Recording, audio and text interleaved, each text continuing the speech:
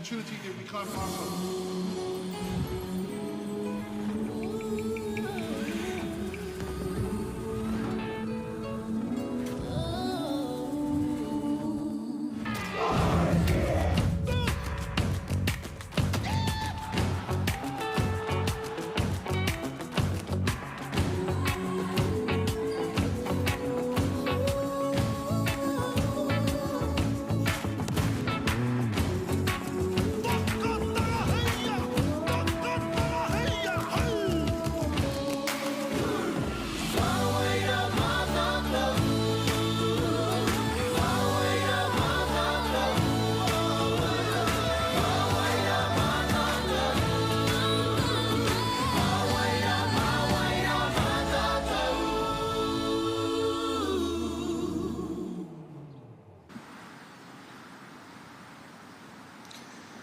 E te iwi nau mai haere mai ki tēnei papahotanga o whakaata Māori, ka mihi ki ngā maunga, ngā waimi ngā ahi ka o tēnei rohi, tēnā koutou katoa, ki ngā kai whakahaere me ngā kai whakataitai, he mihi mahana hoki ki a koutou. Before we get into the action here today, we'd like to take a moment to thank our sponsors. First, a big ngā mihi nui to Whakaata Māori for bringing this live stream to us all free of charge and accessible no matter where you are around Aotearoa.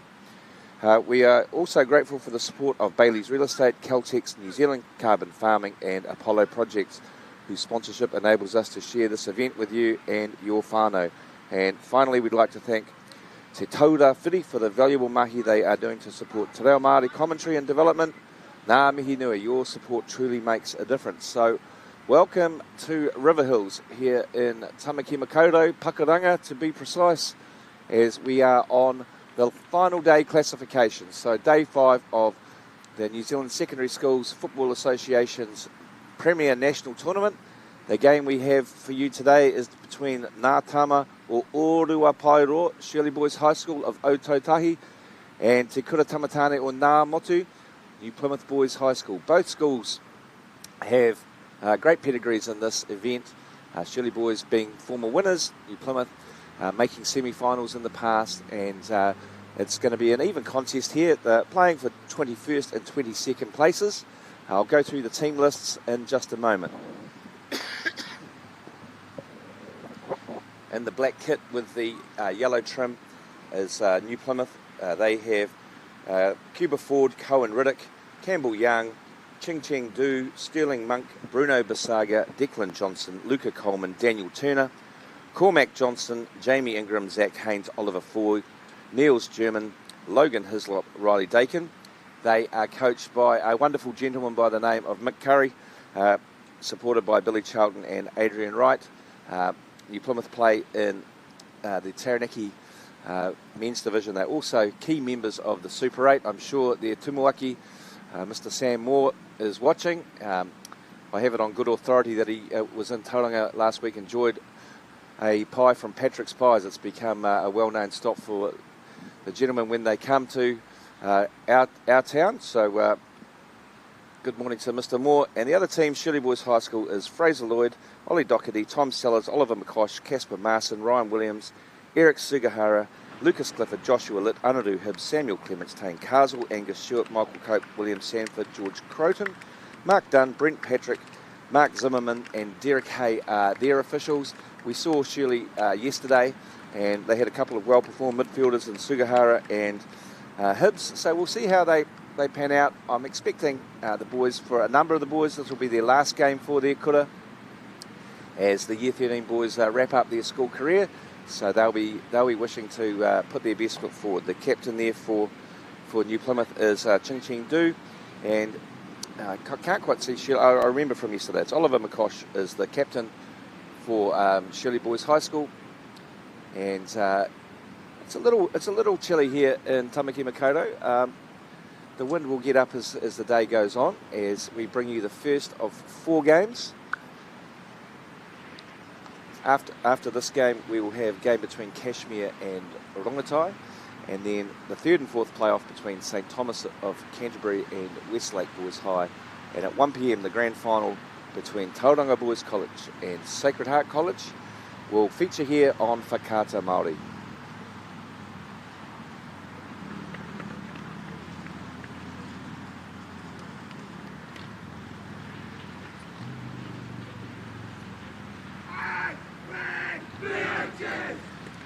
As always, the aim of the broadcast is to bring you as many kupu terms in football, so whana pōkiri, equipment, pangatākaro, positions, tonga, refereeing, nā maki a te kai wāwau, and play nā maki a te kai tākaro.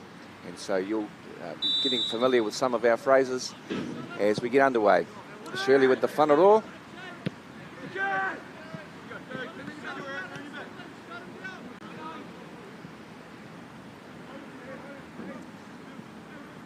As Hislop settles play down for Ngā Motu. Bit of tall timber at the back there, Campbell Young and Logan Hislop. Looks like New Plymouth are playing with three at the back, a couple of wing backs high. Captain Do, he's looks like he's a holding midfielder. He's on the ball now. New Plymouth coach Mick Curry, he is involved with the New Zealand schools setup, highly regarded man. And a crucial intervention there by the Tuarapu centre back for New Plymouth. A quick maka paetaha, and looking for a whanaro. As it come.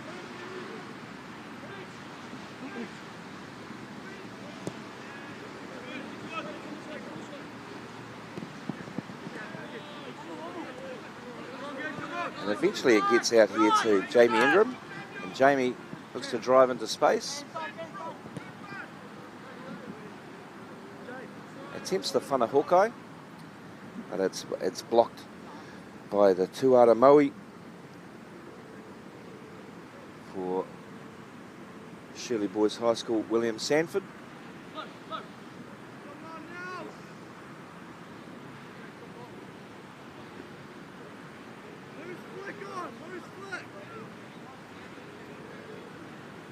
Throw finds its mark. Ooh, and an early chance here. This will stay in on the far side.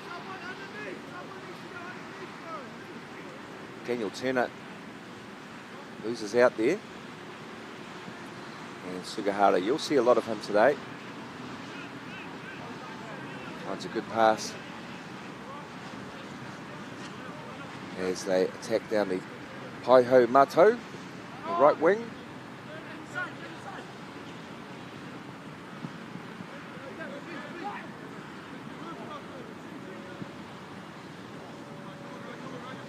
That ball just makes its mark, and that's all you need.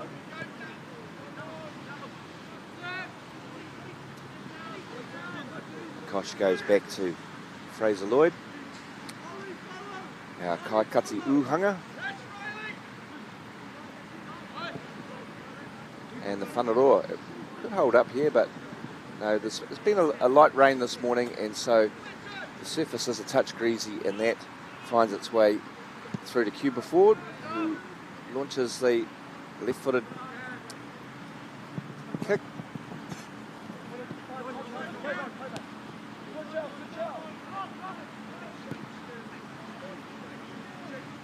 New Plymouth showing some good ideas here. They're into the final third. They have a couple of players in the box. Could be our first big chance here. Excellent toe there as the rutu is completed. There's an example of how accurate you have to be. That pass missed Campbell Young by only about 2 feet.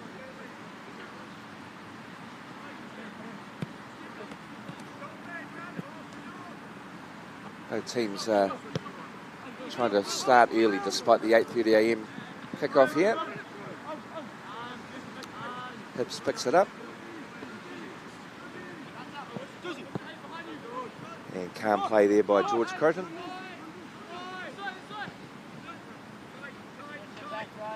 Shirley Boys performed well yesterday in a 3-0 victory over Raukura. And they're showing good signs today, although this is another chance. Luca Coleman looking for some support.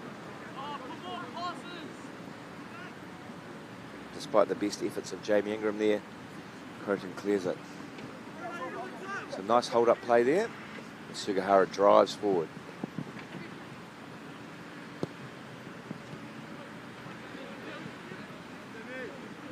well marshalled by the Ngā Motu defence.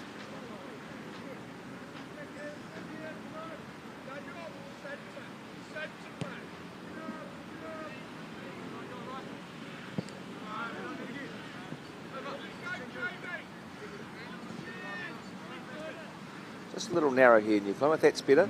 They found an outlet wide. Trying to pull the strings from the middle of the park. Looks for the fitty, the switch ball, but it's cut out nicely, and Casper Marson looks to break. Excellent pass there. Perhaps needed the first time finish.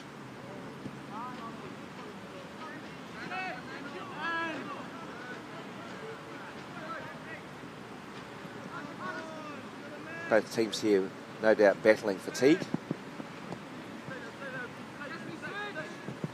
as they play their 7th game in 5 days. They have 70 minutes of action ahead of them.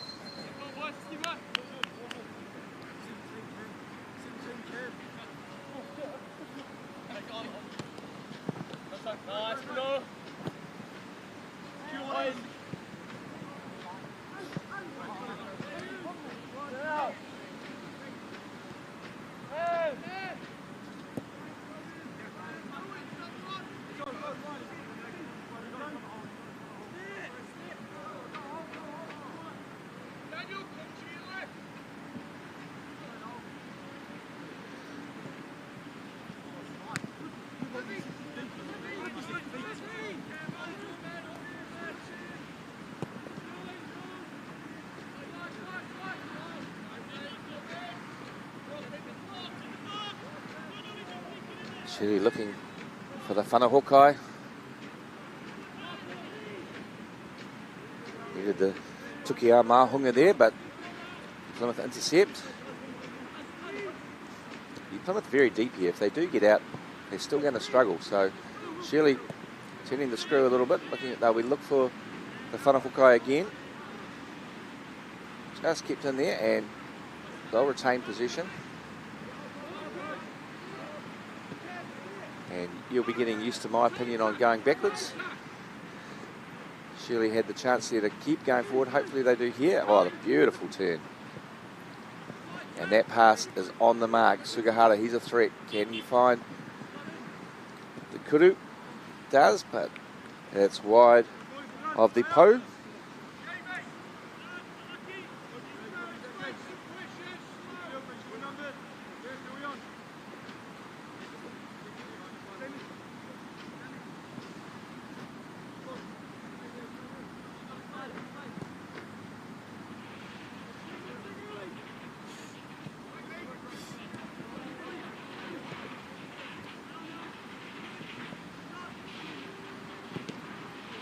It's an excellent block that leads to our first whana koko, our first corner kick of the day. Surely not a particularly tall team. New Plymouth certainly have the edge in that department, and they are setting up in a zone. One of the Shirley players getting there in front of the goalkeeper, but they do go short. And it's a wise thing, I believe. And I try to change the angle here. And ball comes into the box. But New Plymouth manage that danger quite comfortably. New Plymouth Boys High School has been around since 1882. It's got a magnificent site there overlooking the port of Taranaki and the Tasman Sea. Famous for its gully ground. The football field is down the other side of the school at Webster Field, and there's been some great work done by people like Michael Taylor as well as the current coaching staff here to see New Plymouth football always competing at a national level, and they'll be the richer for this experience here in Tāmaki Makaurau as they have a reasonably young side and they look to get ahead. So their season revolves around playing in the Central League, and then they come together for some inter-school qualifiers, and then the Super 8 tournament, building towards the National. So a good program in New Plymouth.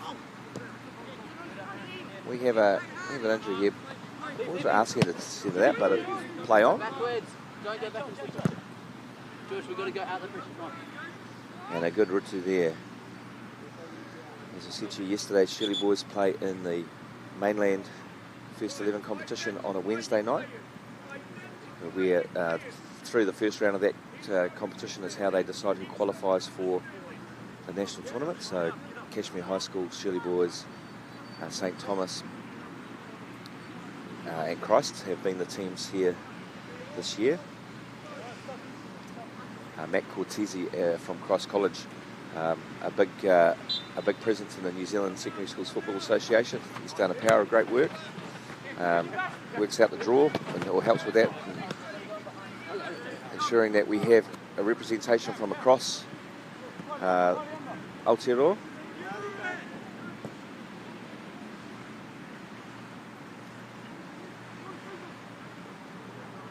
And I got wind of today that the next year's tournament will be in Papauia in Palmerston North. So for the first time in 25 years since it's been in Palmerston. Obviously well known for the volleyball National Secondary Schools tournament, which is held there every year. And a lot of cricket is played there. Gillette Cup has been there a lot. It'd be nice to have the tournament back in Palmerston. As we see Whana Hawkeye there, a bit more of a possession spell for New Plymouth. They have some men forward here. If they can work this, they could have their first chance. Oh, a lovely piece of skill there, but Fraser Lloyd, he's onto that. Good composure. We've seen excellent goalkeeping throughout the past 3 days. Sugahara, he threads the needle there. Needs support though.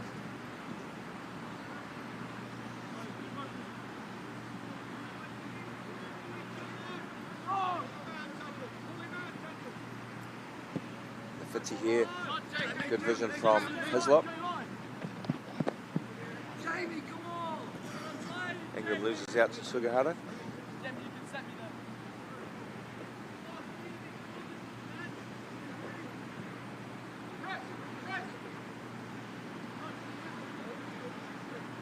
Nice whana Teddy there.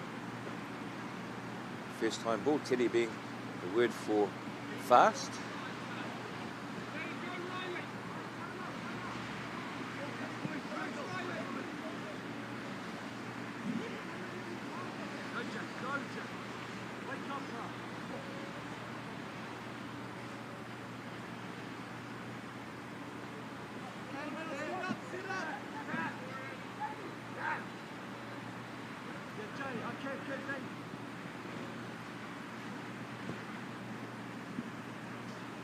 Oh, and well dealt with there. A little bit of sun in the face of our man between the po there. Fraser Lloyd deals with the danger.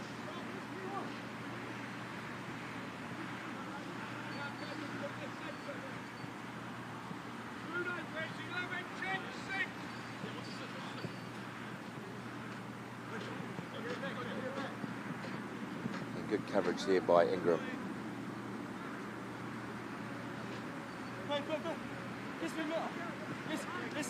So 13 minutes gone on the contest. Haven't had a real chance on goal yet, but I'd suggest the players are now a bit more alive and kicking. The blood's pumping through the veins.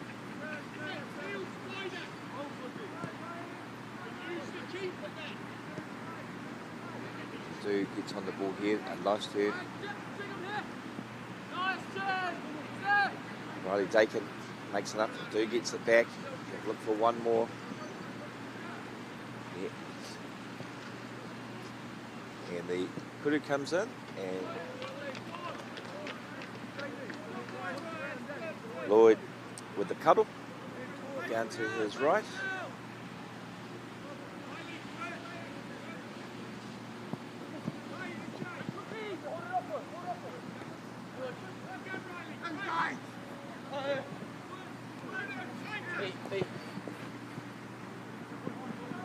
Just gets away there. You have to be so accurate.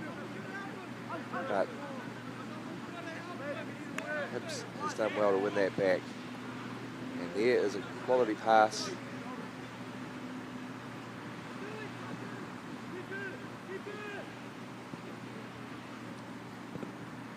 Hawkeye there.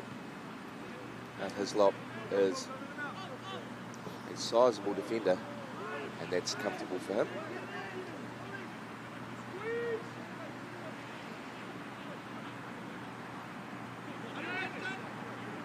New Plymouth are well organised. They're sticking to their process, making it difficult for Shirley to penetrate here.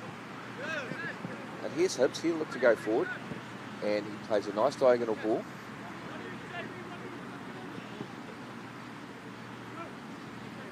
To Sanford, who's looking for a whanakoko, and he gets it.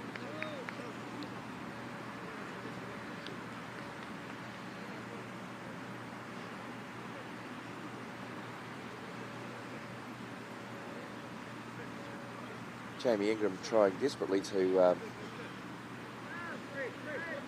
convince the referee that that was a whanatapawha, but it's not to be. Once again, Shirley looking to go short, you'd imagine. They're a bit more alive to the danger this time. They've sent 2 players across.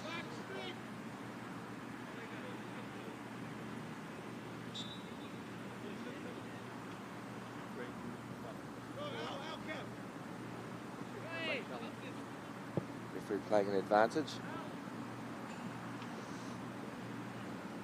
It'd be nice to see in that instance if the referees could go back to playing the advantage. I think whana football would be better for that rule. I'm not thinking that a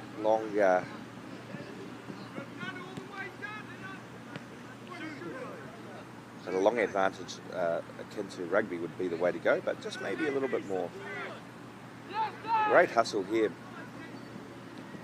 but it's eventually cleaned up by Hibs.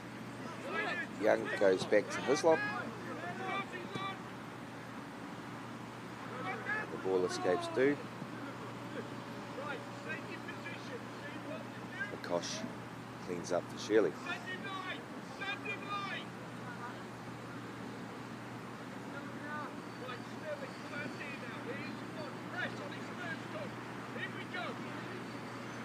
You have to admire the Ngāmutu coach, McCurry, still full of energy, full of instructions for his young charges.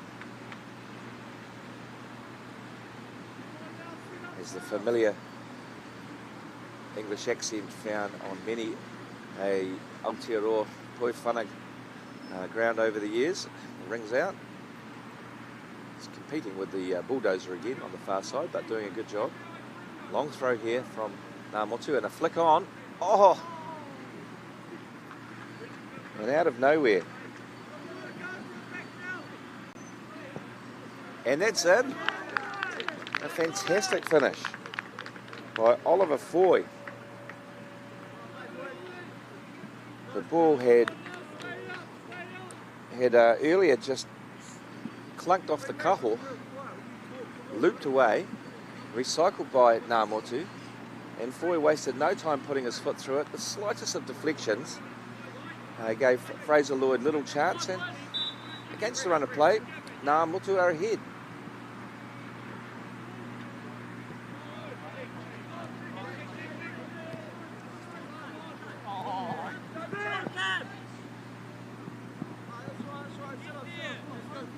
Despite the best efforts of Young there, just fatigue for the young man more than anything else.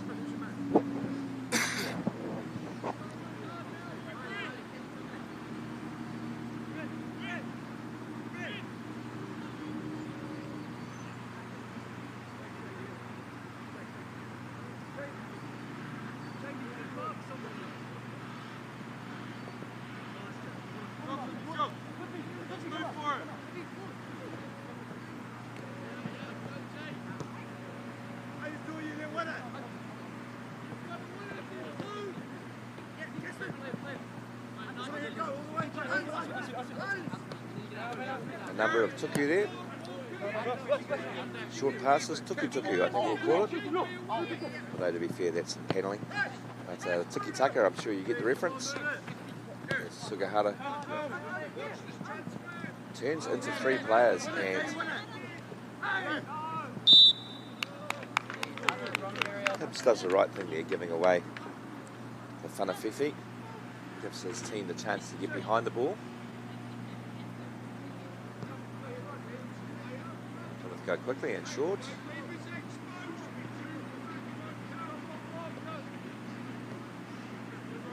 And a good toe there.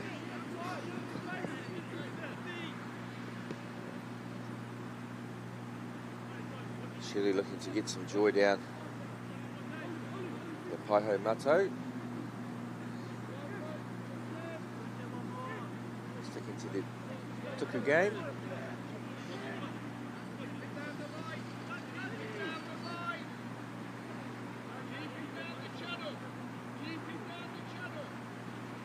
And for all of the work, Shirley had only one body in the box. And so they're going to have to be a little bit more enterprising and willing to get forward, as they have to peg this goal back, scored by Foy. As we head into the latter half of the first period. No need to panic for Shirley, but you'd like to see them show just a little bit more in front of the Uhanga.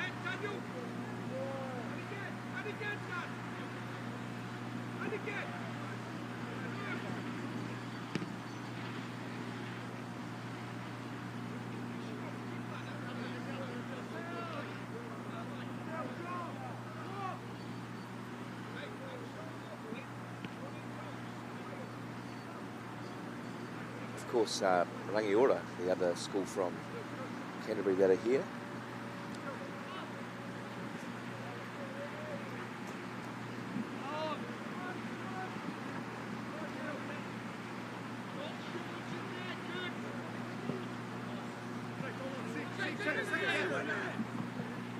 Go, go! Can! Feet, feet! Go! Great balance.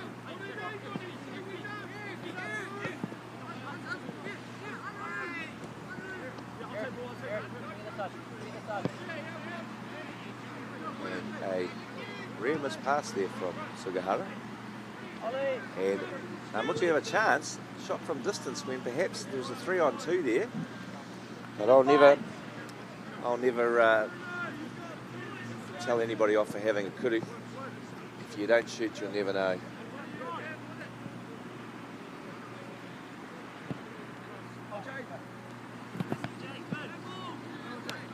Prize of parting it there, but it was a lone furrow.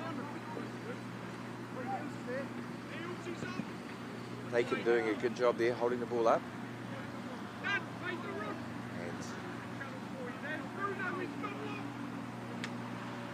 Now Muchi coming back into the middle of the park here. This could be dangerous.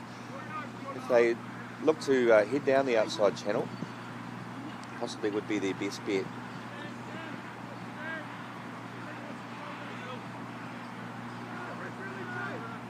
And the whanahokai here. And the keeper comes. Keeper forward does a good job.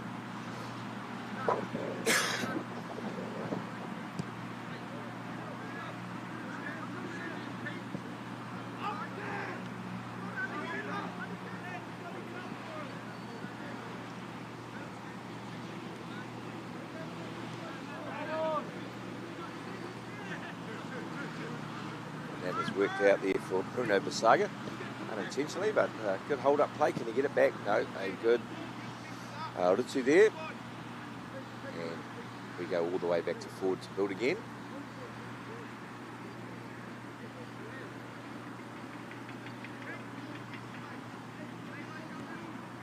A great opportunity here on Whakata Māori for the families and whānau of the lads from Ngāmotu and from Otautahi to see their rangatahi in action.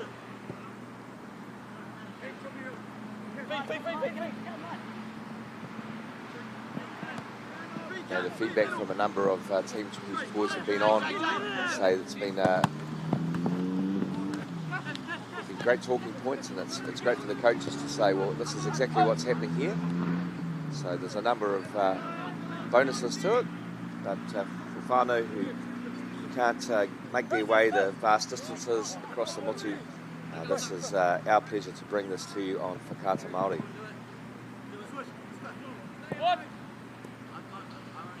Sugihara here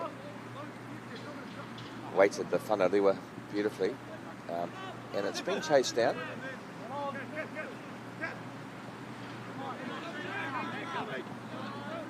Du looks at an accomplished player on the ball, and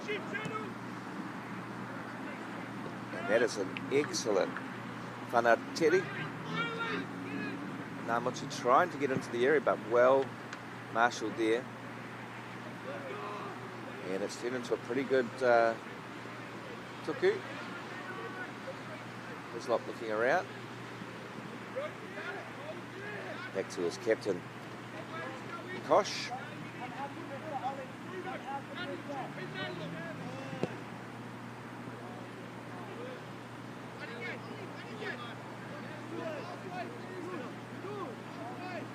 And the whanaroa, diagonal whanaroa. Even that struggled to keep in, but very unfortunate there. Great hustle on day 5 of a tournament like this to be able to get that close to the ball. And Ngāmotu go quickly.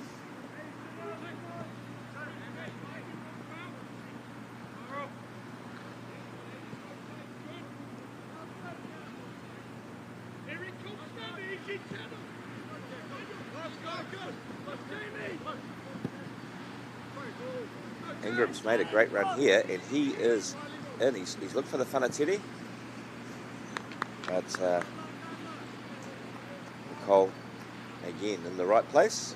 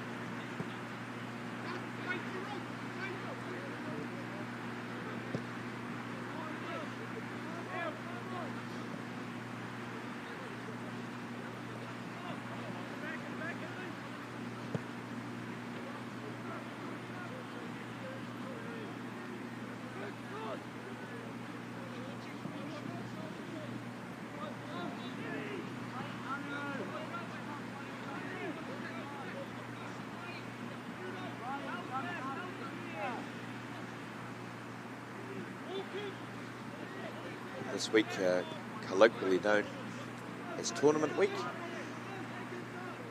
often held in either week 6 or week 7 of term 3.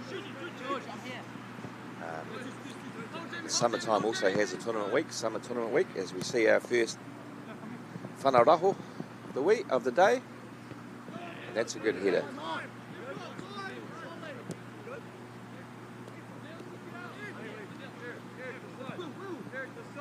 Neil's German with the header there. He's back to his feet now, which is good. So as well as Poifana has been Fitzpuro.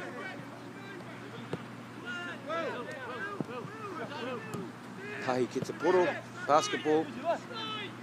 And Korowha, golf. And speaking of Korowha, at Ngāmotu, wonderful Korowha course there in New Plymouth.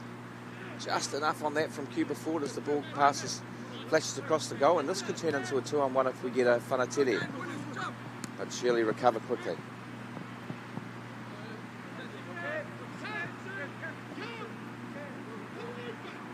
Excellent energy from both players there. William Sanford trying to get on the outside, but Jamie Ingram with the slide tackle. Whanahokai, they're looking to get in there, but it's a ball to feet. And it's the right idea, but it's just got away from Shirley.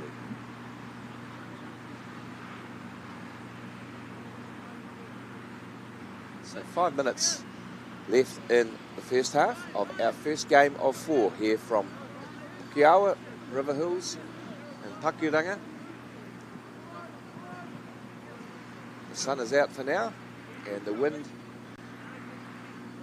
is of no consequence. Showers forecast and the winds pick up, so we'll see how that affects play. And as we go here, Shirley have another break into the box. Can young man sort out his feet? He does. It's well blocked. The Whanahokai comes in, and the Tukia Mahunga steered wide of the po.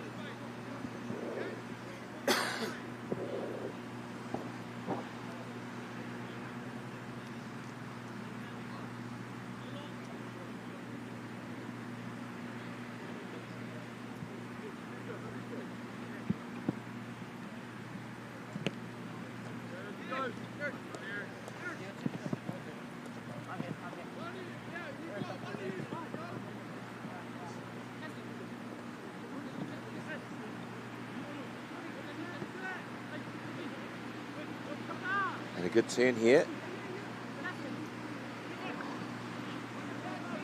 Intercepted well by Dakin.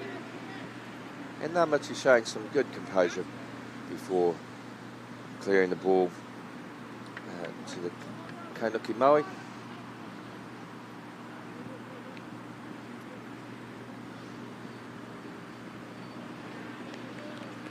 Well marshalled by Niels German there.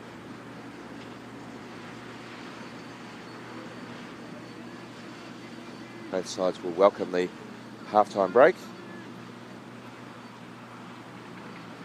Chance to get some fluid and some much needed rest into their limbs. Here's this. Whanaroa eludes a few people.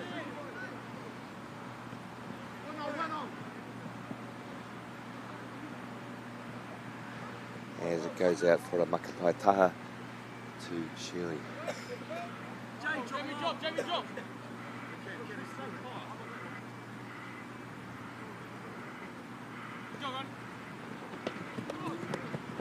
Sugihara looks to be a good player. He doesn't quite have the connection there. Oh, and a mistake here, and it's seized upon by Shirley.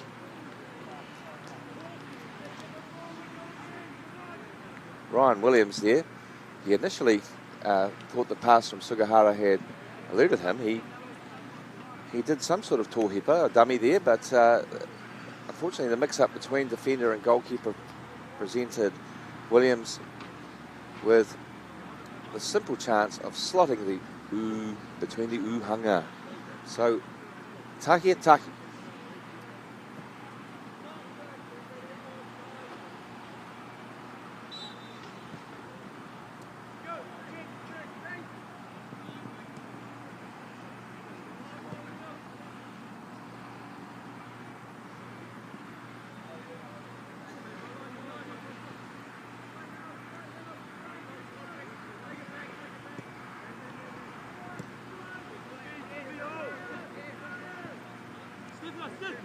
Of course, talking Korofa, the Christchurch Golf Club is called Shirley.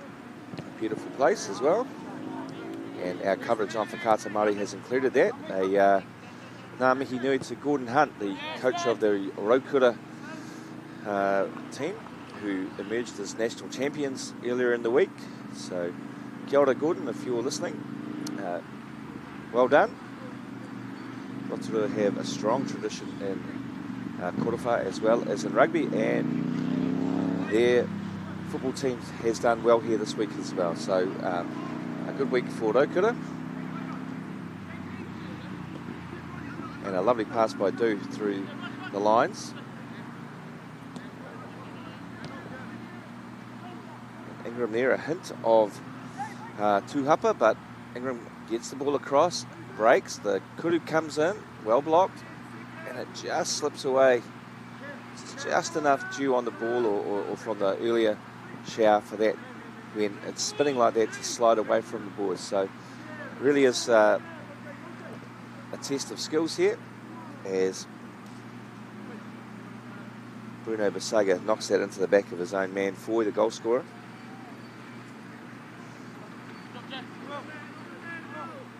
And the referee's about to blow for half-time, and it is 1 apiece.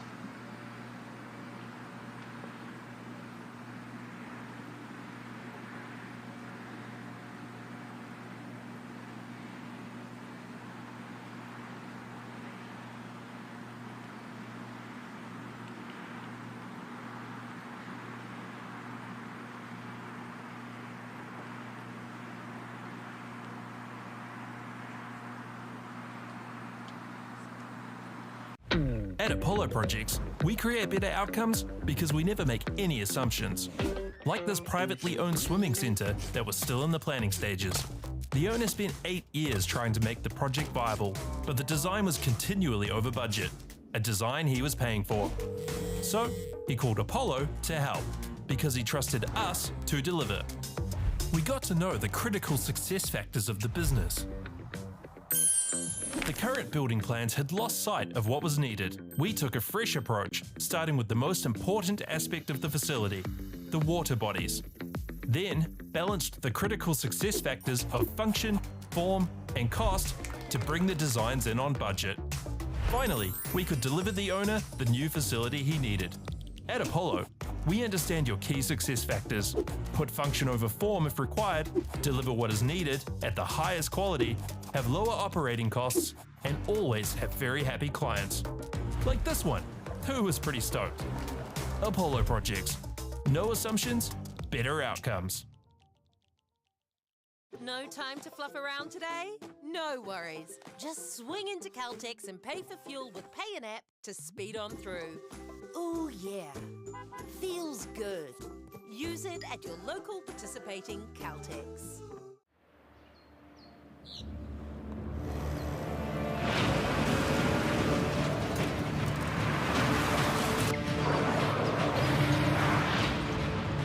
This isn't an ad about four-wheel drives.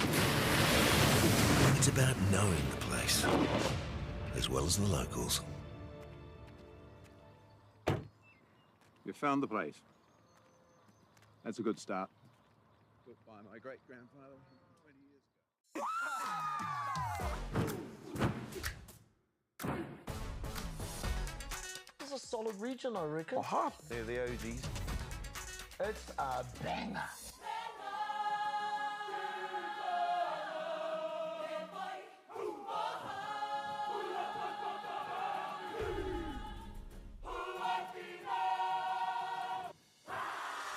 Make Māori Plus your mate. Download the app today. I'm Jason Bill and we farm around the mid-north. We took a review of our business a couple of years ago, sort of identified challenges that we had. One was profitability, and we'd noticed on our steep hill country we're getting more and more erosion. We looked around to diversify, looked at forestry to plant on our steeper country. For us, it really addressed those concerns. By doing the forest farm model, we feel like we're getting the best of both worlds. And I'm really excited and I really do believe in this model. I think it's the way of the future. Get the Māori Plus app. Download now on Google Play or the App Store with exclusive viewings and 100% ad-free. Quite like top tier. Watch us anywhere, anytime. Make Māori Plus your mate and stream now. Want to catch a fuel bargain with Caltex and Supergold? Scan your Caltex app, Flybys or Airpoints for 6 cents off per litre with Pumped. You beauty! And show your Supergold card for an extra 2 cents off. Ah, feels good. It's all about focus, on and off the court. For my role as a coach, I think it's bringing people together. It's massive for me to watch them grow from one step to another. It could be through the sport or personally as well. It's just as much about the mental game as it is about the physical game. That's what I've learnt here in NZSS. Our top rangatahi. Wow. Go head to head. What a that flick pass. Watch every player. What a try! Every game live on Māori Active. Winter Tournament 2024 ki Māori Active.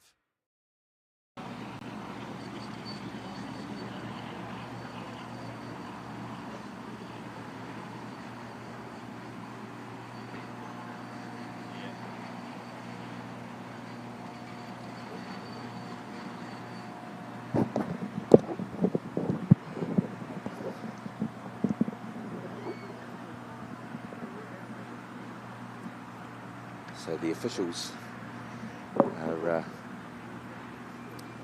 about to be ready. Shirley have been deep in concentration, listening to their coach. And New Plymouth looking to come out as well as we head into the second half with the scores locked at 1 apiece.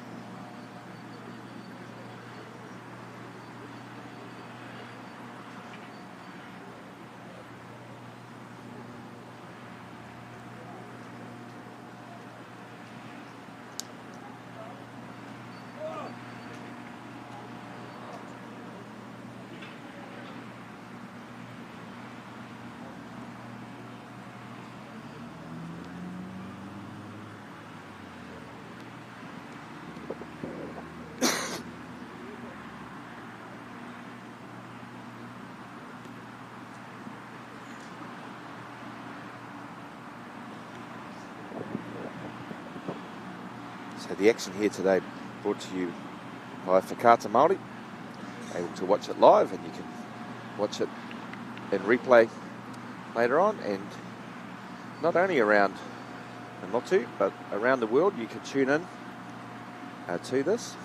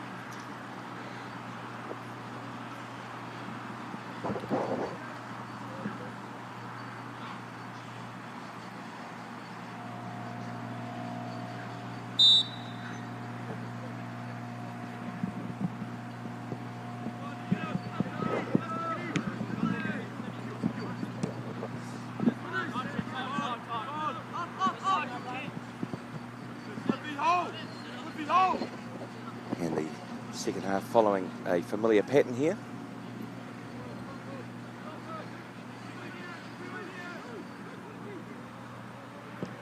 Hislop knocking it forward. But Makosh is there. Tough Tuku to hold.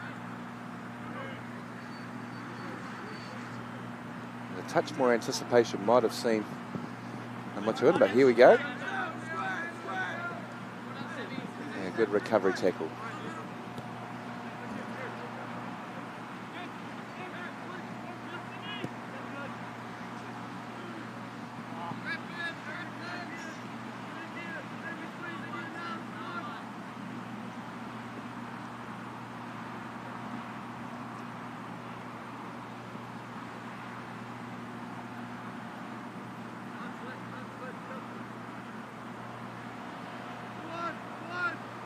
Du looks an accomplished player, the captain for Ngā Motu, and he sends the whanaroa downfield and well cut out there. Excellent first touch, but you just feel that there's with the fatigue factor that there could be chances presented at either end.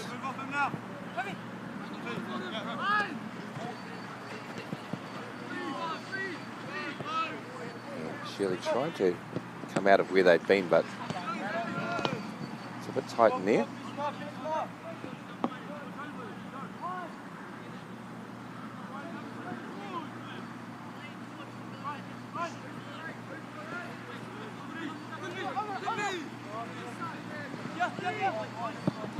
A little bit of frustration there for a couple of the Shirley lads wanting the ball to be switched, but they're doing well down this side. Good hustle there.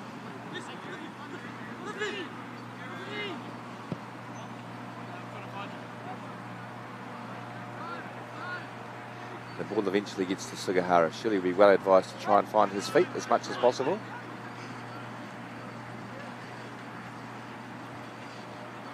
And Hibs has the chance to drive forward here. Over on this right-hand side, Ollie Doherty has it. And we have a rare whanawhiwhi, a rare free kick.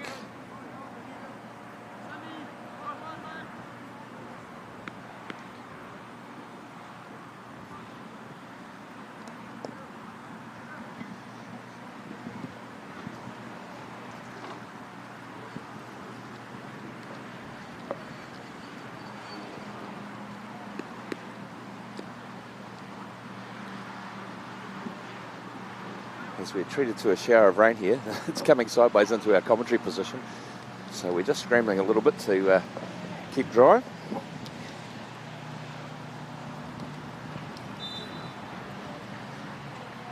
As the whatawhiwhi comes in here. It's played short, beautifully done. Oh, well worked move.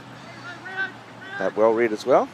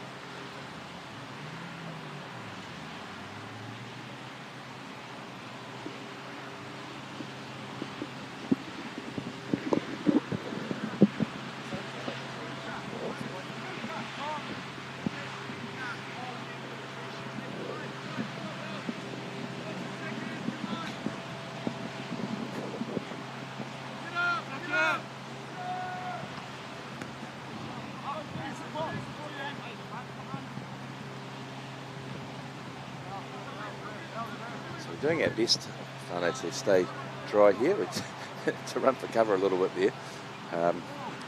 We do have a roof over us, but the sideways nature of the downpour there. Daryl's got his heated jacket on, so he's quite happy with that. So I'm peering out from around the side to get things done. And once again, that shower will slicken up the surface here.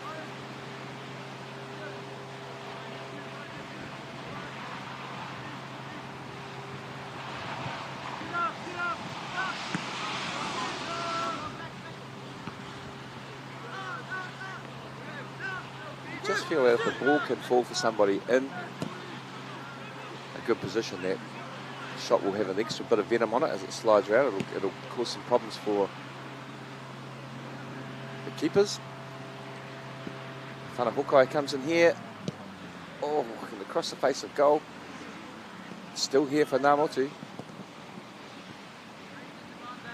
Kosh able to do that, and finally the kuri goes wide.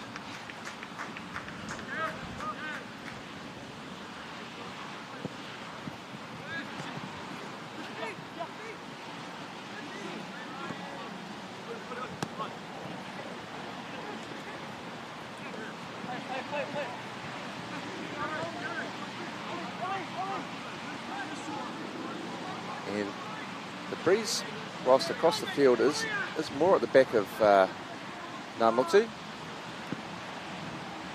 and hence Chile are struggling to get out of their own third.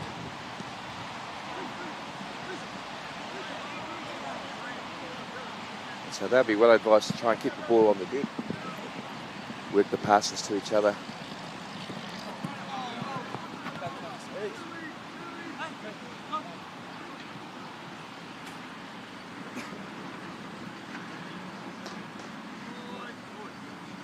And I think it's safer now to emerge back out front and centre.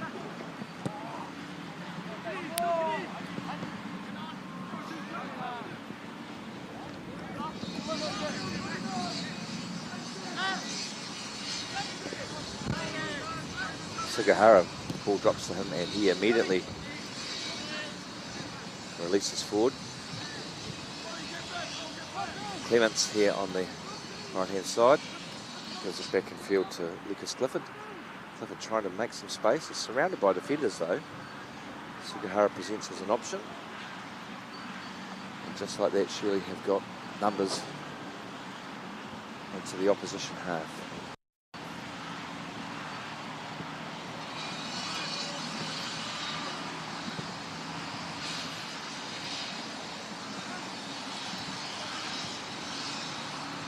Oh, well won by Clement. Well, that's an excellent goodie there.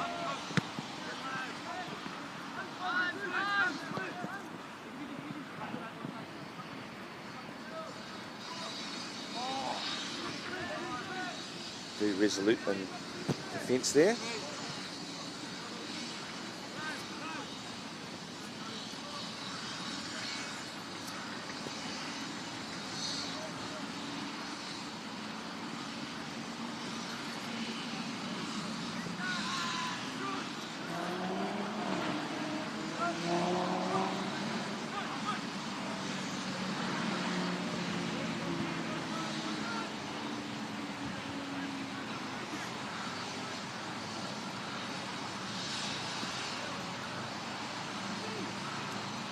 Surely here dangerous as we see an effort from Ollie Doherty.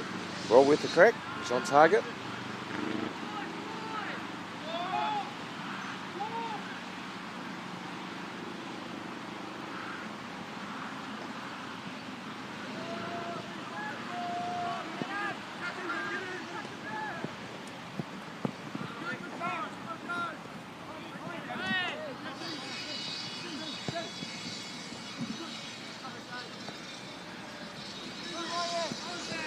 Just showing too much of it there, but it actually works out as the whanakoko is conceded.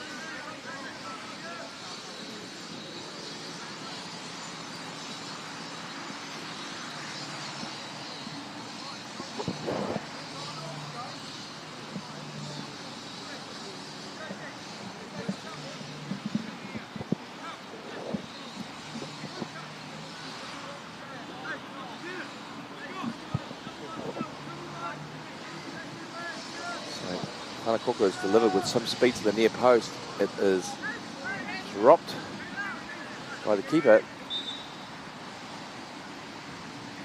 Infringement spotted in there by the assistant, and Shirley with the escape. And here come a couple of changes for Shirley.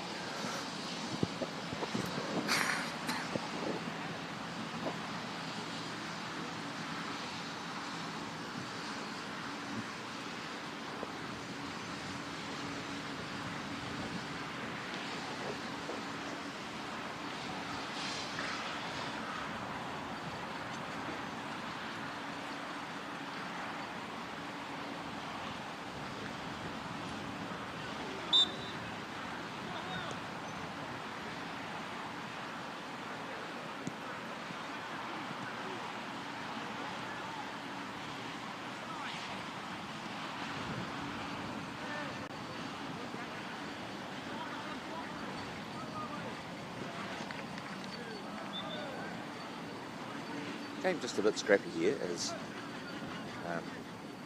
both teams are still just trying to inch their way towards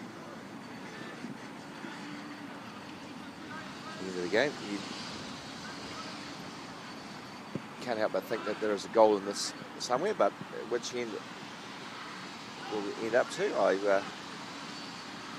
couldn't tell you. Now, you Plymouth have made a change in goal with Cohen Riddick replacing Cuba Ford. Cohen opts for the whanaroa, rightly so.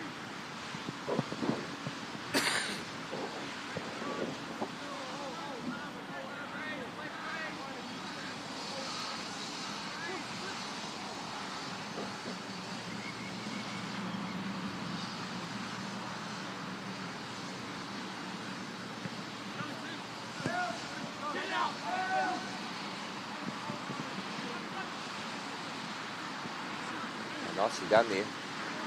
And stings the palms of the Kaikata does young Riley Dakin. And that's a good moment for the young man.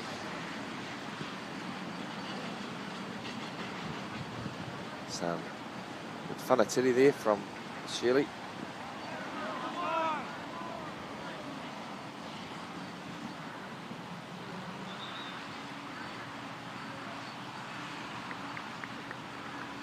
And it's now Mitch's turn to make a couple of changes.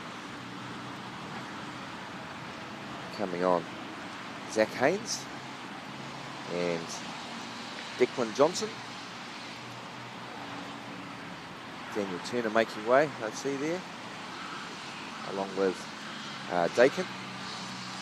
So maybe a little injection of energy might do the trick for Ngāmotu as the sun returns here at Riverhills.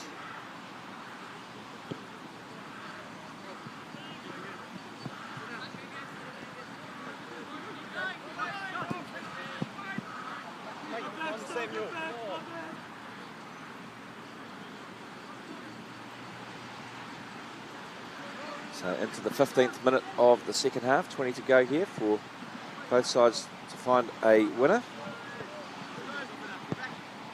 And that, I said Hislop had gone off, but he hasn't. He's still there, and he's just missed the pass by an inch.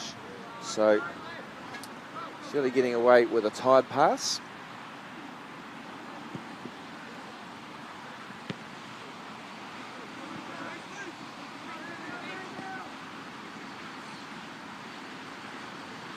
See how difficult it is to keep your feet and get those things done. Somehow the poor kitty stayed in over there. Well, that's a nice pass.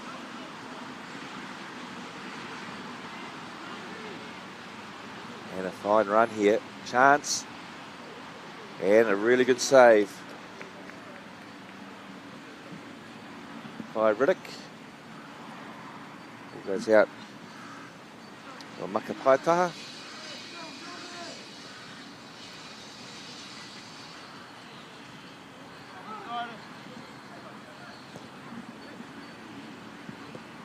Well dealt with there by George Croton, who's been impressive, and Sugahara trying to get to the byline. He does, and that's a lovely finish.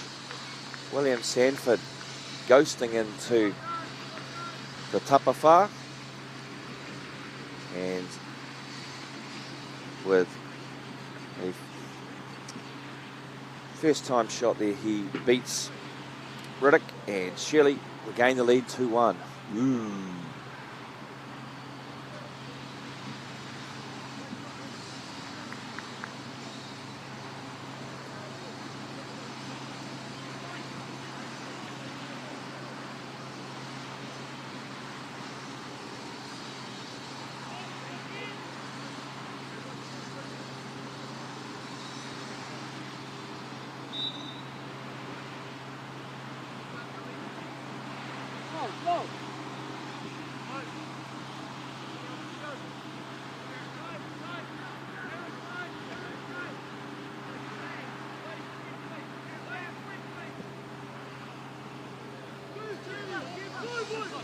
The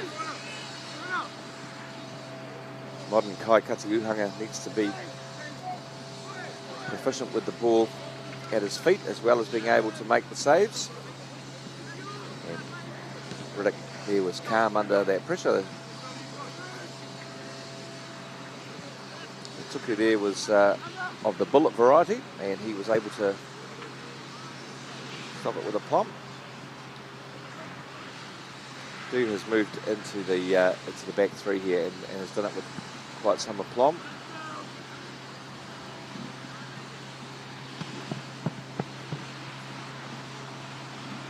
As Angus Stewart sees it out for Shirley. Flick on. And off the side of the boot there.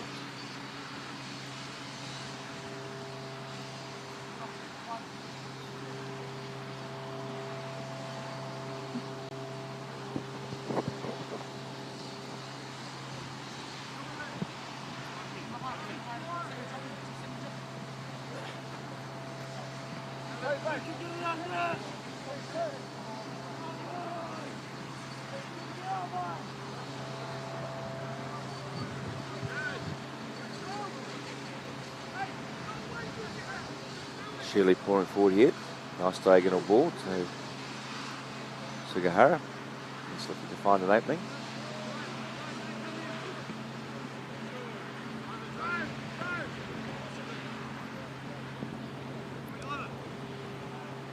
And well read in defence there by Sterling Monk. Sterling just come onto the field. Sugihara's drifted over back to the right. And a lovely outside of the foot pass, well weighted, gives Shirley the chance to springboard forward.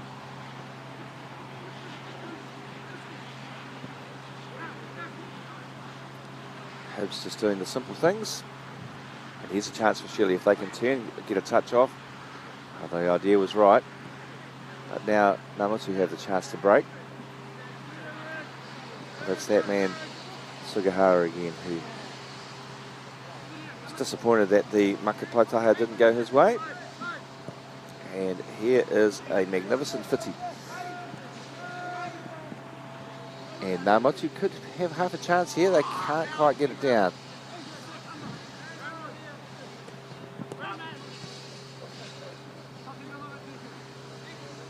Here's a chance. Declan Johnson there. Picked up by Zach Haynes.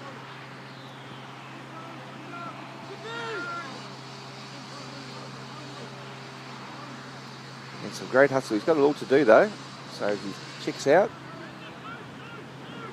Does Lucas Clifford. But he's back here. And the putu is very difficult for the goalkeeper. He's done well to get that around the post. Cohen Riddick in that situation. You don't want to be parrying the ball back into the field of play because it could find the on-rushing Shirley players, but he's got it around the post and we have a whana kuku.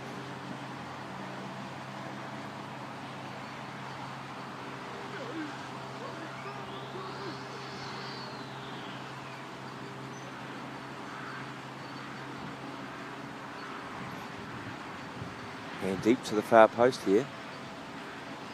Kosh trying to get his head on it, ideally to nod it back across the tapawhā.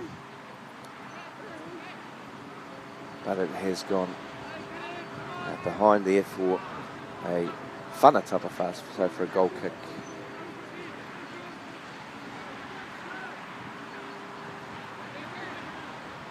Some good play here by New Zealand. They strung quite a few tuku together. As it's Shirley's turn to try to springboard forward. And it's just too much on it.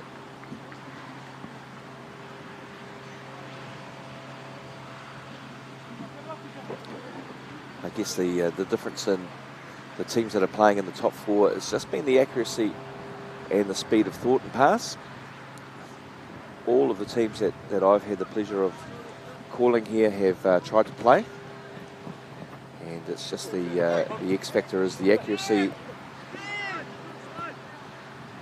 There's a good example of a good pass that in a tight situation, if it's passed to the right spot, then it's easily playable. And Namutu putting together some good passes here. And it's those passes there which are a bit too difficult. If anything, there's the teams just overcommit to the pass and the through ball in the final third. And for a team like Namutu who play most of their games on actual grass, then that's a tactic where the ball will hold up a bit more, but the surface, especially the slick nature of it, after a couple of showers makes that pass virtually impossible to pick up.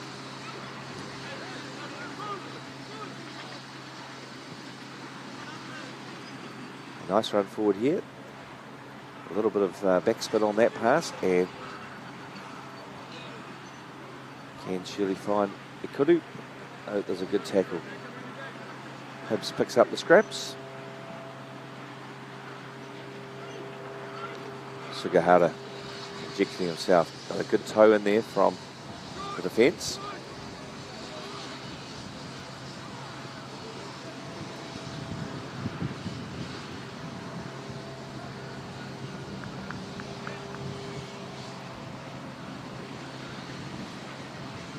Around 11 minutes to go here. Shirley Boys High School ahead by 2-1.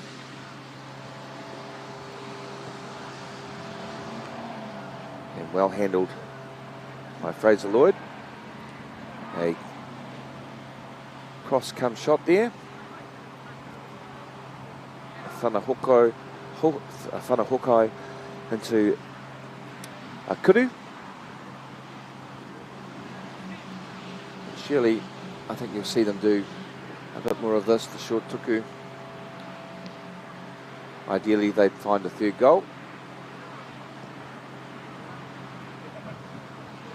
From their perspective.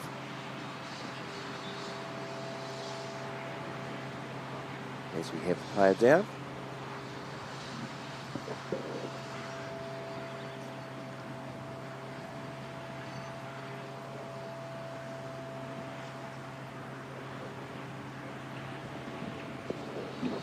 So today across the 5 different venues where this tournament is being held are the classification games from 32nd all the way through to 1st. So our next game is the game between Rongotai College.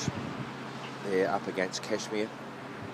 And then following that game is the 3rd and 4th playoff between St Thomas and Westlake. And at 1 PM, the grand final between two teams who won the tournament in recent times. Tauranga, who won in 2022, and Sacred Heart, who won in 2019 and 2018. Should be a blockbuster of a fixture.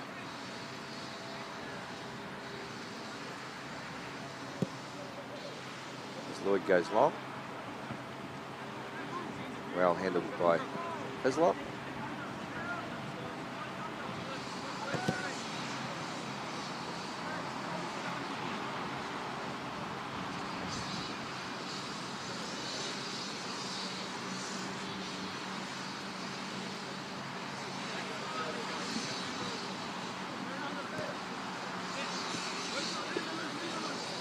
Getting to that point where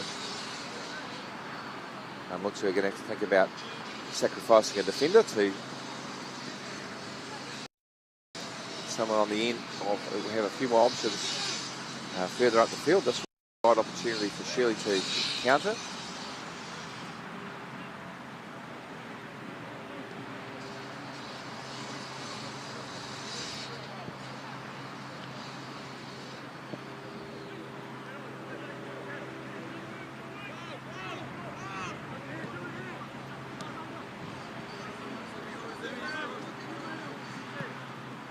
Doing it a bit tough at the moment. They've only got 9 outfield players on the field,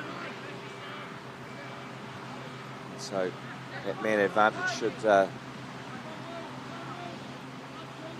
think he's just about to come back on, but it's a chance for Namotu. There's a man free in the centre here.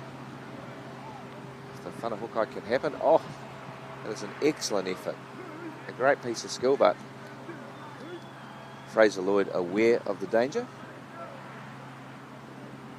And he comes and claims it.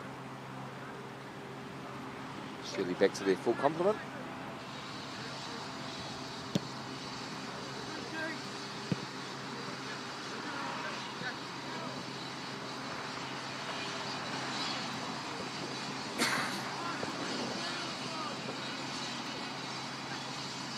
A lovely feat there. The space there. And a well-weighted pass out to Sam Clements. And he flashes it across goal. I would suggest that Cohen Riddick had that covered.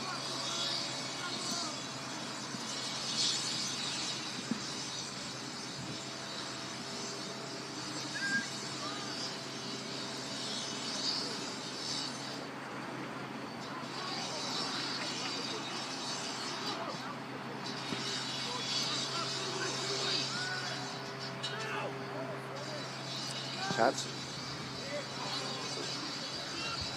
Kept in there. Come back to the far post. That's a whanakoko.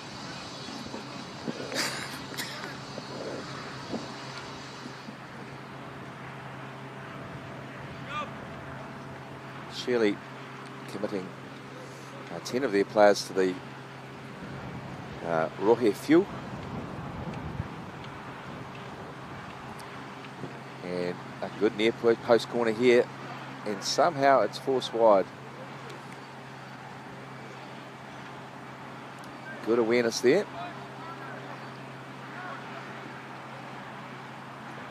More difficult to swing it in from this near side, as you can see the wind pick up, but Du has a powerful boot on him, and he's hung that up nicely. And it has been dropped by the keeper, unfortunately, and it has been forced home. So good reward there for Ngā Motu. First to the second ball.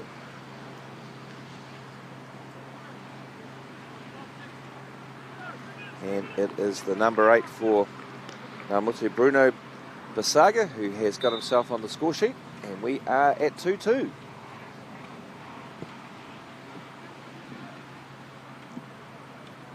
Five minutes left now for either time to find a winner.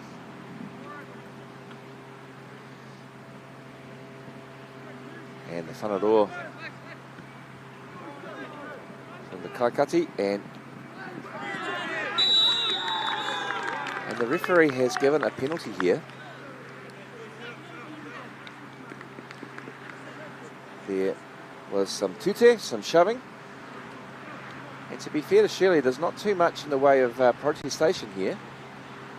Although Angus Stewart is trying to tell the referee that the push started from outside the box. He is a little distraught here. And it is Ching Ching Du, the captain, who has a chance to turn a 2-1 deficit into a 3-2 lead in the matter of moments.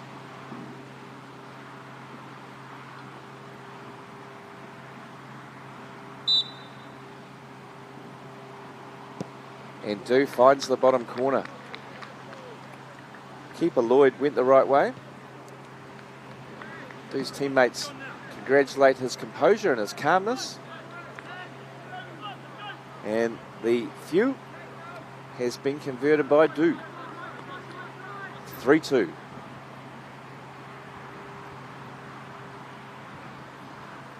Toru Rua. And now it's Shirley's turn to have to really up the urgency to see if they can get back to level terms. But all of a sudden there's a spring in the step of Ngā Motu. Mick Curry will be absolutely delighted with his charges here. They have been, fair to say, second best for much of the game, but not in a totally dominated way. But they have shown some resilience and some courage, and they find themselves ahead.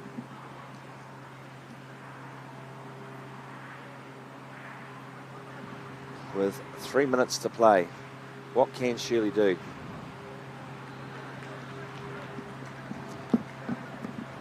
We saw the approach from Sacred Heart the last couple of days when they got ahead in this situation. The ball was sent as far down the other end of the field as possible. I don't think Ngā Motu are going to do that. They'll try and stick to the tuku, but a long throw makes a bit of a liar of me.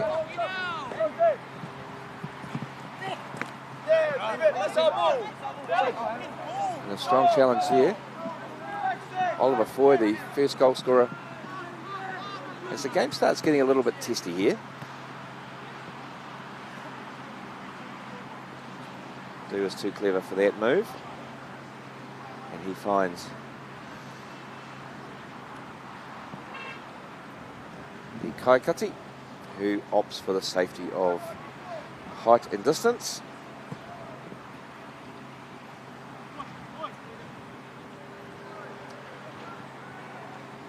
Kosh here. And the 13 for Shirley boys would be well advised to keep his cool here. Disappointed at giving away the penalty just before, but now his team has a free kick, which Sugihara is standing over. And that is too close to the Kaikati Uhanga, and Riddick holds on.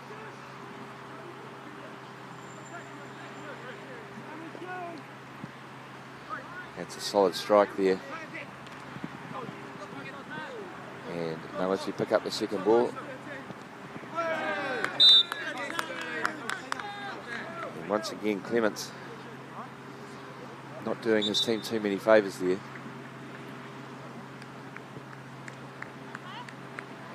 Now Mutsu bringing on Cormac Johnson for the well-performed Riley Dakin. Riley has been involved in a lot of good play for his team. And I can't see Dude doing anything other than playing a short tuku. Although they're shaping for that. With a minute to go. And they've decided to hang it in there. That's a great clearance.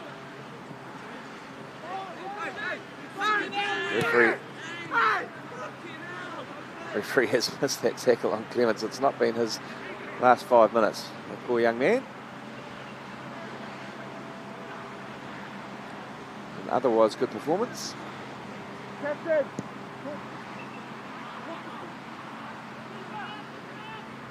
This will go Whanaro, and that was just what the doctor ordered. Fantastic. Tuki a mahunga there. Second ball falls for Ngā Motu.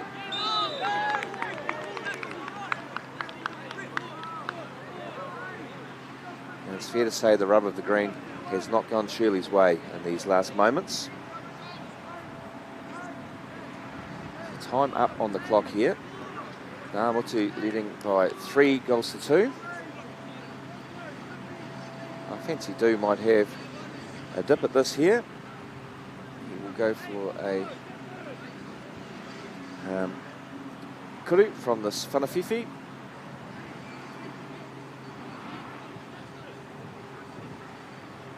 Shirley opting for a wall of sorts. Patu. You can see the strike on goal here, and that's thumped. But it's too high, it's over the kaho. And I would suggest we are just about in the last action of the game. Referee has the whistle to her lips. And that is a victory for Ngā Motu. 3-2. And we'll be back with our next game between Rongotai College of Whanganui Atara. They are up against Kashmir High School of Otautahi. And we'll see you back here soon on Whakata Māori.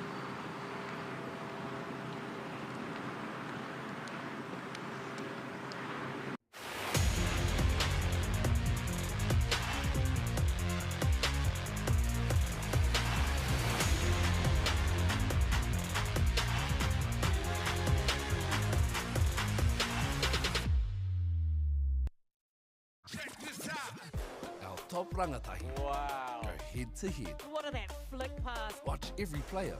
What a try. Every game live on Māori Active. Winter Tournament 2024 ki Māori Active.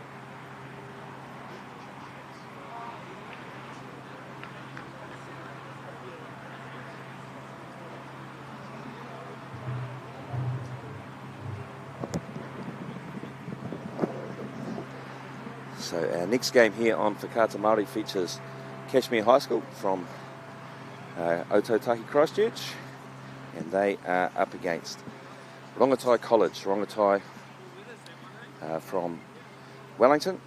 Just getting our things in order here. I've just been chatting with the coach of Rongotai College, Simon Wolf. Simon, an old boy of the college. Rongotai in the 70s and 80s, very much a hotbed of football. 13 All Whites have come out of the kura, including perhaps the, well, without a doubt really, the greatest All White of all time, Ngāti Porou's own Winton Rufer, along with his brother Shane Rufer. The mercurial Billy Harris from the 1980s, he's here watching today as well. And as if you're watching George Moore, you'll see your colours of Cashmere, the delightful maroon with the gold, and you'll see that Rongotai, I haven't quite seen the Rongotai lads yet, but that is definitely Cashmere there in the gold and red. So Billy Harris, and most recently Jesse Randall has come out of Rongotai College. Rongotai's Tumuaki Kevin Carter, a long time, what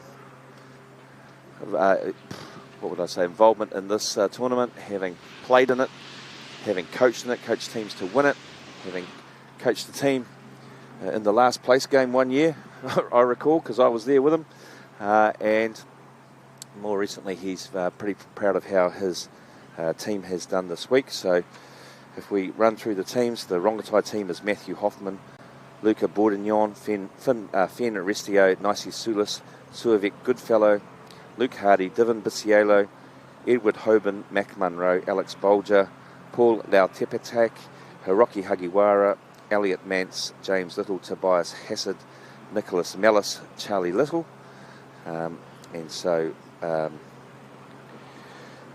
John Sulis, James Bowie and Simon Wolf involved with that team. The Cashmere High School team is Andrew Curry, Wyatt Barella, Casey Klein, Joseph Heineman, George Belchev, Jack Dennison, Lewis Taylor, William Hurd, Davey Dorr, Joshua Bly, Max Dennison, Joshua Swan, Lewis Carswell, James Kelly, Jordan Angar and Max Summitsberger.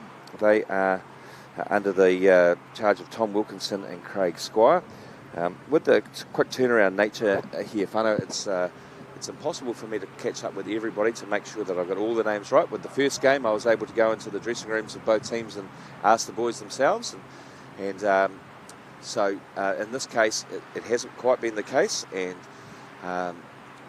as you'll notice with the names of the lads, the multicultural nature of Aotearoa 2024 comes to the fore. And here the the Wellington region and that part of Wellington out east by the airport there in Rongotai is always been a hotbed of football. So 13 All Whites, as we said. They've won New Zealand schools titles in the 70s, and in 1978 the tournament became, you had to qualify for it, and it became a national tournament. There was a number of national tournaments in the past, and so Rongotai was successful in a number of those.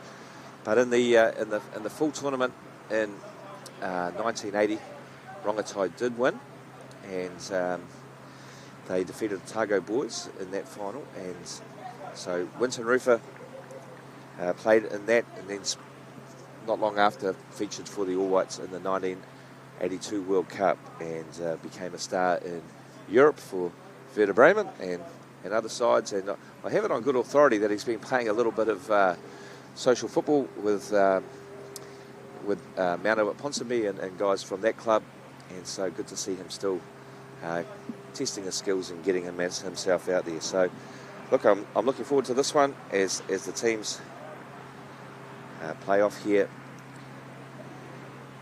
for 11th and 12th place. So a good solid finish for both sides. Just hoping that the rain doesn't quite get us this time as well, so there's a little bit of scrambling going on up here.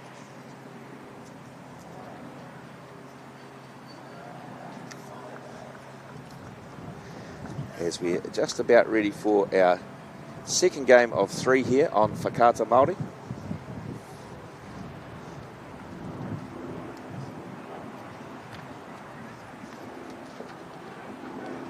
Having grown up here in Tāmaki Makaurau, I'm well used to these 4 season and 1 day efforts here in early spring.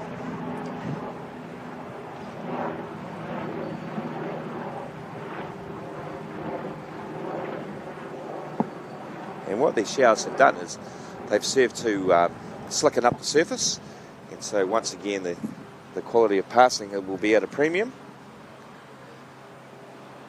And good for us to see a couple of teams that we haven't seen yet this week. And great for the people whose rangataki are playing for the respective schools. Obviously a good 1,000 kilometres from here to Wellington and across to Te Waipounamu, to Otautahi. So parents and whānau of the boys in this game, big mihi nui to you. And I hope you enjoy the action here on Whakaata Māori. So Rongotai in the white, Cashmere in the red and gold.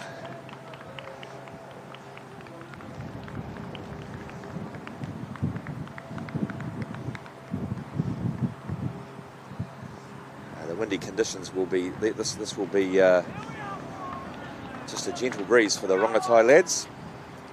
And I'll give a shout out to one of my colleagues, David Cooper, a good Rongotai man.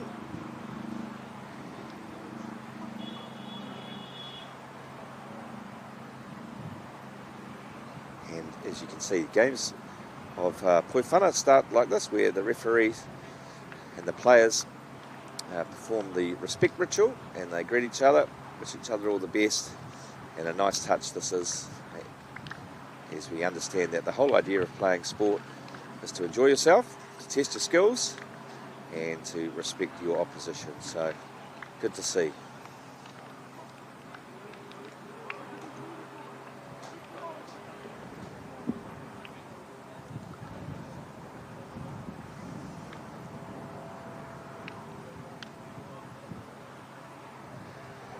So Rongotai have set out one of their players to do the toss who is not playing. A lot of schools in this situation, they'll start their Year 13 lads who are playing their very last game for their kura, and unfortunately, as the case is, there's always 1 or 2 broken bodies by the last day of tournament after going through 6 games already. So as much as anything, a test of resilience, a test of courage, stickability, as well as a test of skill coming up. So our previous game, Ngāmotu defeated Shirley Boys High School by 3 goals to 2. For most of the game, Shirley were leading 2-1, and in the last 5 minutes, Plymouth managed to find the net with the winning goal coming via the captain, Chen Ching Du, from the penalty spot. The assistants checking the mātiratira. And we are around 30 seconds away from the start. Game scheduled to start spot on at 10 a.m. And so good work by the officials at keeping those things sorted. A few last words, a few last bits of encouragement, and a last chance for these young men to play together in 2024.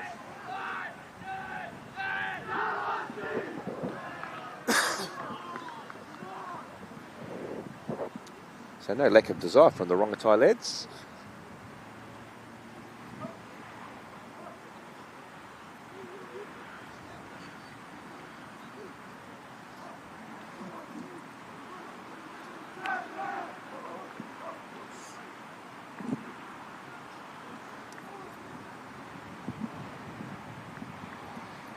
So Kashmir running from right to left, Rongotai in the all-white strip, attacking the goal to our right. And the referee's whistle signals the start of play.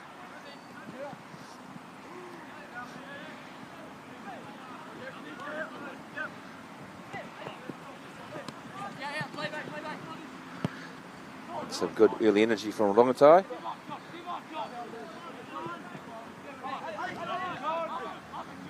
A good hustle also from Kashmir. And the Whanarua eventually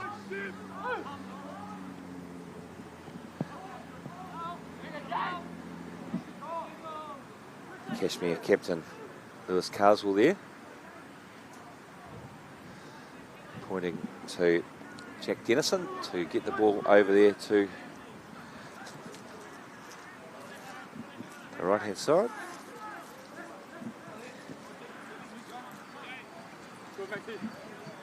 Some good control there by Max Simmonsberger.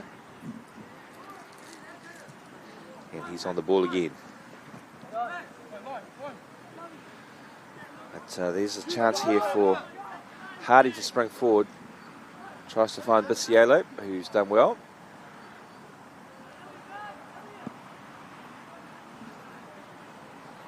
Good fellow opts to go out when I was hoping he would go forward. I live in eternal hope.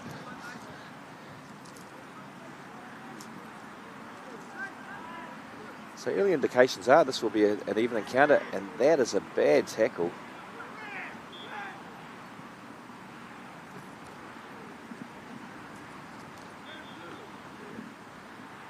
That was right over the ball there.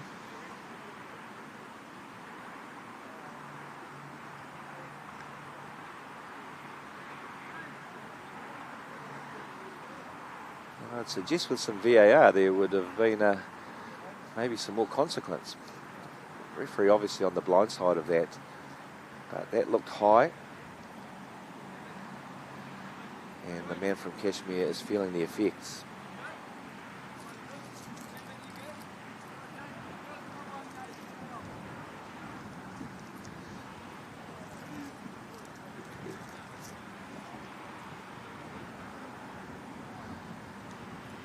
Good to see the 17 James Kelly back on his feet. He'll have to go off for a requisite moment. And he's come back on.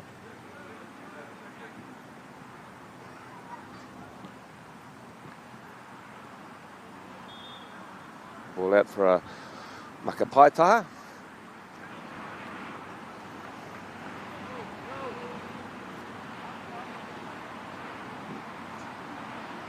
Lovely touch there from Luke Hardy.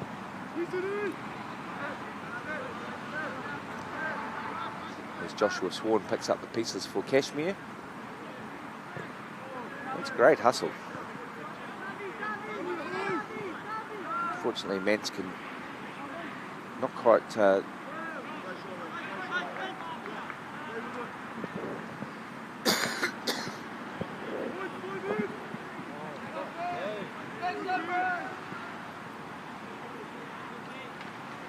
Finn Restio striding forward there, beaten just to the punch with the flick on.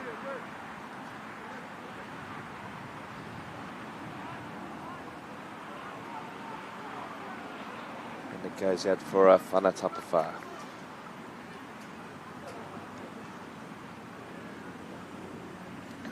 Looking through some of the kupu here, the terms, I'm hoping to see a whana korowhiti, an overhead kick, a phrase which has come out more often than you might think this week is whana rahu, nutmeg. Always the worst place on earth to be if it happens to you. A good fellow showing excellent instincts there, ready to go, cutting out their ball. It's pretty tight in here. Yellow loses out, and a nice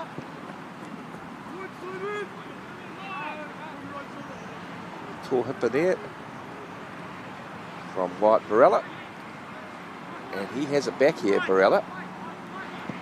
A well-balanced player, but he's just overhit the whanahokai, and it's a whanatapawha.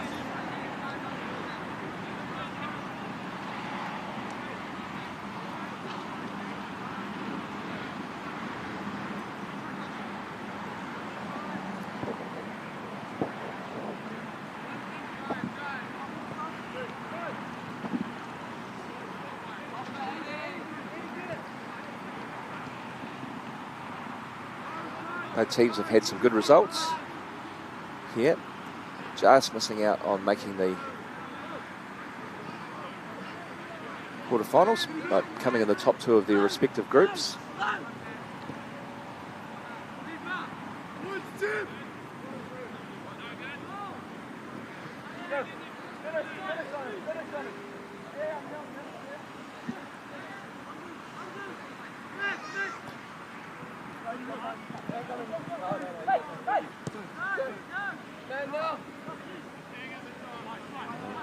Basella looks a player, and he has released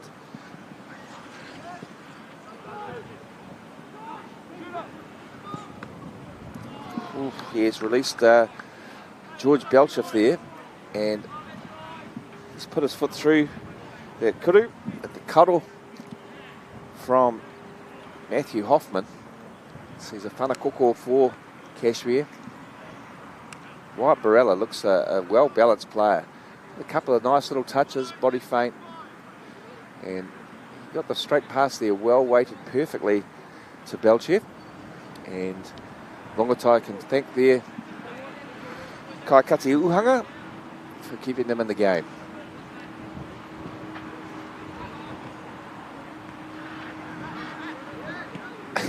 And a couple of good saves there. It's still there for Kashmir as it's passed wide. The first time delivery into the box. Good header. And it's still there for Kashmir. Rongotai eventually get enough on it.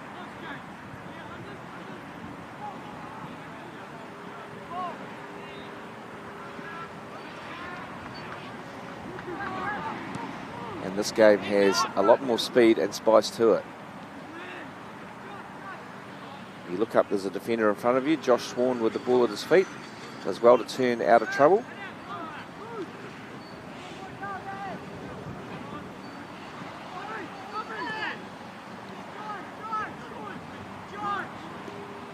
Belchev gets the most of the thing, trying to get his kudu away here. He's still going.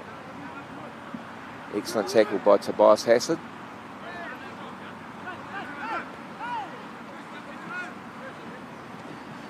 Comes out to Bisiello, who does just enough. Good fellow gives it back to him.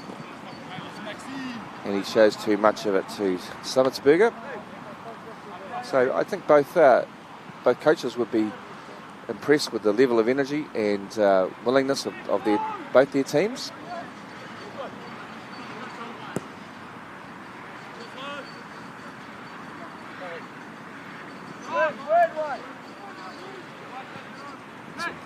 Good tuku.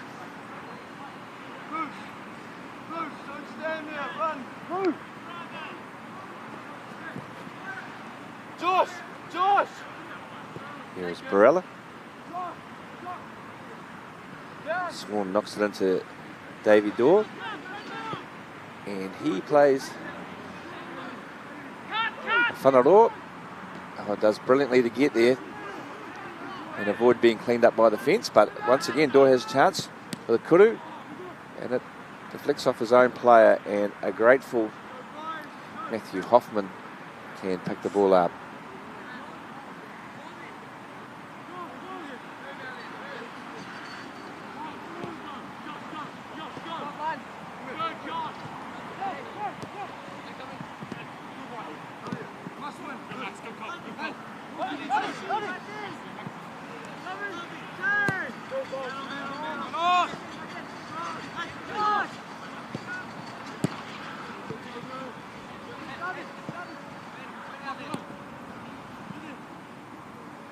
So Davey trying to get the better of his opposite there, but just getting beaten by the touchline.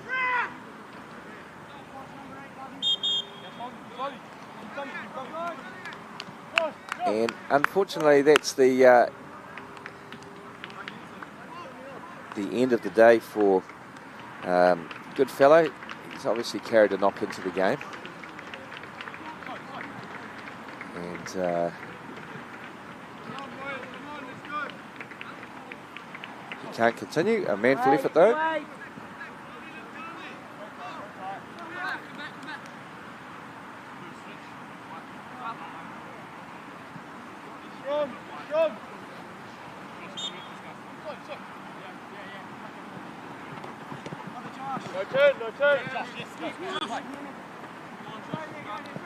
Looks a good battle down here between Max Summitsberger and Divin Bisiolo.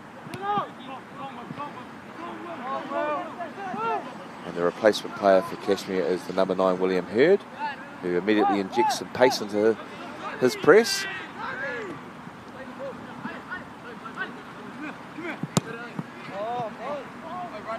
Sorry, it wasn't Goodfellow. He's playing for Rongotai.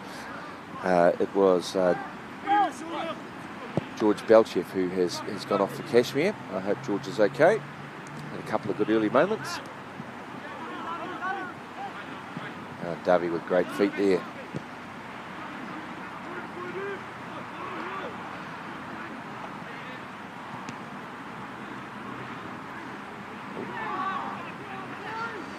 And here's a chance for the new man on the field.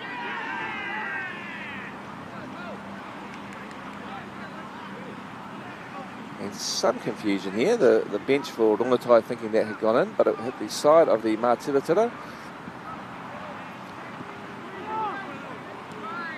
It's good work over there on the Paiho Mato.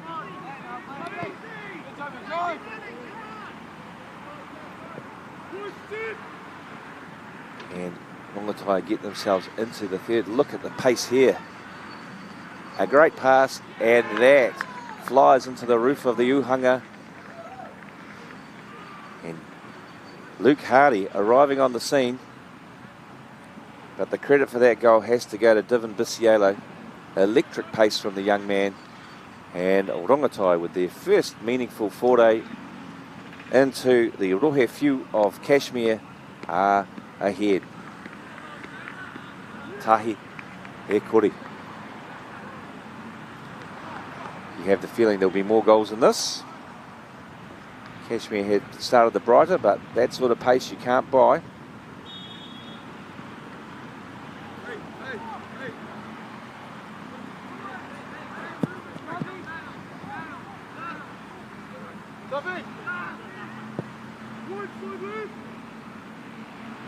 Bisiolo had moved himself from his position over here on the Paiho Mato. He got himself over to the Paiho Maui and rinsed his way into the penalty area. The Rohe Whiu, and the assist was all his.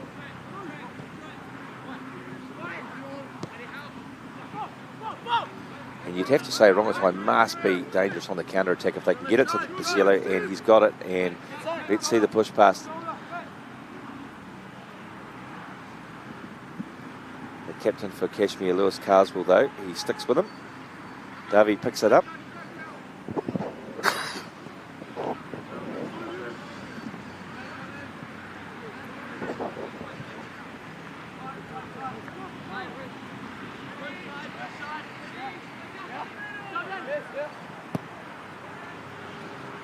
Whanaro looking for a second ball, but not to be. And it drops for Davey Can. He's pushed all the buttons on his controller, and that's a great move. Chance for a... Oh. And I'm sure he'd like that chance again, but Davey at the heart of all things good for Kashmir.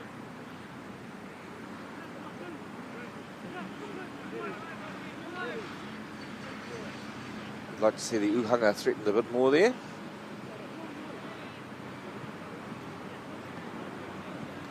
And a lovely reverse ball, but the pace of the Tuara Mātou for Kashmir equal to the threat. And that's a lovely pass too. Can Goodfellow make something of this? Unfortunately, just steps on the ball a touch. Maybe getting a little nudge there, but the referee sees it as a makapaitaha to rongotai. So as I said previously, Winton referee Billy Harris, notable alumni of Rongotai College, a fine footballing tradition. Of course, they produced All Black captain Anadi Savia recently. A couple of great New Zealand cricketers also went through there, and Ian Smith, the broadcaster. But here we go, could well be 1-1, and it is. Every time I start talking about something other than the football, action happens, and that is Borella. So he's lost a little bit of skin on his posterior for his efforts there, but he looks a quality player. Hasn't let me down. And midway through this first period, we are level. Taki.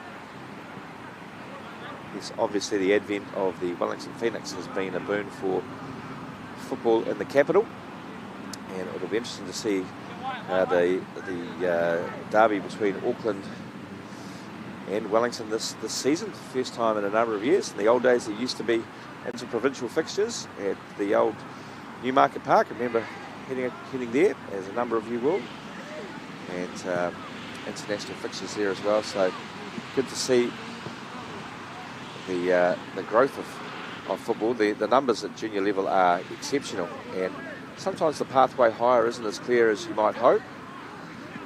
So great to see some of the signings involving some of our local talent, as Bisiello finds himself in the attacking third again, trying to work some magic and find a teammate. He's got it across. Oh, he just eludes James Little. But Bisiello proving himself to be a handful on both sides of the attacking area, and the Rohe Few. Andrew Curry hasn't had a lot to do except pick the ball out of the Mātiratira once. Max makes the most of that pass there from White, from William Hurd. That's White there with the undershirt, similar looking players.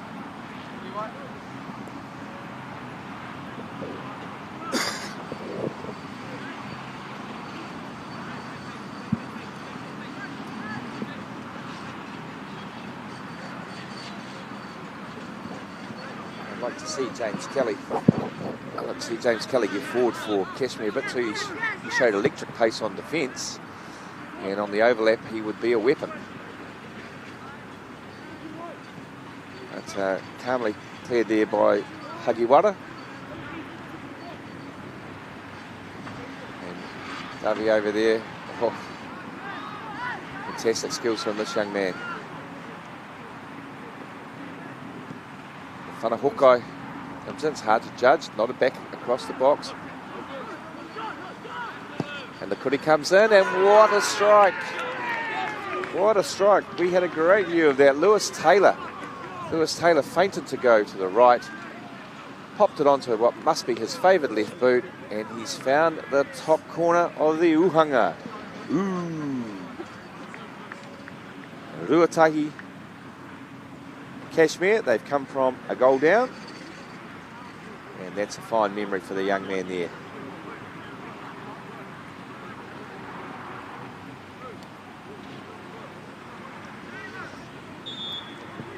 The curly mop favoured by a number of the Kashmir players. Have to say I'm a big fan. And so pleased I'm able to discern these numbers. There's a lot going on the back of the Kashmir shirts.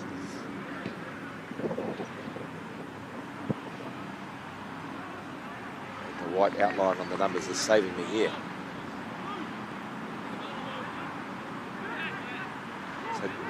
So Dovey at the heart of a lot that's good. Simmonsberger here looking to power forward and might get on the end of this here. Does Hurd back out, and why not have another go?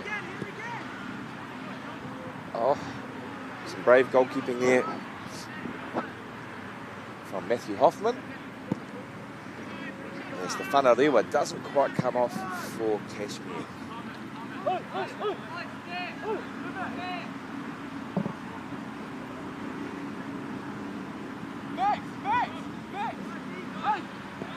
So 20 minutes gone here at Riverhills. Hurd has been lively since his early introduction to the match.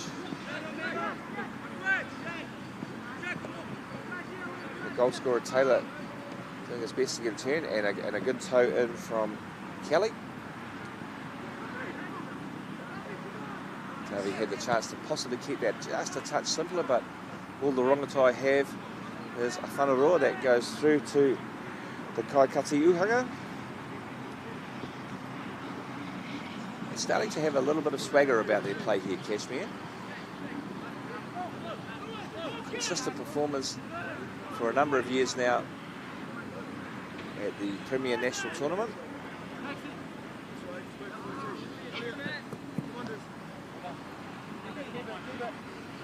They, of course, used to playing on surfaces like this. The Christchurch Football Centre at Yoldhurst, for anybody who's been there knows that it's a magnificent facility.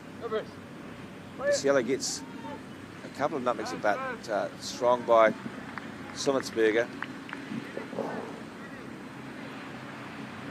A couple of whanarahu there. Kashmir get the numbers behind the ball. Rongotai with 4 men back, and so not really able to get the numbers in to cause Kashmir too many problems. Now fences at either end of the ground here have done magnificent work, but that was too much for that one. Luckily we have a passing member of the crowd who's retrieved that poikiri. As Kashmir look to build again. Simmonsberger, naturally left-footed. Finds a nice ball into the middle.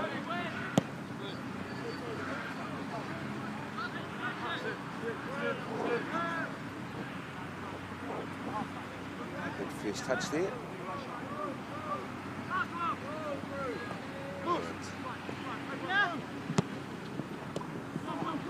Yes, a good spot there by the assistant. To Hapa.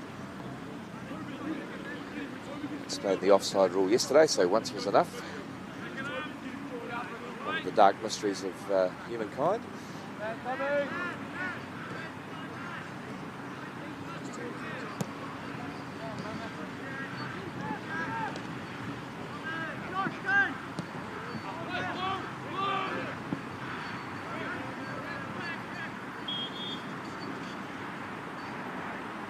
the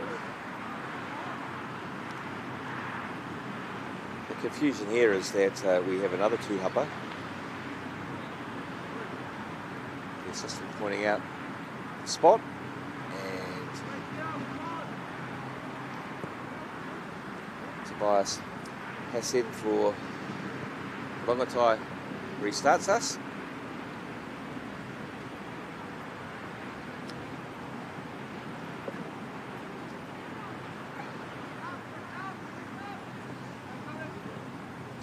And it breaks here for Hunter, sorry, for Taylor, but excellent coverage. Ball is back to Hoffman. Good fellow, calm under fire there. As Mance shows good feet to get away from an on-rushing press.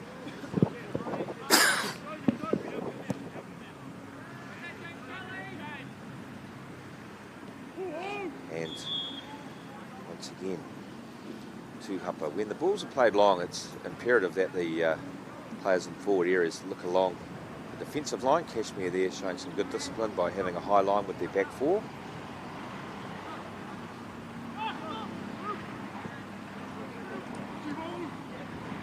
You'd have to say the standard of the passing from Kashmir has been the difference. There's good variety, there's good accuracy, and good options taken. And players like Darby who can get on the ball here, and now he spreads it wide to James Kelly, and Kelly trying to wrap around here. Good tenacity, sees the ball break back for Kashmir. Great feet, can we see a kuru? We can. And it goes wide of the Uhanga.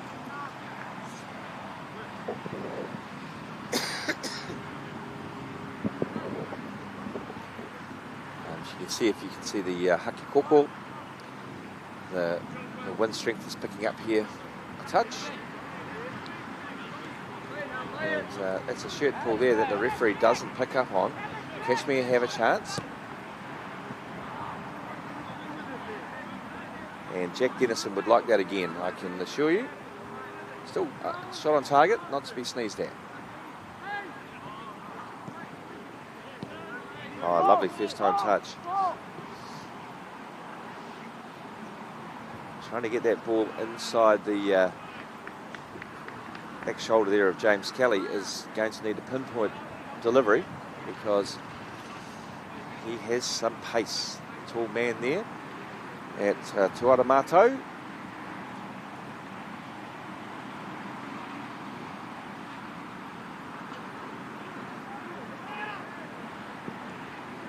Whana Hokai. Oh. And that would have been the best goal I would have seen here if that had been just a touch lower. The Whana Rere, the volley, goes just over the kaho. And Kashmir survive. They need to be aware of the threat. Rongotai by no means out of this, despite Kashmir having had a very good 15 minutes.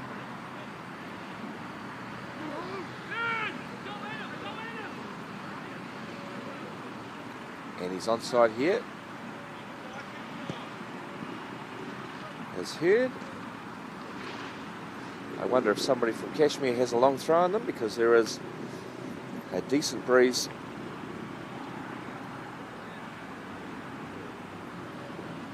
at the back of the Makapaitaha.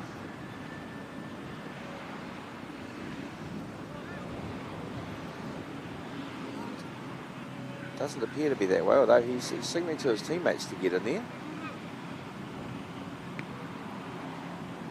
It's sort of in between early ball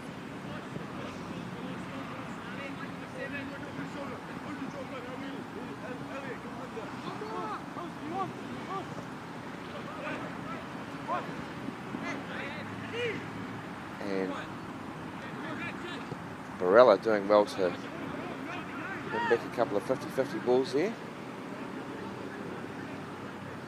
Go on, son, get to the body. Here he goes. Here's Kelly with his electric pace. He's found it. And what a finish. I put that down to Kelly, backed himself. I'd asked him earlier to get forward, and he certainly responded. I think that's the second goal for Lewis Taylor. A neat little back heel.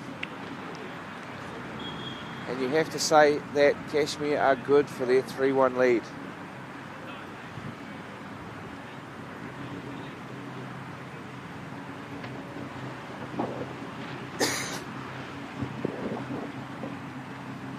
As we saw with Divin Bisiello for the first goal for Rongotai.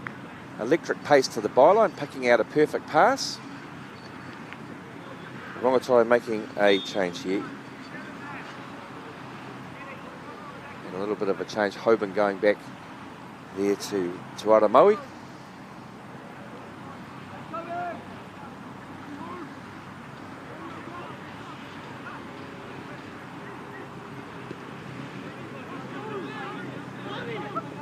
Rongotai could have no answer to that well-worked goal, but here they come back to the other way. Bisiello with a good first touch. He has the chance to... He shows too much of the ball. The ball's on his right foot there, trying to come across the defenders. It's easy pickings. Once again, I'd like to see Bisiello go to the byline. Use that pace of his.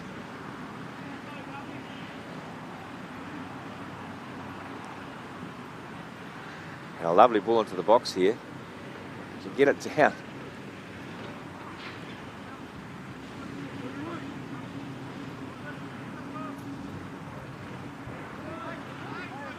Since the introduction of Hurd into the number 9 role, really has transformed the game. He's been a willing runner, shows for the ball, and he's linked beautifully with Taylor, Davey.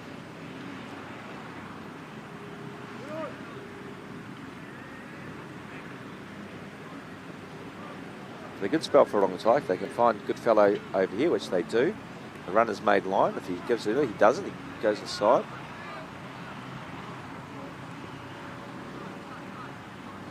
There's the play spreads to the opposite side. Looking for a whanahukai here. No, they remain patient.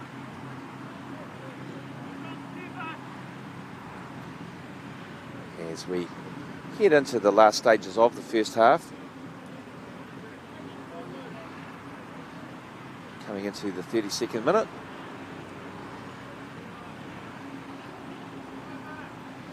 And you have a feeling both sides will be happy to get to half-time here, although Kashmir are in the ascendant seat.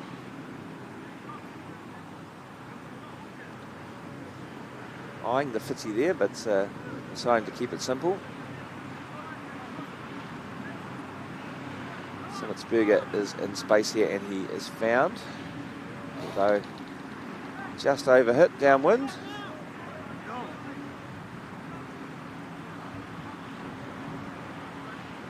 And excellent coverage by the captain, Carswell.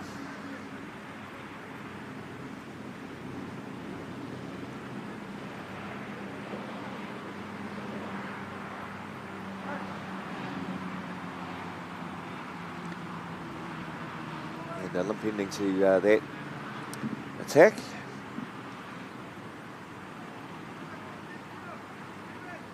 So the Whanatapa here.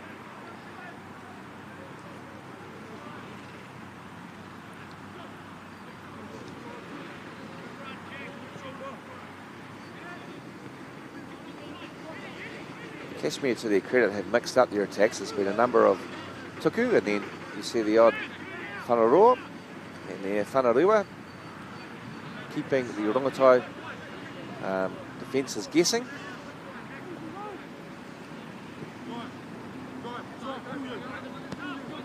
So an excellent half of football here.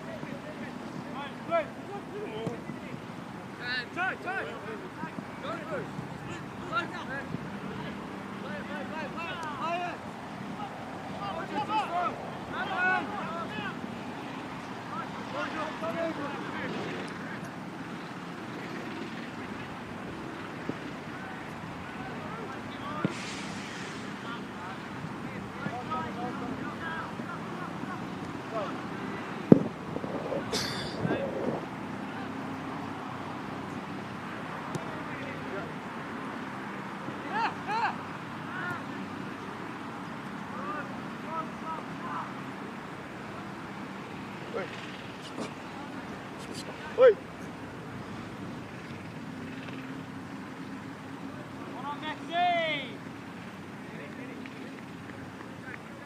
Rongotai needs a couple more runners to help this yellow out there. He's ploughing a lone furrow. And Sonnetsberger looks to go long here. Barella gets his head to it. And through silky feet, gets it back, still has it. Sales is made a bit short there though.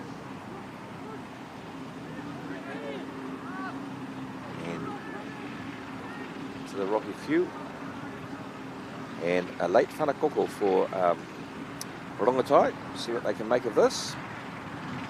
It'll be the last action of the first half.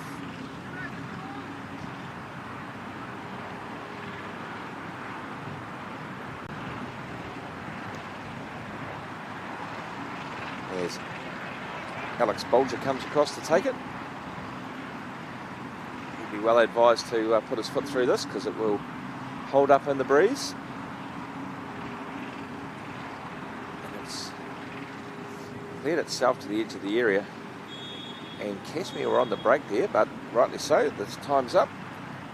And we will be back with you in just a few moments here on Whakaata Māori. At Apollo Projects, we create better outcomes because we never make any assumptions.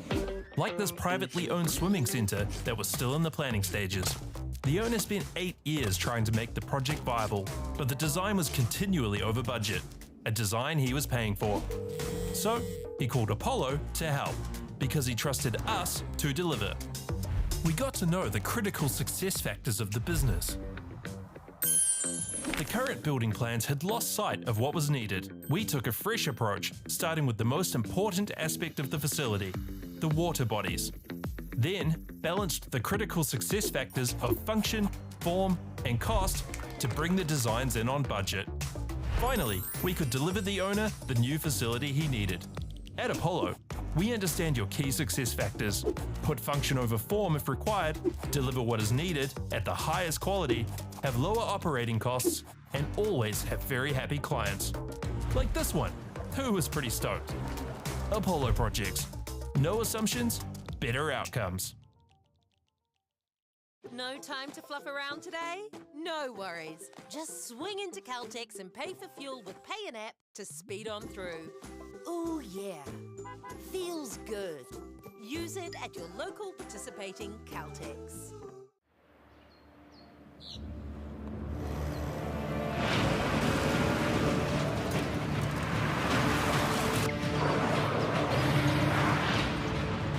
This isn't an ad about four-wheel drives. It's about knowing the place, as well as the locals. You found the place. That's a good start. Built by my great-grandfather 20 years ago.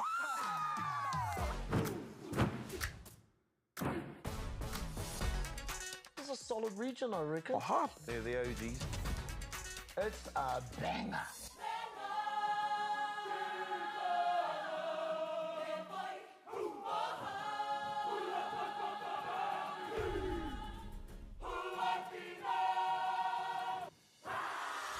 Make Māori Plus your mate. Download the app today. I'm Jason Bill and we farm around the mid-north. We took a review of our business a couple of years ago, sort of identified challenges that we had. One was profitability, and we'd noticed on our steep hill country we're getting more and more erosion. We looked around to diversify, looked at forestry to plant on our steeper country. For us, it really addressed those concerns.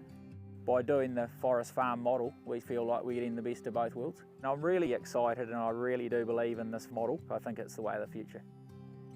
Get the Māori Plus app. Download now on Google Play or the App Store with exclusive viewings and 100% ad-free. Quite like top tier. Watch us anywhere, anytime. Make Māori Plus your mate and stream now. Want to catch a fuel bargain with Caltex and Supergold? Scan your Caltex app Flybys or Airpoints for 6 cents off per litre with Pumped. And show your Supergold card for an extra 2 cents off. Ah, feels good. It's all about focus on and off the court. For my role as a coach, I think it's bringing people together. It's massive for me to watch them grow from one step to another. It could be through the sport or personally as well. It's just as much about the mental game as it is about the physical game. That's what I've learnt here in NZSS. Our top rangatahi. Wow. Go head to head. What a that flick pass. Watch every player. What a try! Every game live on Māori Active. Winter Tournament 2024 ki Māori Active. Kia ora whānau, welcome back to Riverhills here in Pakuranga as we are at half-time in the match for 11th and 12th at the 46th Annual National Premier Boys Football Tournament between Kashmir High School and of Otautahi and Rongotai College of Whanganui Tara. Rongotai took an early lead, a well-taken goal on the back of some good work from Divin Bisiello, and that was countered by three very good goals by Kashmir, the last of which was scored by Lewis Taylor. He scored twice, and that was James Kelly with some fine work from his position at Tuara Mātou. So lots of good enterprise and pace from both teams. Rongotai will be keen to use the wind, which is starting to swirl a bit here, but Kashmir have had the better of it. They've in midfield, Darby and Lewis Taylor have been well supported by White Barella, and it's meant that William Hurd has been able to link up with those guys, and that's where the best moments have come. The back four has been solid, and on the other side we feel Rongotai need to get some tuku together, trust the ball to feet just that little bit more, and if they do that, there's no reason why they can't find some quality to get the scores back to level. So 3-1, and there will be some more goals. Following this game is the match for third and fourth, the bronze medal match between Westlake Boys High School and St Thomas of Canterbury, and that game has a trophy on the line. The New Zealand Secondary Schools Challenge Trophy is held by Westlake, the Alex Harvey Industries Trophy, and so St Thomas of Canterbury have a chance to win that game. All the schools in Canterbury should be cheering for St Thomas, because if they can take that trophy back down there, then that trophy will be on the line when the mainland first 11 competition kicks off. So a trophy which goes back 40 odd years, and it's always on the line in the last game at the Premier Tournament. The holders coming into it have to put it on the line regardless of which game they're playing in, and so St Thomas have that opportunity to wrest that off Westlake. As we get underway here, Casey Klein here at Tuara Mātou. The play will follow him a lot more than it did in the first half.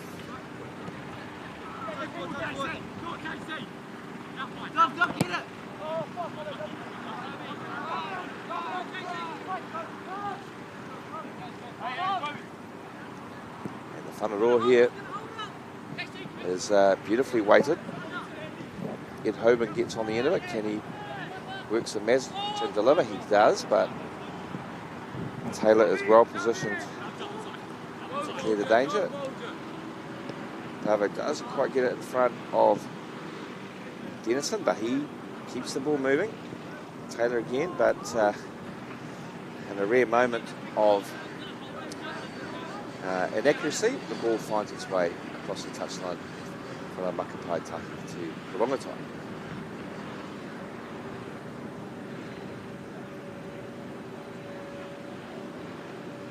Another excellent refereeing performance in the first half.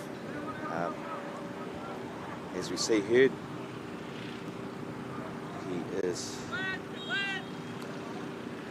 lunged into a tūhapa. Our official in the middle has been largely anonymous, and all footballing aficionados will tell you that that is the sign of a good referee, one who has solid control, but you barely hear from him, just like a good wicketkeeper. And much more pace on these tuku from Rongotai. Whanahokai, here's a chance, and a good leap. Should be cleaned up by the Kaikati Uhanga, and it is. Andrew Curry.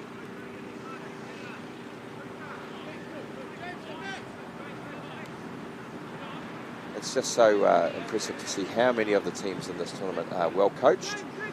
The boys have an idea. Obviously, there's so many resources available, coaching resources on YouTube and so on. But and the growth and popularity of the world game and the style in which it's played, these boys swallow all of that content and try and be like their heroes from around the world.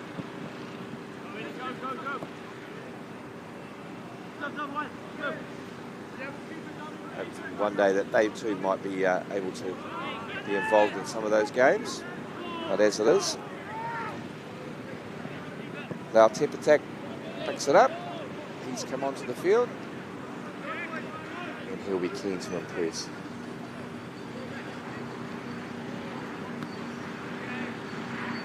We talked about this yesterday, that sometimes teams just become the architect of their own downfall. There's an ambitious throw there. And the referee's played an excellent advantage. Darby has two defenders coming. That's a wonderful pass. It's just unlucky, just half a foot under hit.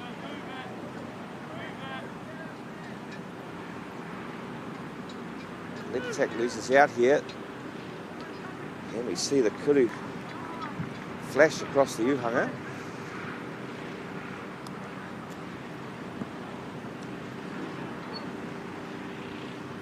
So Rongotai starting brighter, giving their supporters some hope.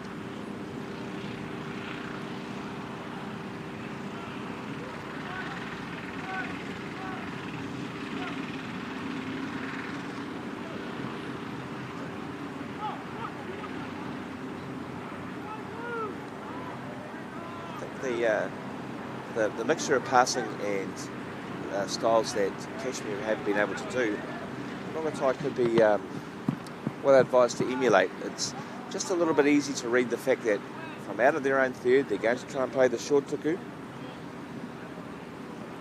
And the side of the field to be playing the whanaroa, the long ball, is probably to the far side. That way the wind will assist keeping the ball in. Over here, the ball just seems to drift out. You'd be on the near side, balls to feet, like that one, much better. And that one there, and Hurd has a one-on-one here.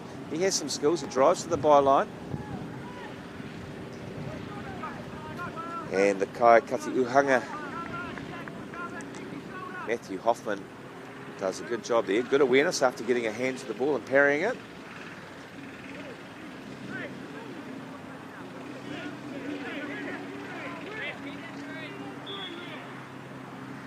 And that was anything but malicious there. It was accidental from Luciano, just eyes on the ball and just collecting Summitsberger across the schnoz there.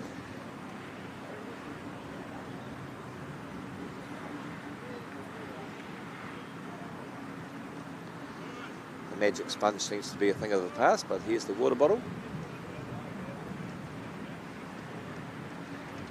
Teams would have been busy during the course of this week. The turfs are excellent to play on, but they are also physically demanding. The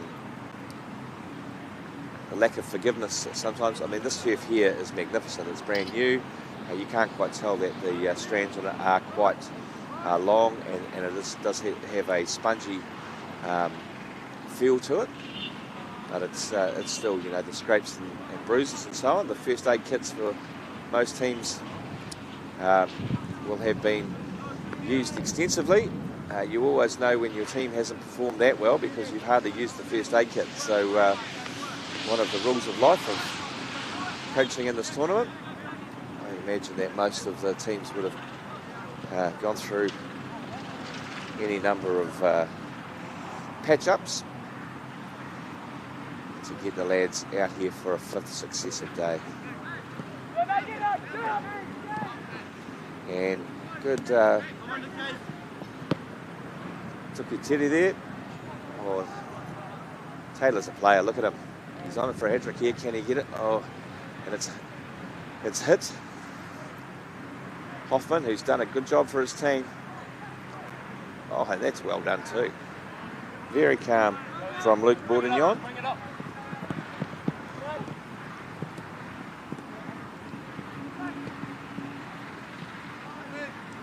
There's Rongatai through Alex Bolger, look to build again. Darby showing good hustle there.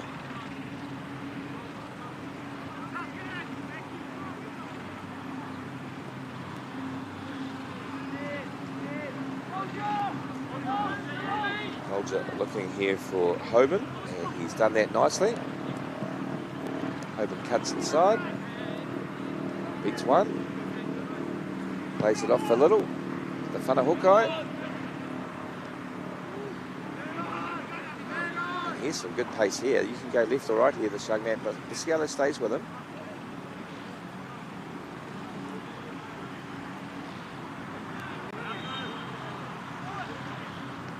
And free kick here.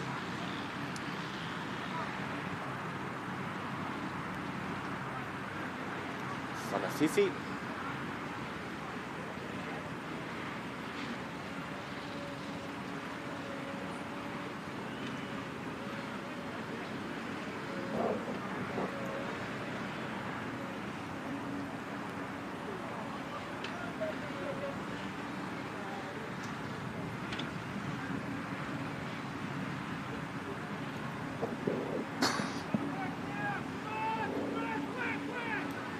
Kia Mahunga there, getting the ball clear of the Rohe Few.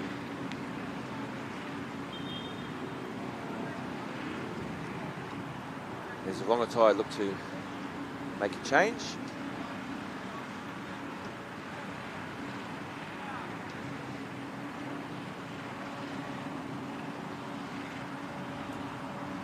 Tobias is departing Kancha, and here comes the 16, I believe, Nicholas Mellis.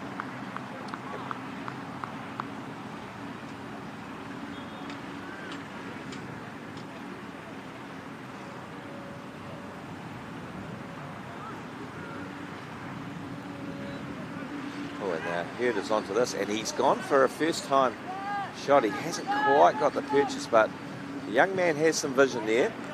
Good to see. Kelly gets an effective knee to the Poikiri. Malice with a good first time tackle there.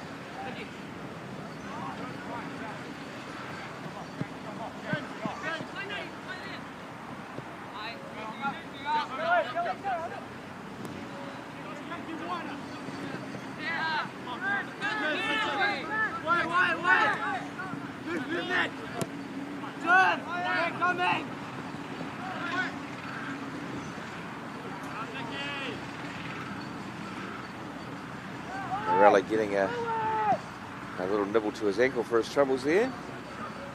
Cashmere retained possession. And Davey,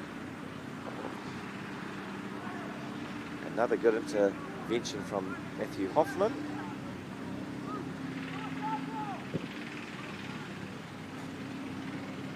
So the Kaikati Uhanga is allowed anywhere on field. He's only allowed to use his hands within his rohe fiu, and there's an example there of Matthew Hoffman using his body to block Davey. He continues to be at the heart of all that's good for Kashmir.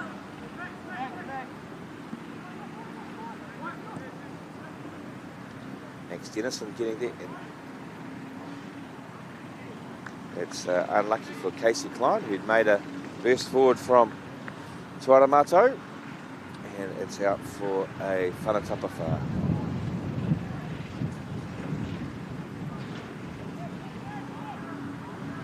Hoffman heading across to the right-hand side, which I think is a good idea, help the ball stay in play.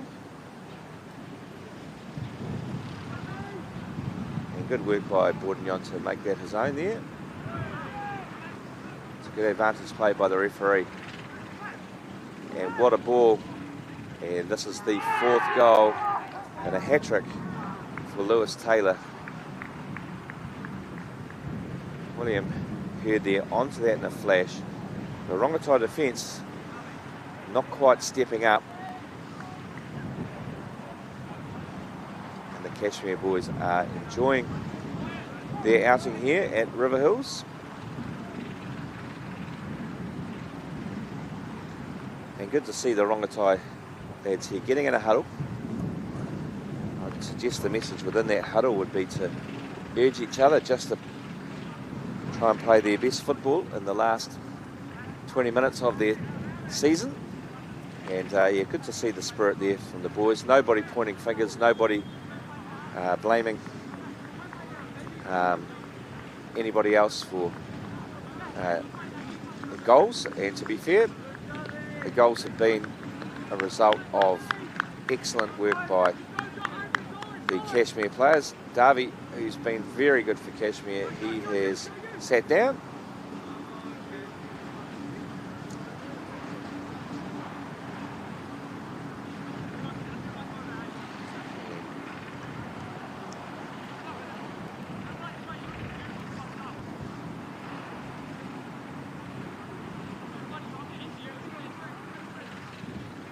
As we see some running repairs for a good fellow over there. I think he's still on the pitch.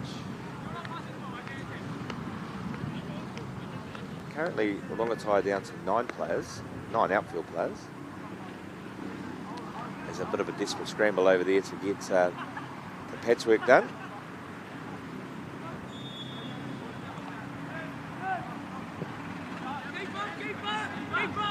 And from the kickoff, you are able to go in any direction with the first pass. For a long time, you had to go forward, but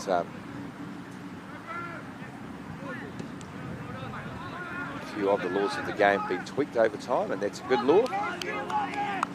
Anything which makes the passage of play run smoother and is designed to uncomplicate a game which, to be fair, is very uncomplicated. It's just a human element that complicates matters. And here we have Varela. Oh, lovely weight. He's gone past the keeper. Can he keep it in? He can, but Hagawara is there to see the danger away. So good job there by the central defender. But it's a whanakoko to Kashmir looking to add to their 4 finishes.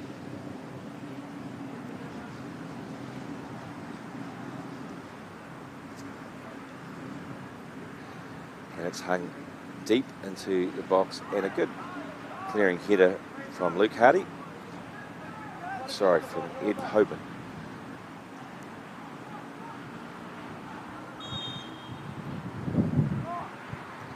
And we have Tuhapa again, just a little bit eager.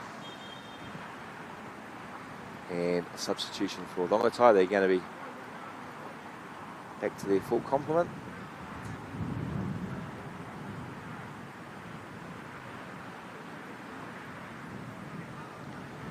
James Little head from the left side of attack to Tuara Mato. And we have Charlie Little.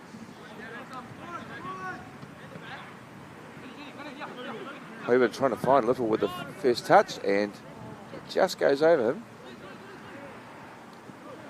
Still there for Bourdignon.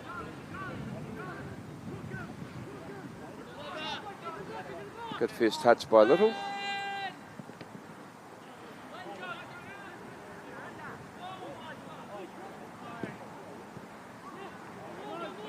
And a good spell here for Rongotai. Danger not clear. Basilio trying to turn. He does. But it sails just over the kaho. And Andrew Curry, Kaikati Uhanga, is happy to see that hit the protective netting at the back.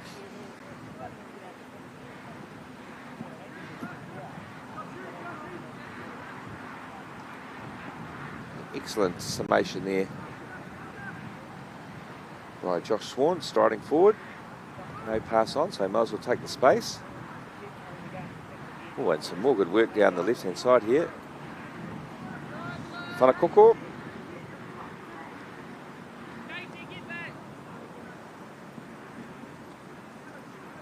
James Kelly sauntering forward, but it goes short.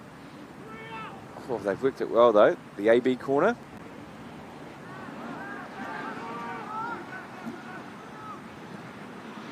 But Hoffman is in a lovely first touch by Charlie Little. He finds a teammate. And the Tukateri sees the ball spread quickly to the left-hand side. No, we've cut back inside.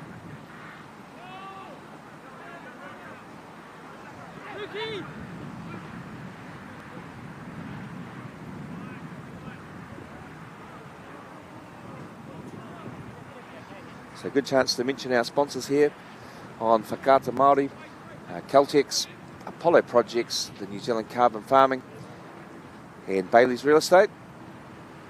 Making sure that our rangatahi are supported and that you are all assisted on your own Te Reo Māori journey as we endeavour to celebrate the reo, and that is tūhapa, I'm sure, yes. And have the best of both worlds as we bring you quality secondary school sport and promote the Te Reo Māori language.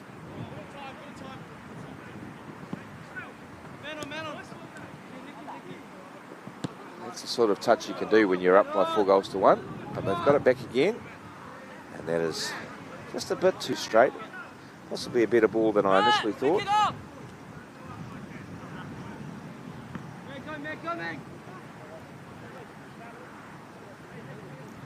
Max Dennison losing out there to Malice.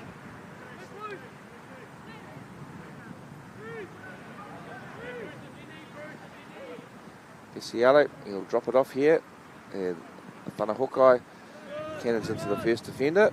Besialo fights hard to get it back, which he does.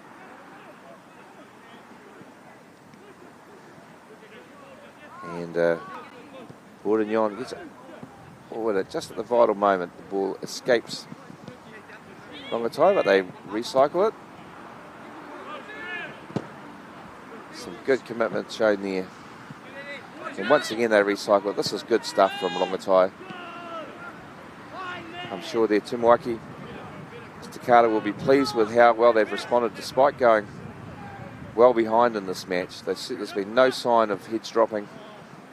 Here they are, first to the ball once again. Hagiwara doing brilliantly. Besialo full of running, and this could be, oh, but for a great save there from Andrew Curry, that would have been a well-deserved goal. Luke Hardy, who scored the opening goal, once again getting into a good position.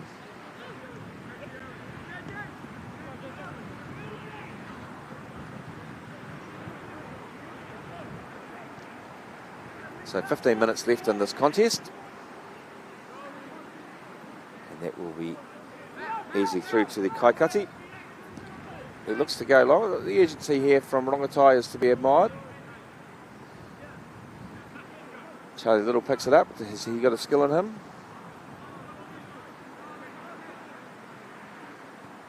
Does some good hustle. And they've got it back again in the attacking third. Hobden with a good header, and Besialo, if he can get this down. Oh, he can.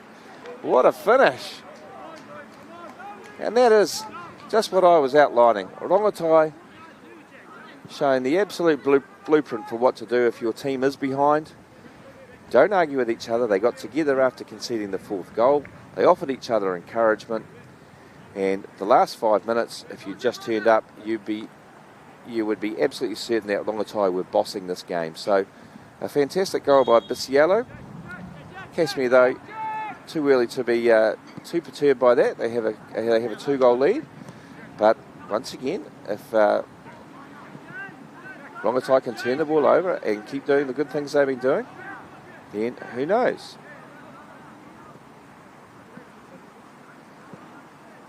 And they've responded with an excellent crossfield ball, but yeah, Hurd not quite expecting that, and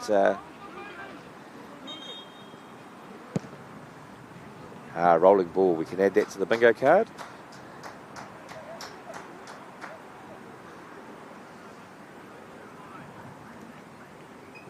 And Lau Tipatak gets the ball over there to Little, who loses out. And this time Hurd is onside.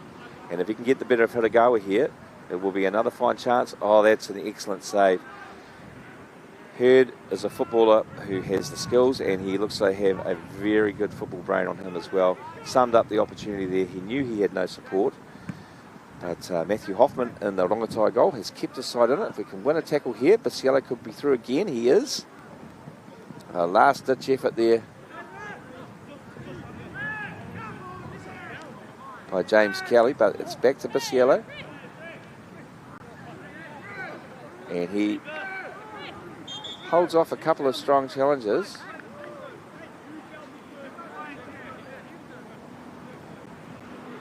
Just getting a little silly here. The referee, with the time-honoured arms wave to the side, cut it out. And there's been no hint of that in the first hour of this game as we head towards the 10 minutes to go mark. Bisiello, it's a drop ball for some reason here. And Bisiello opts to go back.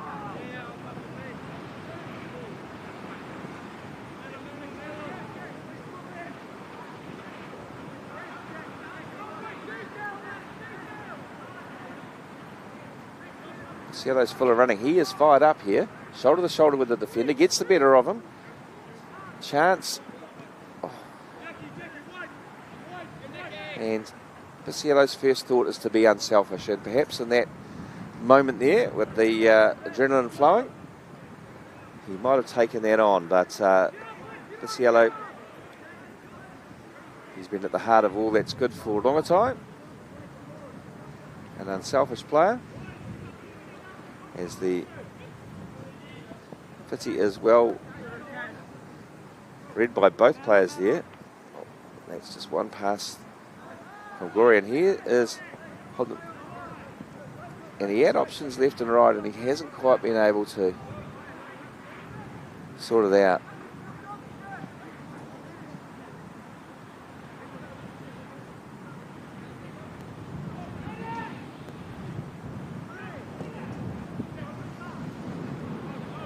Kashmir doing their best to assist Rongotai's attack here.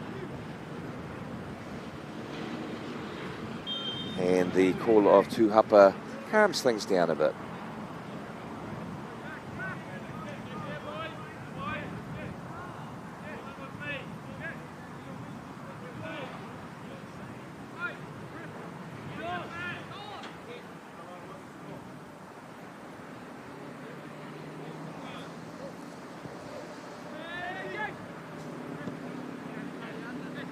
Kashmir look a bit more assured when they get the ball into wide areas.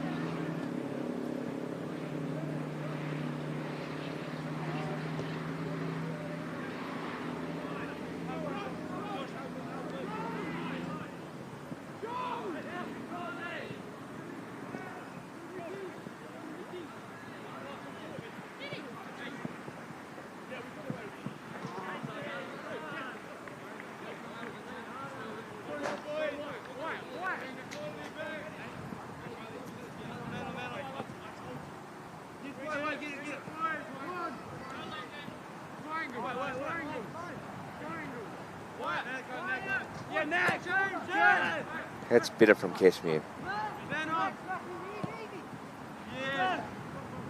Here we have the man who scored the hat-trick, rolling it into Hurd. And good strong play there.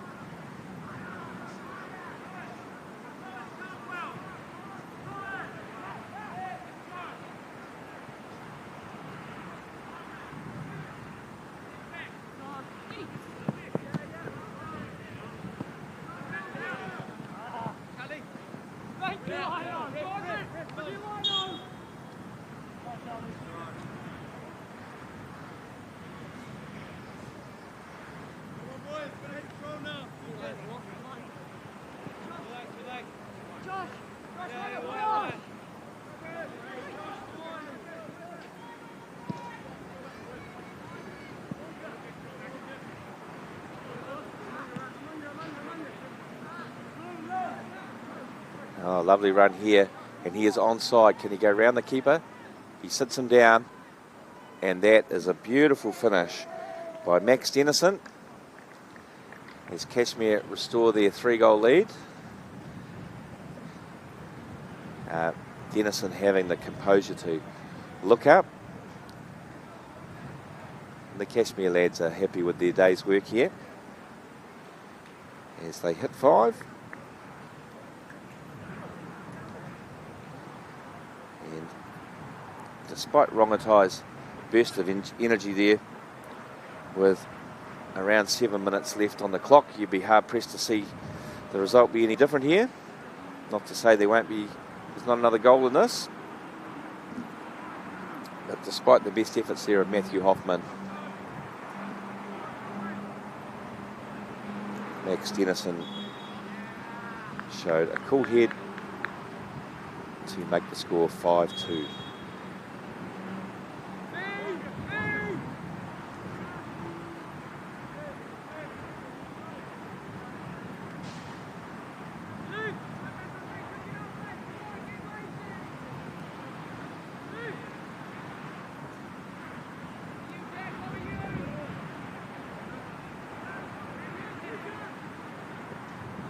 And the whanahokai is too close to the Kaikatiuhanga.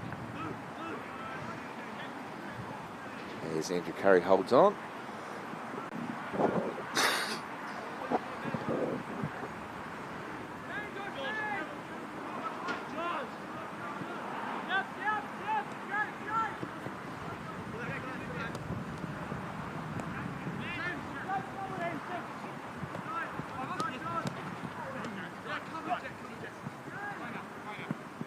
Just held on to it too long, and that is a good call by the assistant. It was Taylor there, just a yard in front. And that has found Cashmere's play. And that's a great pass. And an equally good tackle. Now Tipatak showing good composure.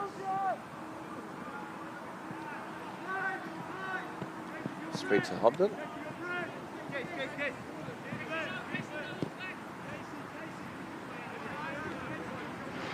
Casey Klein decides that safety is the best option.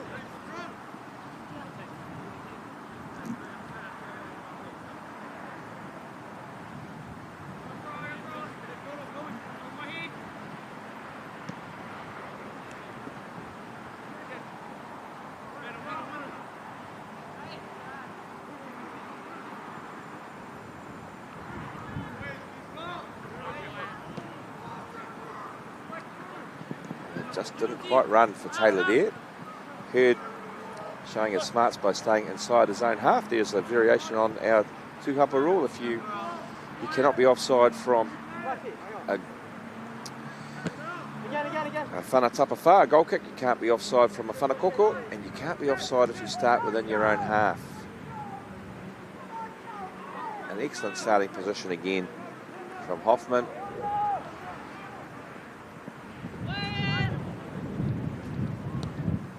Klein with the intercept. Picked up by Hoban.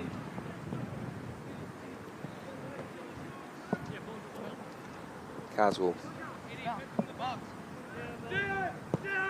Sorry, Malice finds teammate. And Bourdignon wins a free kick. Whanafifi. And rightly so, Rongotai floods some bodies forward.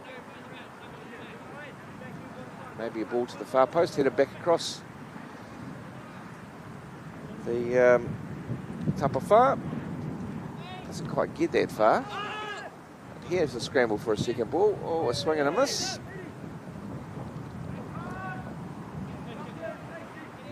Hoban does well.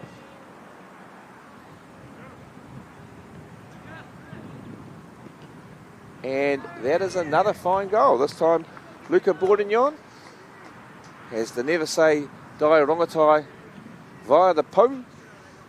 Ooh.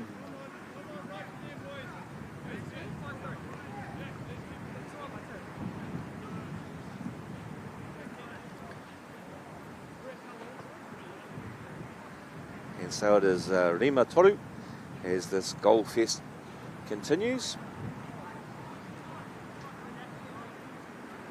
Plenty for the neutral observer to enjoy. And I'm sure the whānau of our rangatahi on display here today have enjoyed our coverage here on Whakaata Māori, enabling them to see their sons have survived the rigours of Tāmaki Makaurau for the week and representing their schools with distinction. Let's play off for 11th and 12th place at the Premier National Tournament.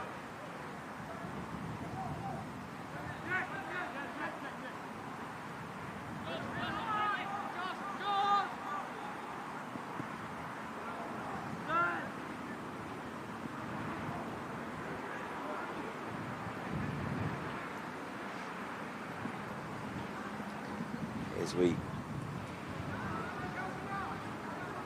into the final 90 seconds of this encounter. Some good calm heads for Kashmir. Klein deciding to rampage forward. Ooh, and he's lost out. And so Hurd does the right thing. Tracks back from his kaikuri position to cover the Tuara Mato. Whanahukai here. Bisiello gets a touch. And the touch from Bisiello was just enough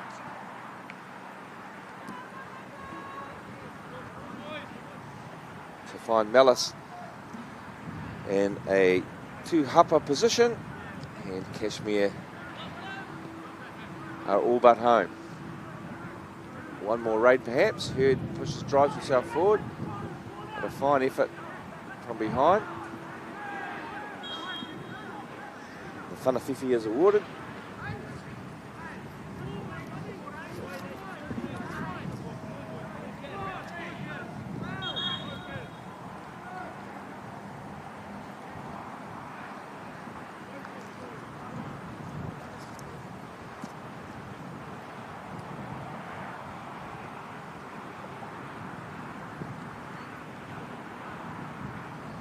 So Lau Tepatak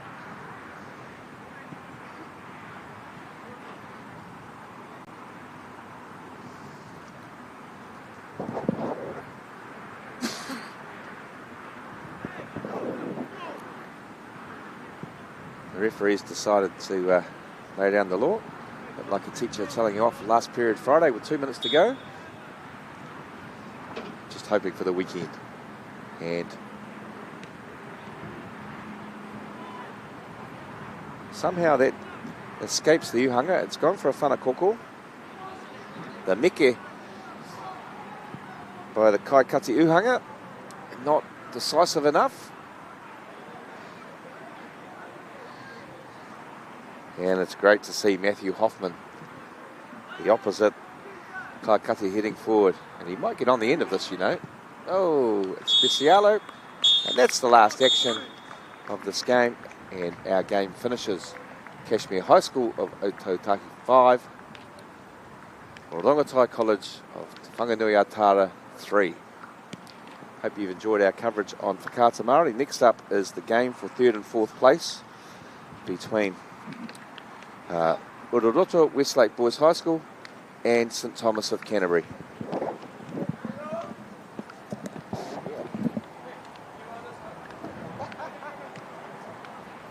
Did I ever bore you with the story that I made that trip that way?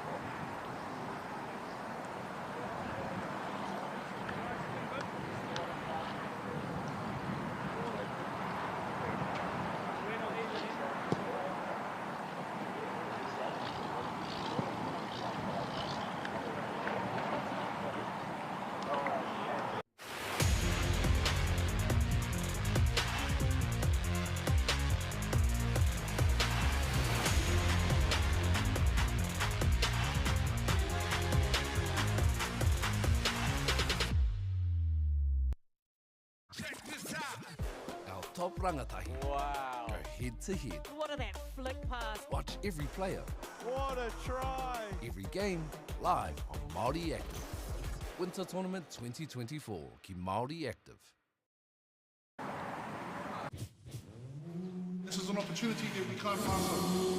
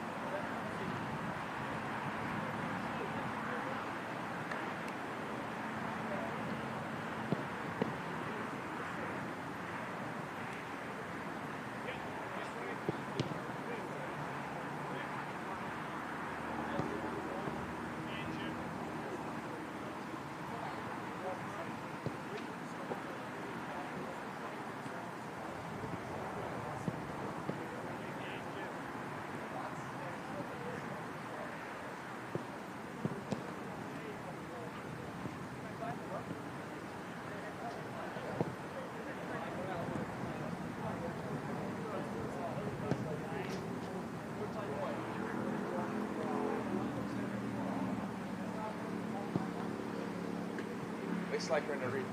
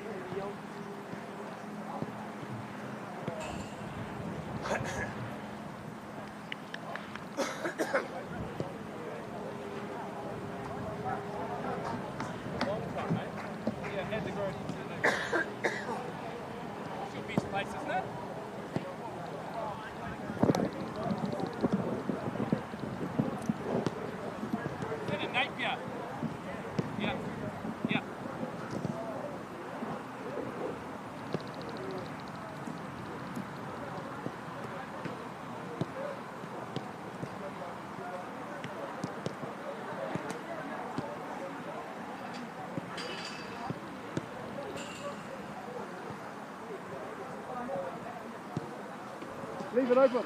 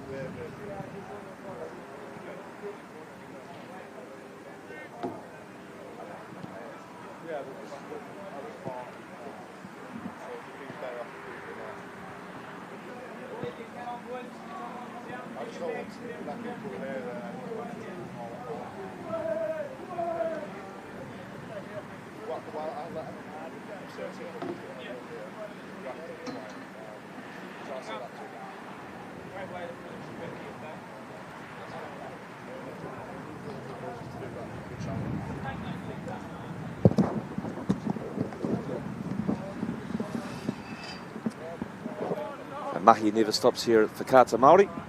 As we head into our third game, we have Westlake Boys High School, Uroroto of Tāmaki Makaurau. They are in the red strip.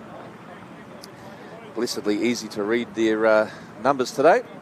And they are facing St Thomas of Canterbury. So they will be in the blue kit. Now today's game is for the bronze medal. It's a bronze medal match. There'll be a lot said in some parts about, it's not the game you want to be in. But today there's an extra spice on this because Westlake are the holders of the Alex Harvey Industries Trophy, which is the challenge trophy amongst New Zealand secondary schools. They've held it for quite some time now.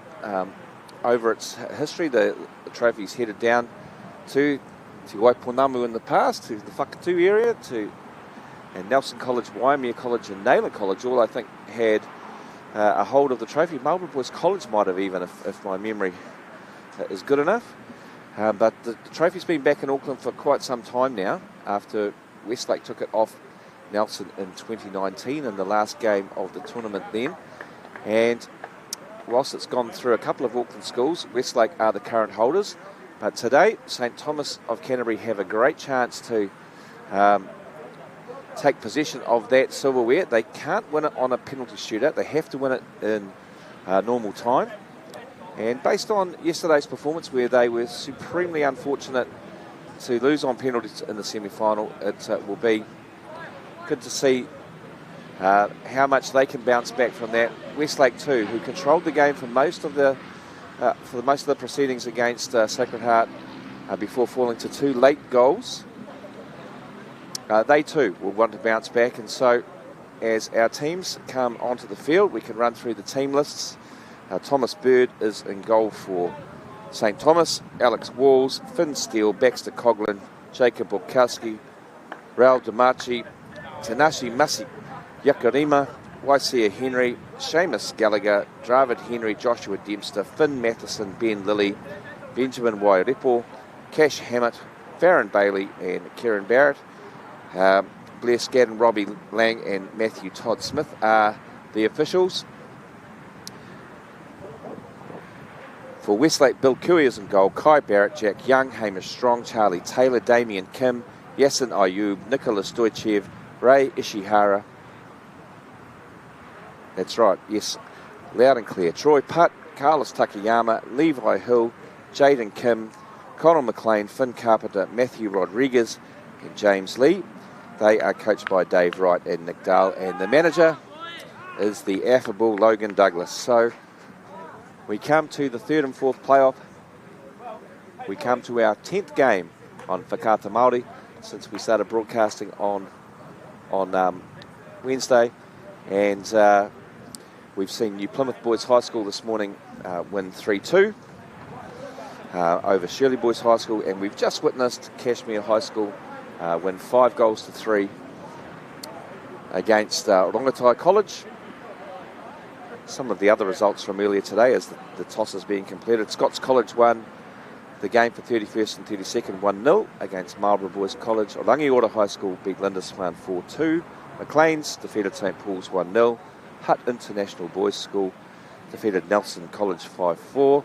Whangarei Boys High School lost 1-0 to Raukura, and New Plymouth Boys High School, as I said earlier, won 3-2. So we'll see the results these on the New Zealand Secondary Schools Boys Football website. The results are all there from the week, and we thank all of those people behind the scenes who've been putting in the mucky to make those things happen as we get ready for this game, which will be followed immediately by the final of the tournament between Tauranga Boys College and Sacred Heart College. The assistants have checked the mātiratira. The St Thomas lads go into their traditional huddle. Someone in the Westlake huddle is pointing out a few things to the lads, and we are good to go.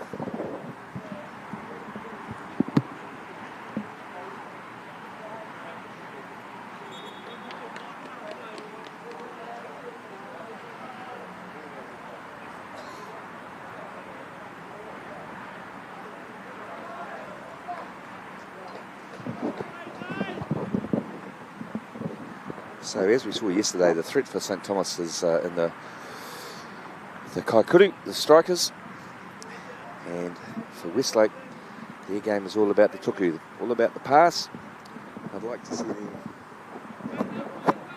see them look to change a little bit of instinct there and look to go forward. I'm sure the coaches have looked at the thing, and here we go straight away. A whana from Westlake, and that's a statement right there. Whana Hokai comes to the edge of the box. One touch hit. No, we'll keep the ball.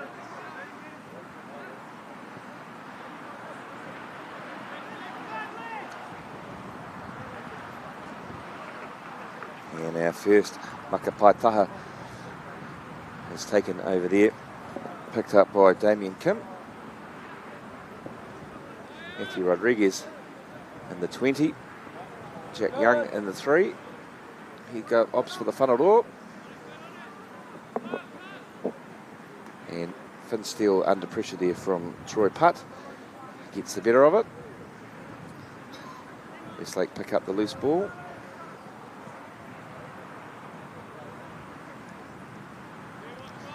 Westlake perennial contenders in this competition. Very much a football school. Ray Ishihara has made great strides there, and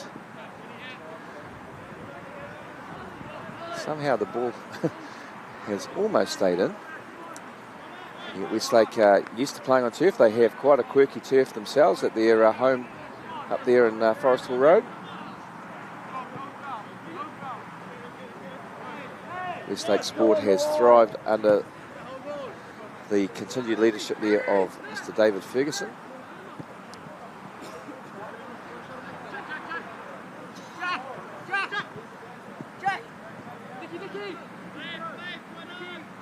He was a keen football man himself, a supporter of Newcastle United.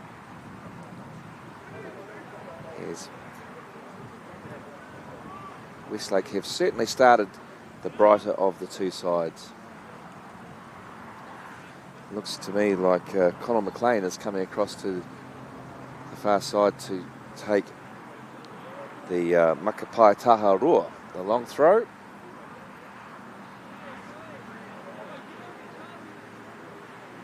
And that is a good effort. The flick on is the double flick on. So Thomas shows some good composure.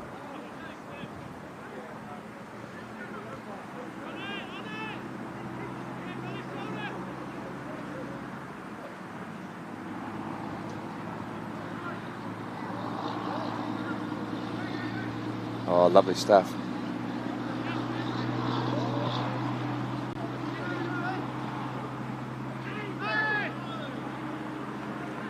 And the Whanafifi won there under the challenge of Farron Bailey.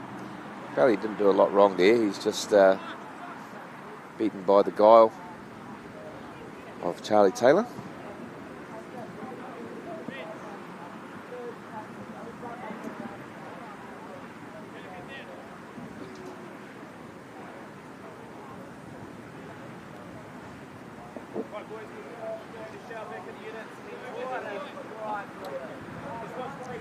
Yes, thank you. That's just getting a couple of messages here from friends around the place, and they're enjoying the fact that we are showing this game. Obviously, the people of the St Thomas community will be thrilled to be able to see their lads once again live here on Whakata Māori.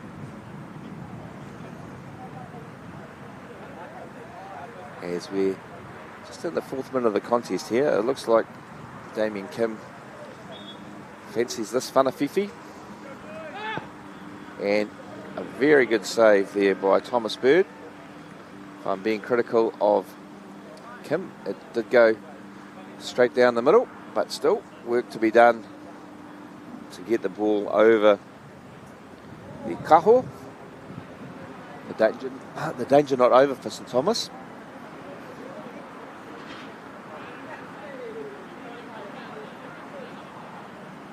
As the whanakoko is coming in. Finn Carpenter lurking wide here as they change the angle. And here is Carpenter, who's read the play well.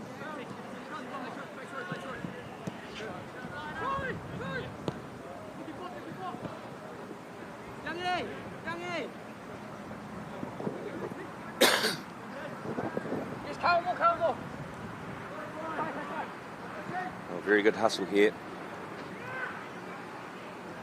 And just a toe enough to take the danger away from Westlake. Fine turn by Nicholas Stoichev, but it's given away to Finn Street. And a lovely reverse ball there. Putt over here. Putt was a consistent threat yesterday, and he looks to take on his defender. Good to see. Get a long way there on that whana, but Thomas stood strong.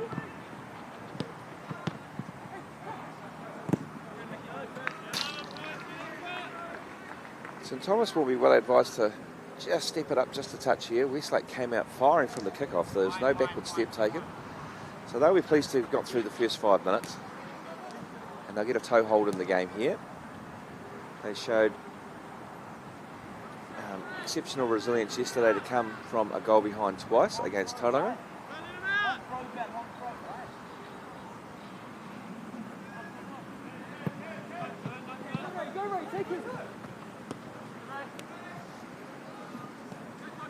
Some good pace here and a good tussle between Ishihara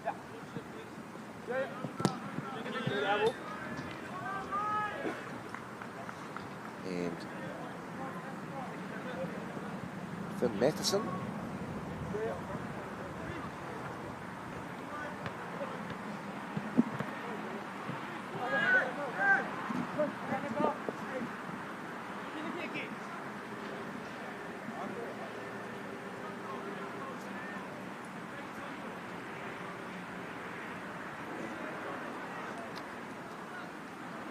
turned over here and some good hustle.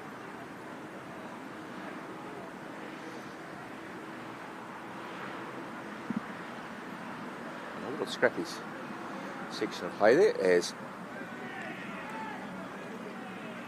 Stoichev and Tanashi battle at it. Paitehi. Oh. Joshua Dempster a little unlucky there. He scored the first goal for St Thomas yesterday.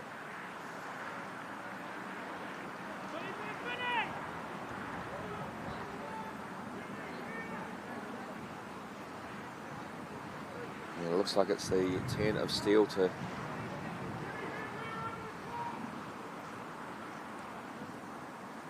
send in the Paitaha raw. Oh, 10 out of 10 for power. Direction is what mattered there though. But it gives his team a chance to reset. So no harm done. Putt in good deal of space here.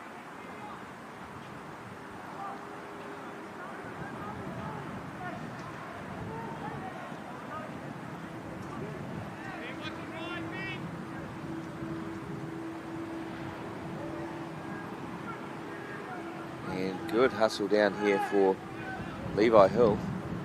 The Whanahokai, oh, it just eludes putt. But McLean will recycle.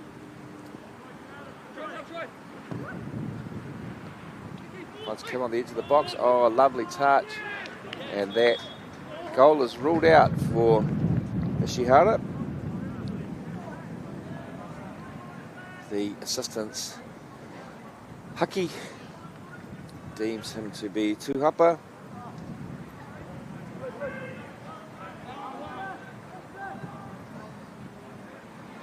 And the whanaroa from the Tuara Maui. Good pace show by Dempster.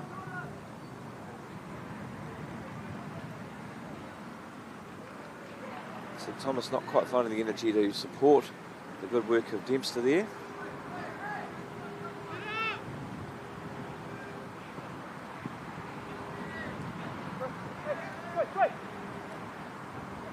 Putt showing good strength there up against the larger opponent in Ben Lilly.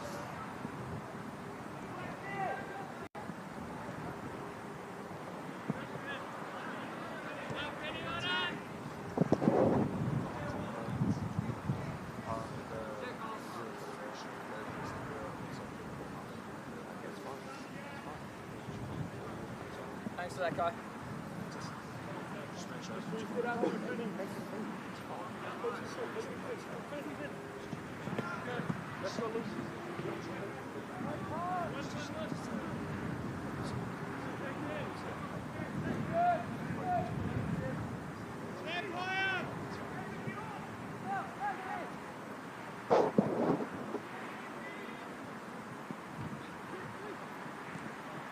Brought down nicely, putt with a chance onto his left peg. He decides not to, and oh, what a pass, and what a block.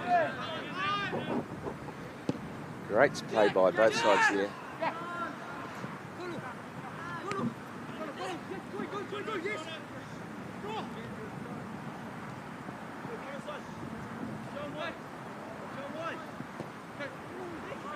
A real loose pass from Putt there, and Thomas with a couple of good. Tuku can get ahead here. But Rodriguez is aware of the danger. Back to his Kaipaki, and here is some good pace. And it's behind for a whanakoko.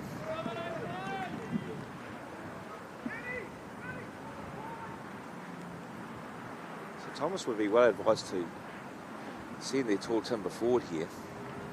I know Westlake will send a couple of guys on the halfway line, but they have to win in normal time if they are to claim the Alex Harvey Industries Trophy.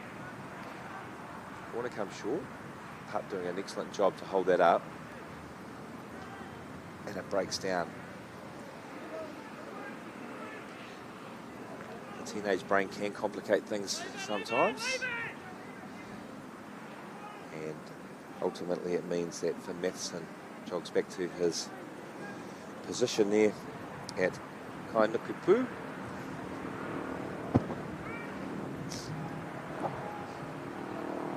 That is well dealt with by Kai Barrett. So Thomas coming into the game here. Ben Lilly though, picked off. Great anticipation, and it's Ishihara. He is through one-on-one. He find the bottom corner. He can't. Really great coverage there. And despite a slight deflection, Thomas Bird has held on.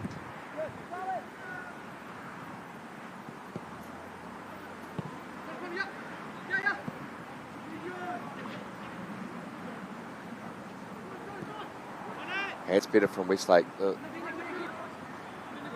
pass into the forward thirds is what is required. No, go back. Go Jack, go Jack, go Jack.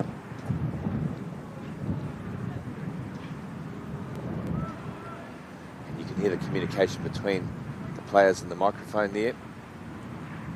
Man with his back to goal and the danger, getting told exactly what's around him and where to go.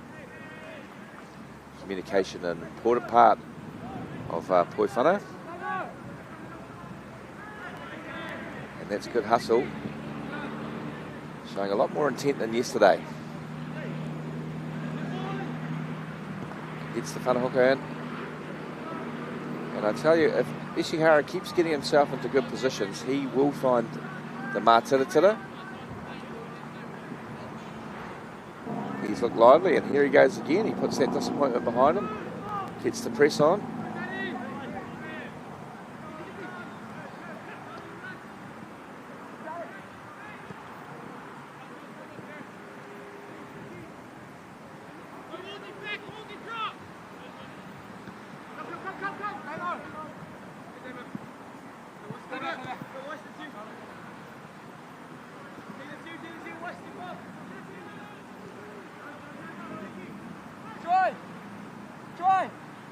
Putt driving through the heart of the St Thomas defence here. Met superbly in the tackle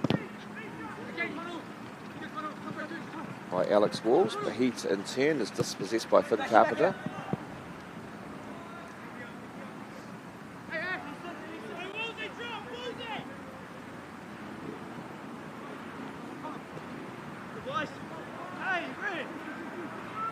And St Thomas get the ball back here. Tanashi trying to make things happen out there for Dempster. Whanaroa. And tricky in the swirling wind, but Finn Matheson handles the danger well.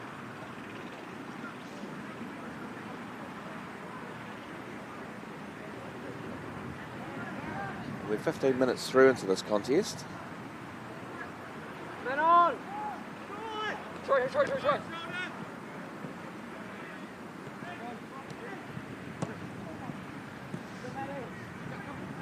Chance to turn here. And putt, unfortunately, won't get that. As we've said, the wind, if anything, is favouring the team going from right to left, which is Westlake. But it certainly doesn't favour anybody who's heading towards the near touchline here. The pace of the ball will beat you every time. There's a couple of boot adjustments go on for Ben Lilly and Troy Putt. The Whanaroa is easily dealt with by Kai Barrett.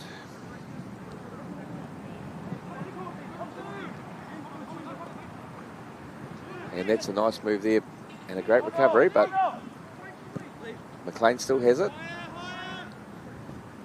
He gives it to his skipper in Young. Young will attack this place in front of him.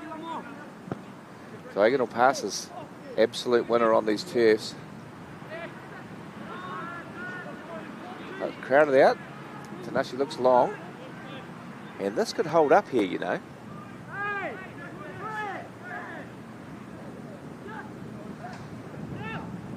St Thomas's game plan is pretty sound. They've got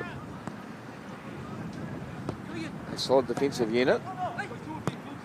You don't make it into this game without having had some quality. And this is the quality we're looking for here. Isihara and Taylor. Taylor gets to the byline. Working for a whanakoko. Hart imploring his teammates to take the easy option. That's a pinpoint throw too. So Westlake injecting some different starters into their lineup today, which I think is always a good thing. It's not about giving guys a game, it's about giving your players who might not have played as much the chance to test their wares, considering that they are fresh. And the Westlake lineup thus far has looked cohesive. They've had threatening attacks, and Ray Ishihara, they've had a couple of really good chances. So this is a tester here. The long throw into the swim, not badly done, but St Thomas deal with that. Plains made a good decision to go forward. He could have easily gone back there. Ooh. And we have our first whanaraho of the game. And the number 2 for St Thomas here is just asking the referee for clarification there. That what did I give that free kick away for? But regardless, Westlake carry on. And Kim, I thought he was going to take a pop there, but here's a chance for a counter. It's 4-on-4. Dempster is a willing run of the air.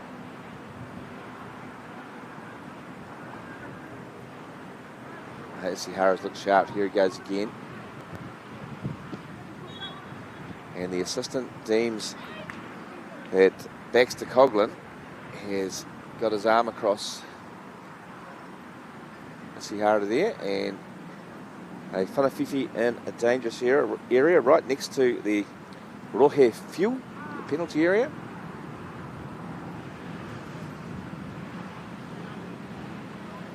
One of the Westlake players is not looking at the ball sort of disinterestedly. I wonder if it'll get rolled across to him.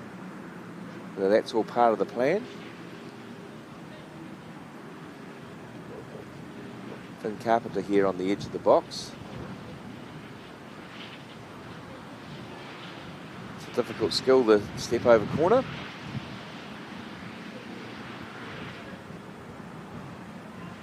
But it looks like there will be a whanarewa into the tapawhā here. Thomas Bird will be on his toes. There it is, good pace, and the pace of the delivery is what leads to the ooh. Excellent delivery from Damien Kim. And the congratulations are such that that could well have been an upohe, the first we will have seen this week, an own goal. I know that Nicholas Stoichev was the nearest player in red, and it might have got to him. And Westlake take a deserved lead here. They are 1-0 up.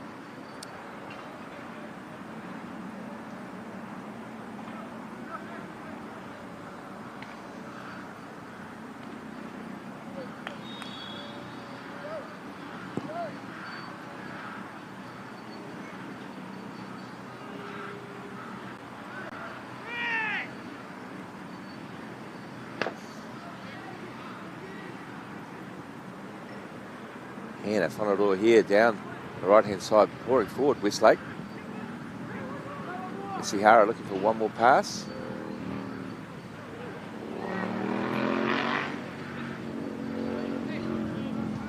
Trying to get the kuru in, but St Thomas get in the way of everything there.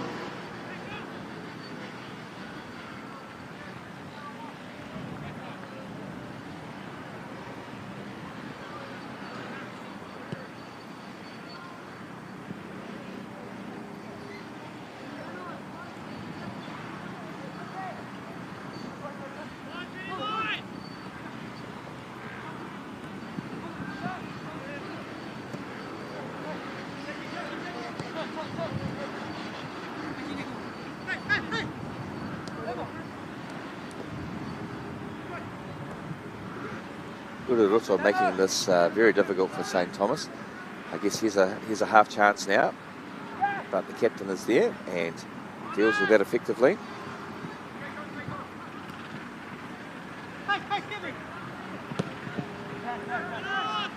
And St Thomas working hard to get a spell of possession here. And a good tackle by Ben Lilly. And the right decision for the direction is made.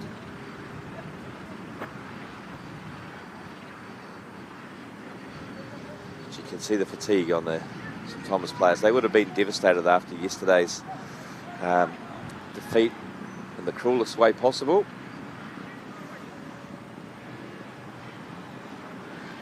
And they would have used an awful lot of emotional petrol in the journey, getting to the semi-finals in the first place and then coming from a goal down on 2 occasions, only to have the heartbreak of the penalty result. So it's great to see their lads out here giving it everything they've got. If they can get hold of the ball for just a little bit, they might be able to put something together. But as it stands, Westlake bossing this game, and they have a whanafifi here.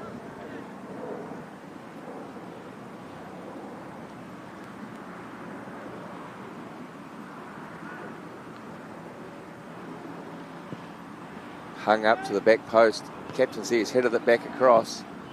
Oh, the old Bermuda Triangle routine there.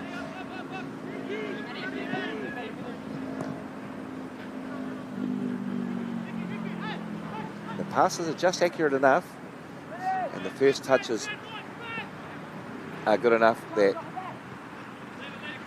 Westlake are having the lion's share of possession as we enter the 25th minute of the game. Good chance to mention our sponsors again. Caltex, they're behind the goal of Thomas Bird.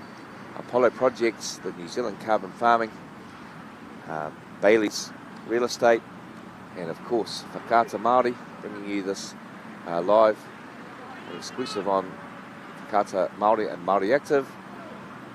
You can watch it free in any location you desire. So ngā mihi nui to the whānau from Otautahi, watching there, rangatahi from St Thomas of Canterbury. They will be hoping that their boys can find the energy and the will to get back into the game yet again, and some good defending. Sees the ball go out for a whanatapawha.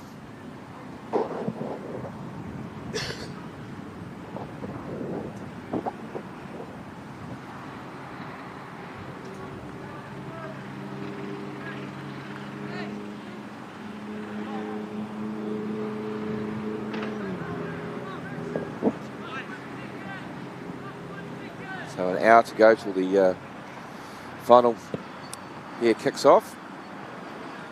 Daryl and I have had a lot of fun watching the action. Daryl, our cameraman here. And the referee is my kind of referee. He saw that despite there being a little bit of a touch that the ball was not going to be retrieved by Putt, but he gets up to his feet. Lovely piece of skill. And here we go again. The kuru, and that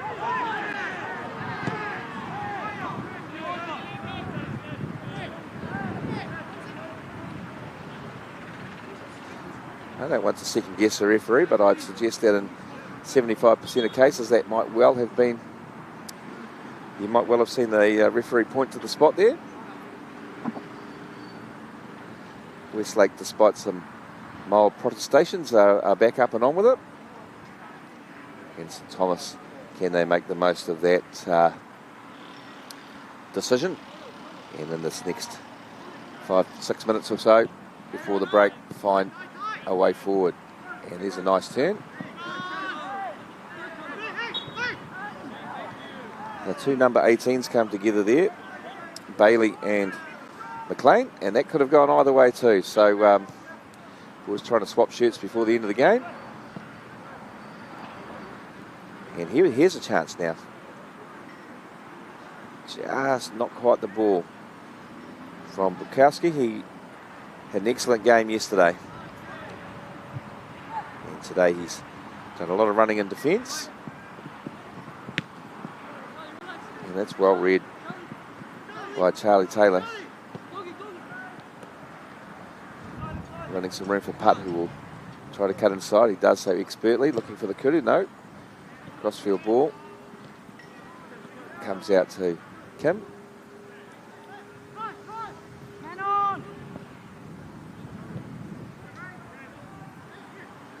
Isihara showing lots of desire. And another strong Rutu there. And it's a tapafa. So some curious calls here and there just at the moment, but all is well.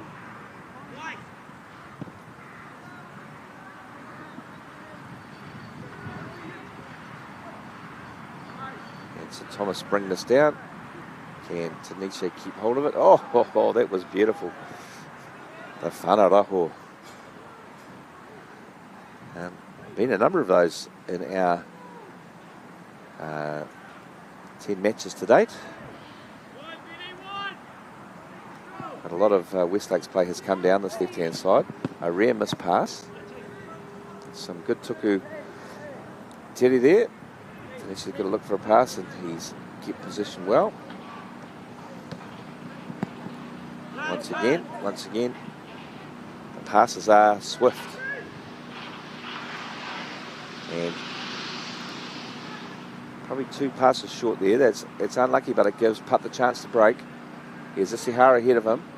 And what a lovely ball on the outside of the foot. Defender not knowing where it was. Isihara tries to cut in. But Coughlin stands tall. He has been expert at his defensive duties. And here is a chance. St Thomas could score here. Oh, the futsal roll was not needed there. Waisea Henry, what a golden opportunity. And the keeper, I think it's James Lee in goal today. He stood tall. He's had little to do, and he's kept his side in it. Shows you how quick these games can change. Westlake, who have dominated every stat you can think of, could well have ended up at the break level there.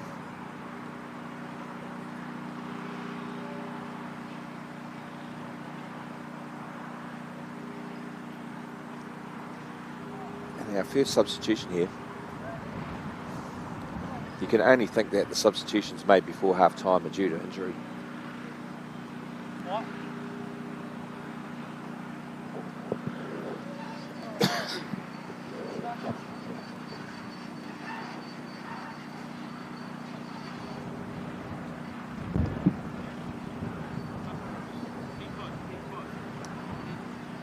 As Ben Lilly departs for St Thomas, and he's replaced by number 16 Benjamin Wairepo.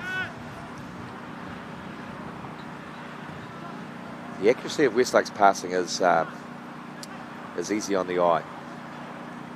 All of the players confident, keen to get on the ball. Charlie Taylor has been excellent for them, finding pockets of space areas again. Like I say, he is being assisted ably by the accuracy of the passes.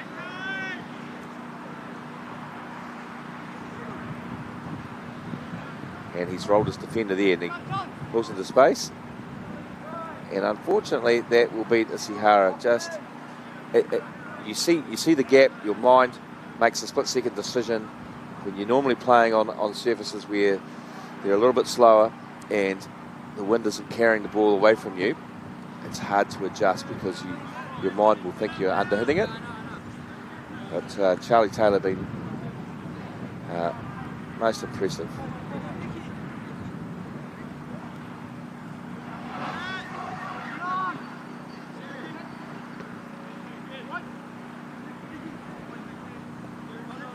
Good hustle there by Stoichev. He has a chance to turn in the centre circle near the poor kapu.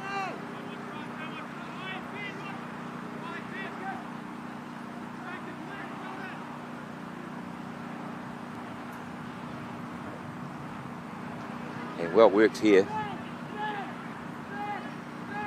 Excellent tuku, and it's Taylor, but when the chance has come for him inside the Rohe Fuel, he hasn't quite found the target. So St Thomas still breathing here. They are under intense pressure though on the press.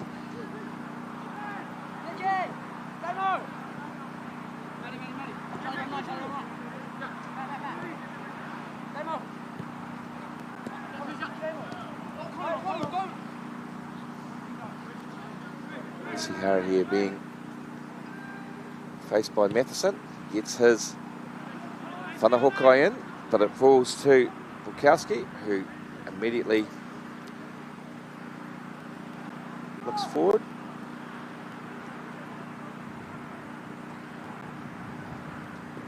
Taylor with a lovely tuku there.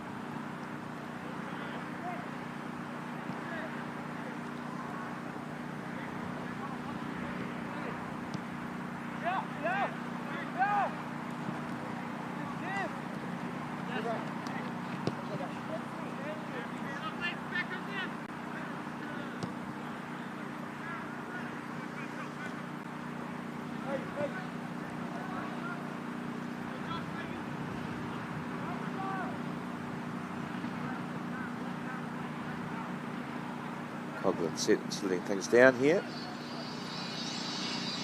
So in the last throws of the first half here, there'll be one more chance.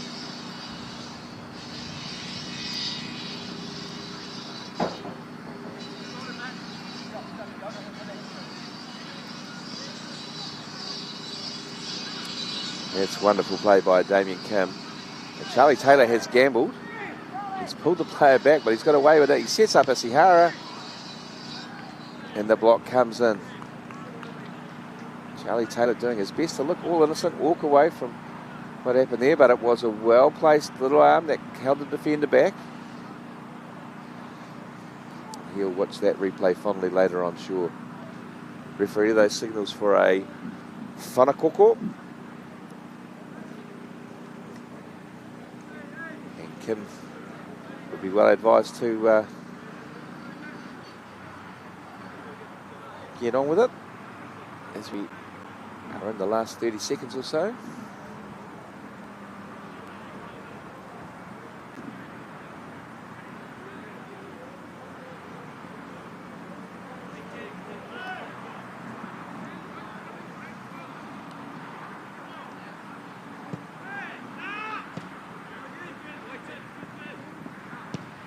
And it's a solid clearance, and with that shrill blast of the whistle, the teams will get in their respective huddles, and it's half-time here at Riverhills in Pakuranga, Tāmaki Makaurau. It is Ururoto, who are leading by 1-0 over St Thomas of Canterbury. And we will be back to you in a couple of minutes. At Apollo Projects, we create better outcomes because we never make any assumptions. Like this privately owned swimming centre that was still in the planning stages. The owner spent 8 years trying to make the project viable, but the design was continually over budget, a design he was paying for. So he called Apollo to help, because he trusted us to deliver. We got to know the critical success factors of the business. The current building plans had lost sight of what was needed. We took a fresh approach, starting with the most important aspect of the facility, the water bodies. Then balanced the critical success factors of function, form, and cost to bring the designs in on budget. Finally, we could deliver the owner the new facility he needed. At Apollo, we understand your key success factors, put function over form if required, deliver what is needed at the highest quality, have lower operating costs, and always have very happy clients. Like this one, who was pretty stoked. Apollo Projects. No assumptions, better outcomes. No time to fluff around today? No worries. Just swing into Caltex and pay for fuel with Pay an App to speed on through. Ooh yeah, feels good. Use it at your local participating Caltex.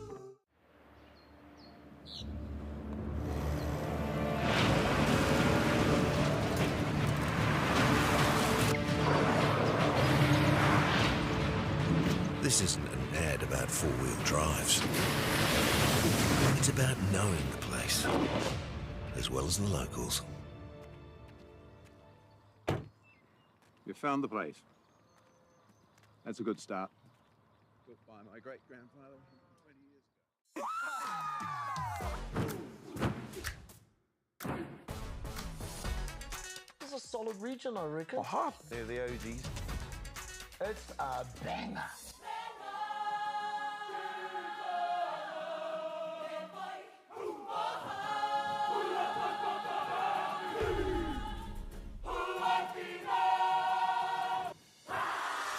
Make Māori Plus your mate. Download the app today. I'm Jason Bill and we farm around the mid-north. We took a review of our business a couple of years ago, sort of identified challenges that we had.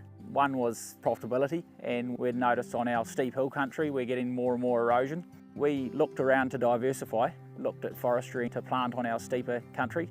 For us, it really addressed those concerns. By doing the forest farm model, we feel like we're getting the best of both worlds. And I'm really excited and I really do believe in this model. I think it's the way of the future. Get the Māori Plus app. Download now on Google Play or the App Store with exclusive viewings and 100% ad-free. Quite like top tier. Watch us anywhere, anytime. Make Māori Plus your mate and stream now. Want to catch a fuel bargain with Caltex and Supergold? Scan your Caltex app Flybuys or Airpoints for 6 cents off per litre with Pumped. And show your Supergold card for an extra 2 cents off. Ah, feels good. It's all about focus on and off the court. For my role as a coach, I think it's bringing people together. It's massive for me to watch them grow from one step to another. It could be through the sport or personally as well. It's just as much about the mental game as it is about the physical game. That's what I've learnt here in NZSS. Our top rangatahi. Wow. Go head to head. What a that flick pass. Watch every player, What a try! every game, live on Māori Active. Winter Tournament 2024, Ki Māori Active.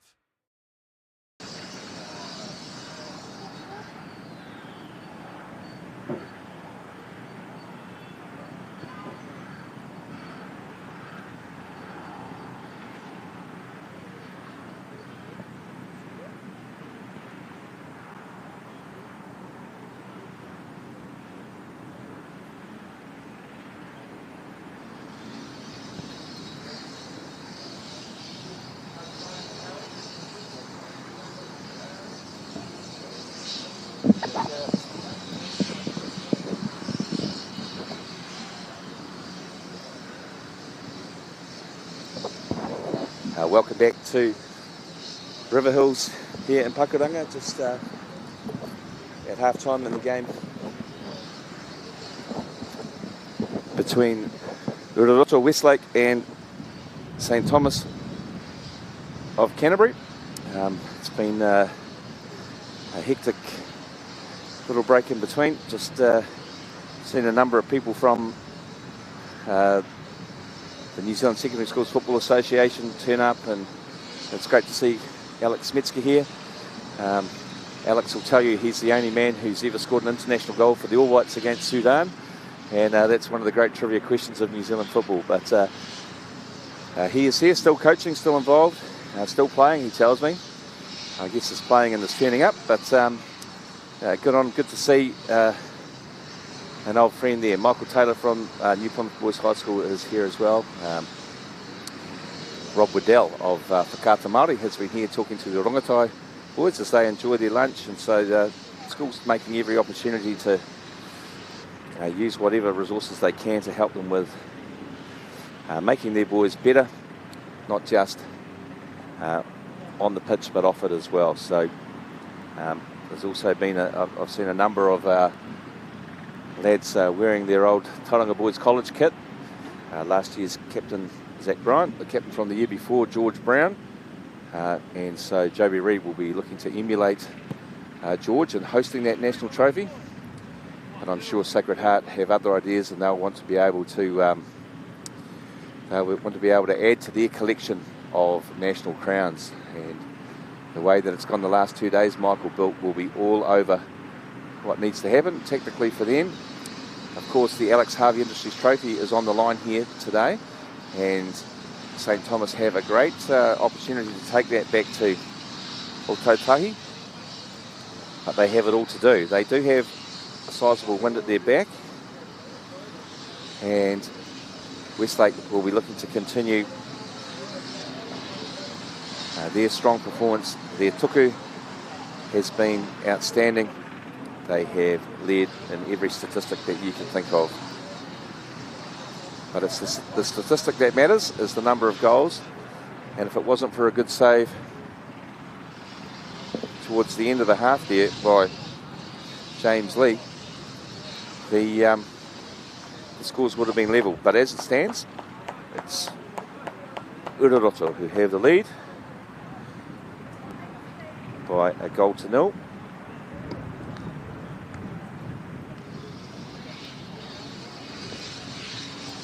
Over Hāto Tamati, St Thomas.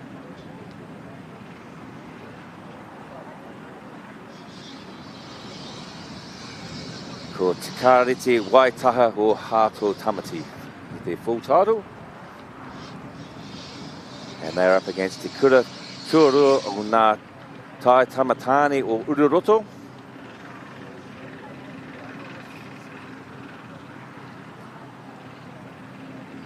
The referee just having a small discussion here with the players.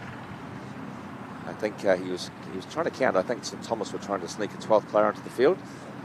I'm only joking, Whānau. But it wouldn't be a bad tactic, would it, if you could get away with it?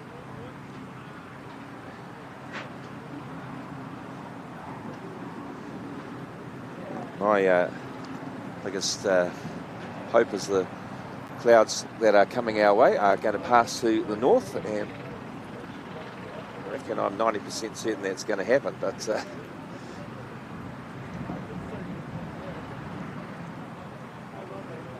not overly certain. I have little to no idea as to why we have the delay that we have, but I'm sure we'll be underway shortly.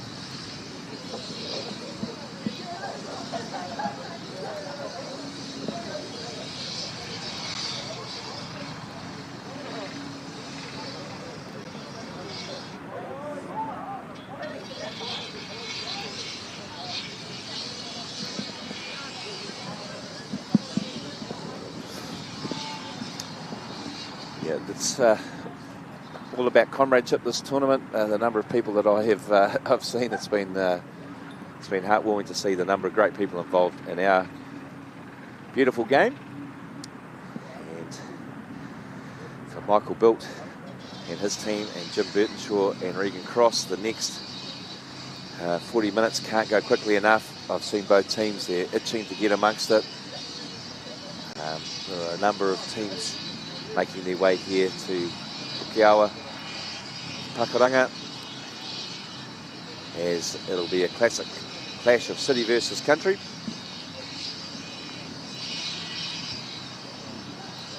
Sacred Heart, who came fourth in Auckland, Tauranga Boys, who came third in Waikato Bay of Plenty qualifying, came second in the Super 8, just shows you that it's so close between so many teams. Trying to peak at the right time is almost impossible. So both these teams, though, have the chance to claim the bronze medal and the trophy, the Alex Harvey Industries Trophy. So it's we'll see if St Thomas can start with the intensity that Westlake started the first half in there. It's a good whanawana to start with.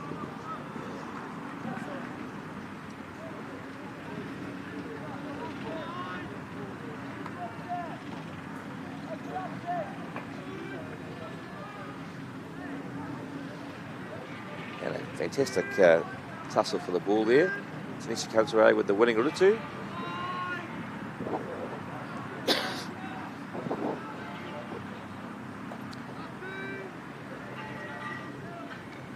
And Farron Bailey showing good composure in his own third there.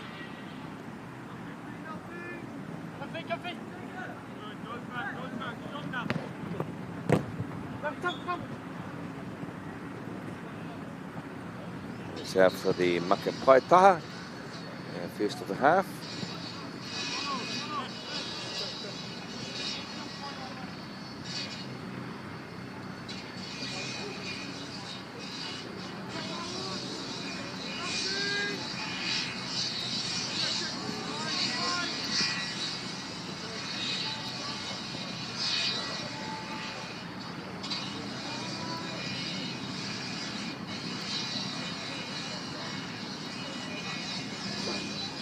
Westlake have brought Carlos Takayama on to replace Sihara, who was involved in a number of good moves. Carpenter misses his mark there, trying to find Charlie Taylor.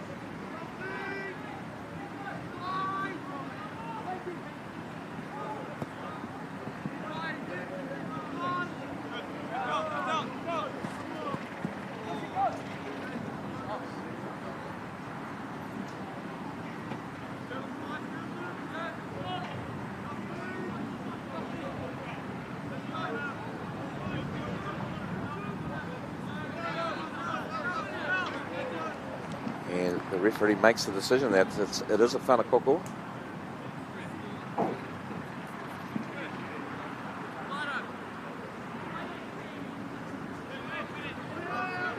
Played short by St Thomas.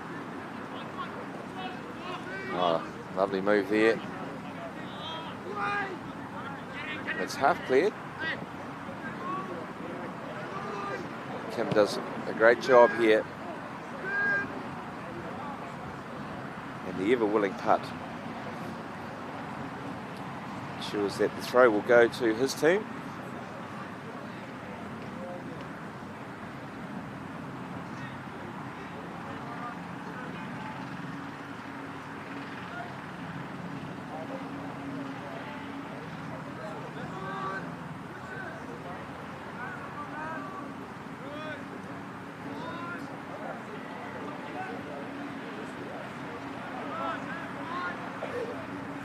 Stoichev, some space.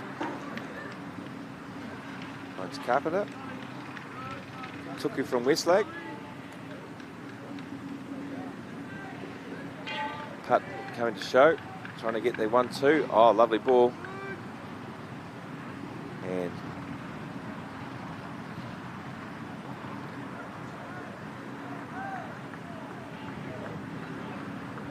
curious decision there. But it's a tapawhā, and that's the way it is.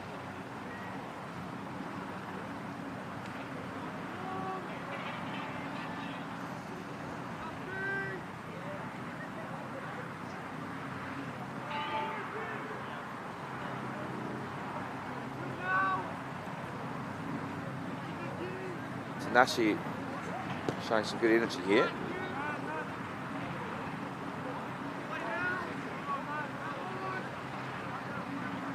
Kim in that holding midfield position seems to be pulling the strings a bit.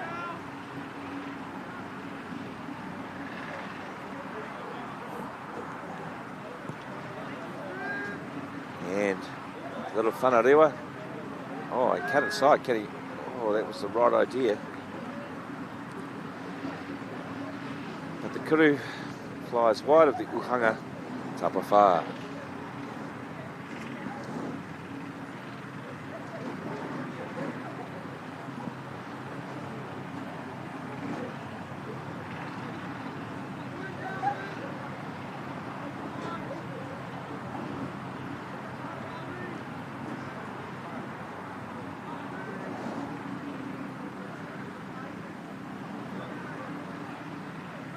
Good here from St Thomas. Unfortunately, Kowski and Dempster went on the same page there, but improved signs for St Thomas.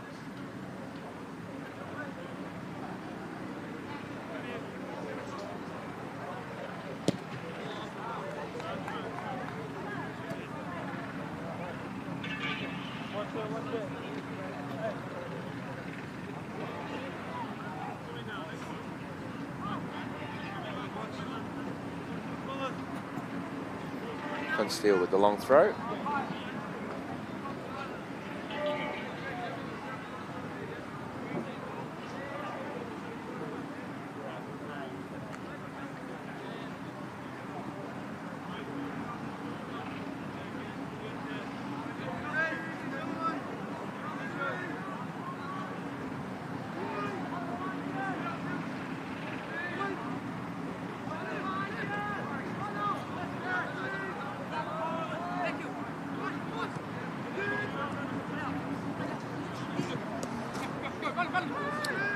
putt breaking away now.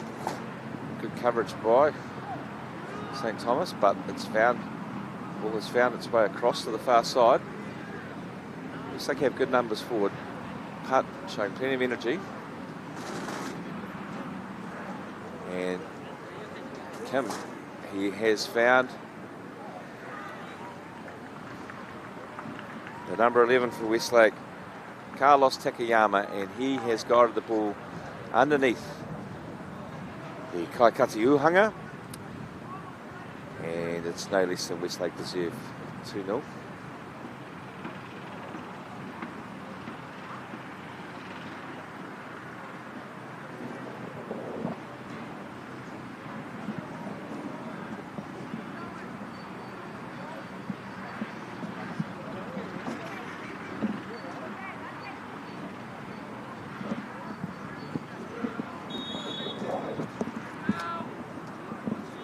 Thomas get us underway now.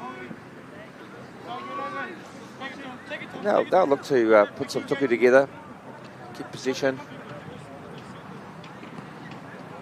and it's asking a lot of Finn Steele, and he's done well not to collide much harder with the fencing down there. Really is a magnificent facility here at Riverhills, the old home of Pakuranga United. We've now become Fencibles FC. Very successful season for the senior side here. This facility new for the 2024 season.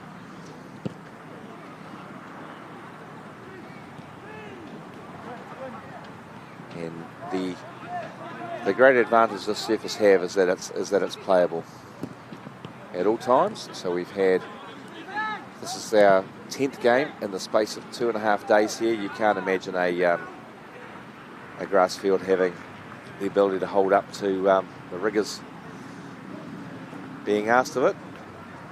Changes the game an awful lot. And here you go, Westlake with another good move.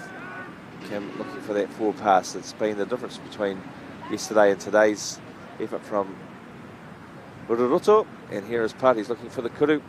Oh, the boy is a player, I tell you. He's out of nowhere with a short backswing. He's generated sufficient power. He's just wide of the Uhanga, and Thomas Bird will get us back underway.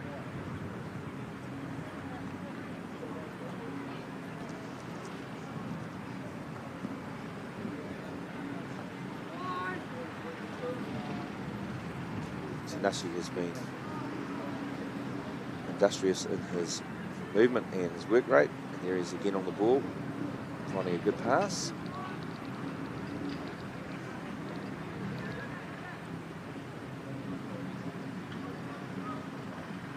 The Westlake midfield has been interchangeable, really. There's been good movement between players in the 6, 8 and 10.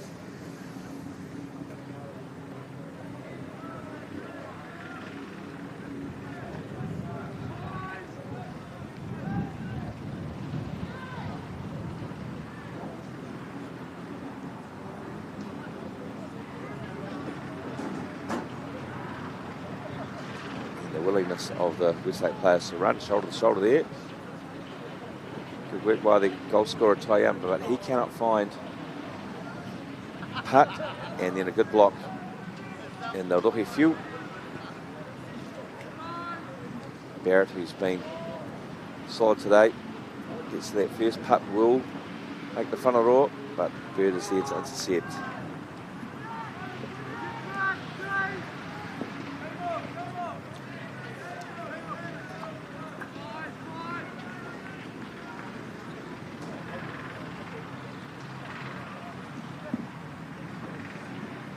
A small passing shower, which hopefully won't be too niggly. What it will do is add some zip to the playing surface, and as it stands, the only team that will benefit is Westlake. Their passing has been very, very good.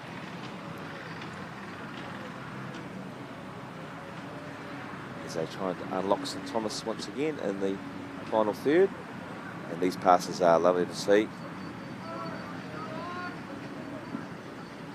St Thomas sticking to their task.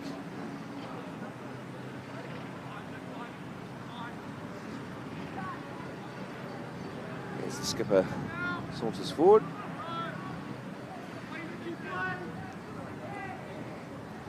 And I thought he was going to make the curry, but it comes here to the... Oh.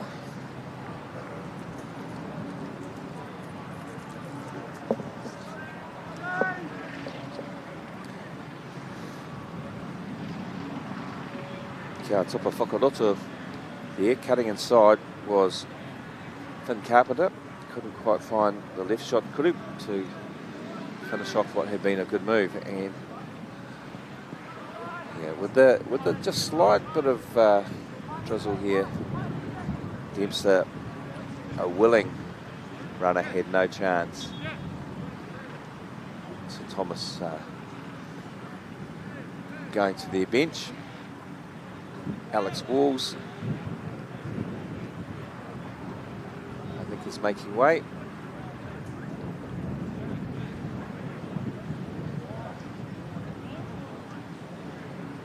Jacob Bukowski and Finn Matheson.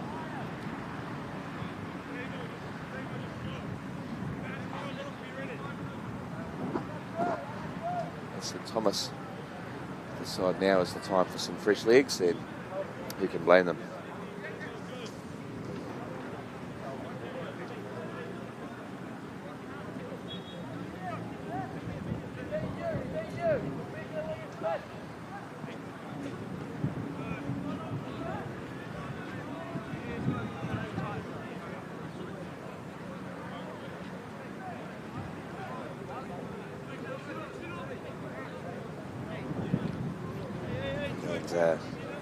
Whanakoko here for, no, it's Maka Paitaha. And you can see by the haki there in the background that the wind certainly has picked up. And a calm piece of defending there.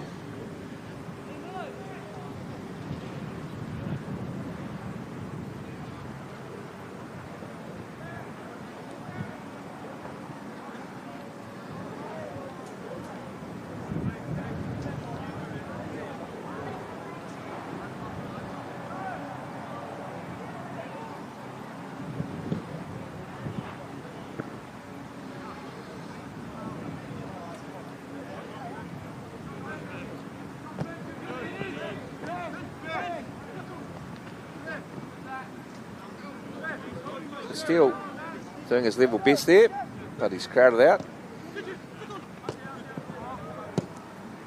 And Taylor making a nuisance of himself there, and he's got it. Just needs a little bit of support. It's on the far side. He's had to turn out. He wins the whanawhiwhi.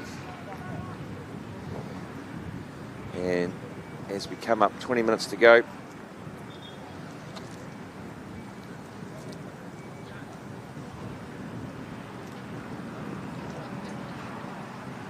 there's Westlake in the ascendancy.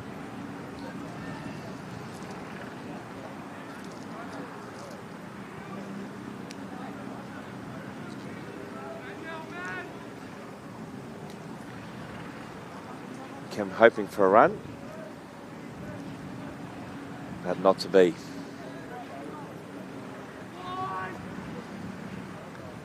Coughlin to the new man on the field, Kieran Barrett.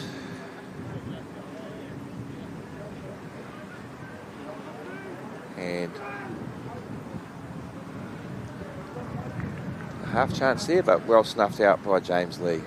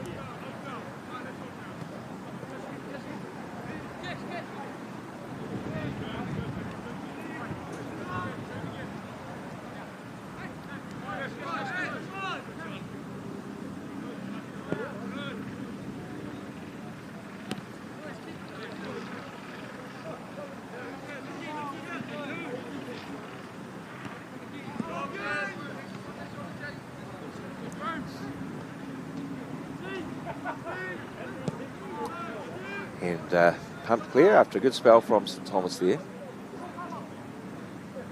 Coghlan under pressure from Takayama and Whanakoko.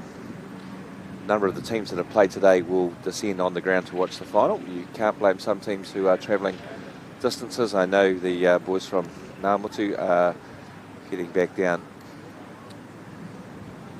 State Highway 4.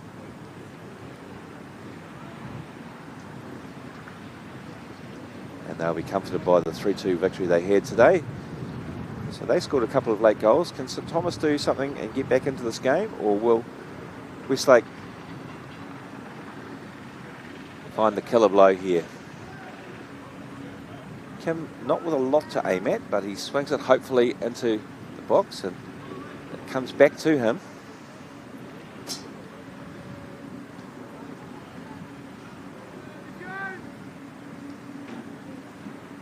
And good play by Carpenter here.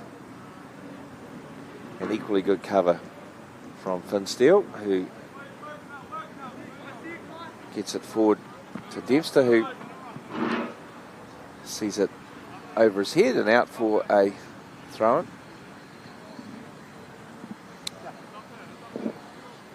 A Makapaitaha.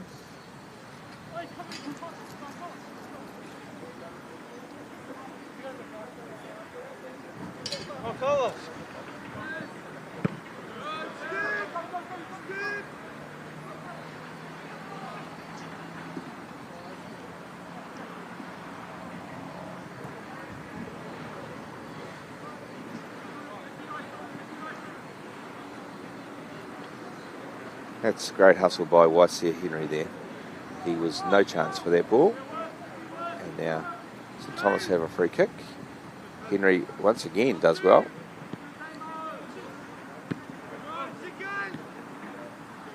Kim gets across though, puts his body on the line.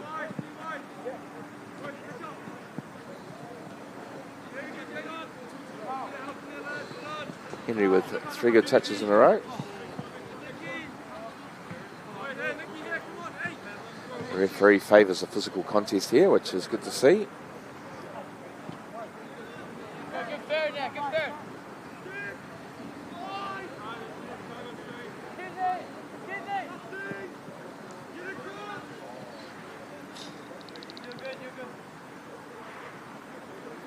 Finn Steele offering some encouragement there to his teammate.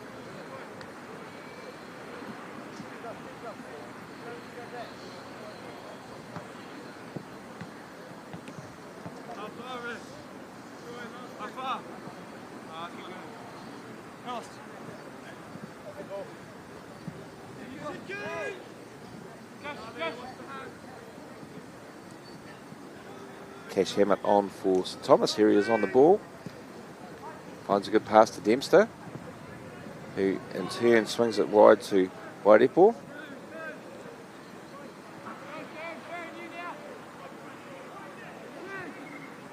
Westlake content to sit behind the ball. Dempster is beaten by the pace of that ball, and James Lee gladly claims it for Ururoto.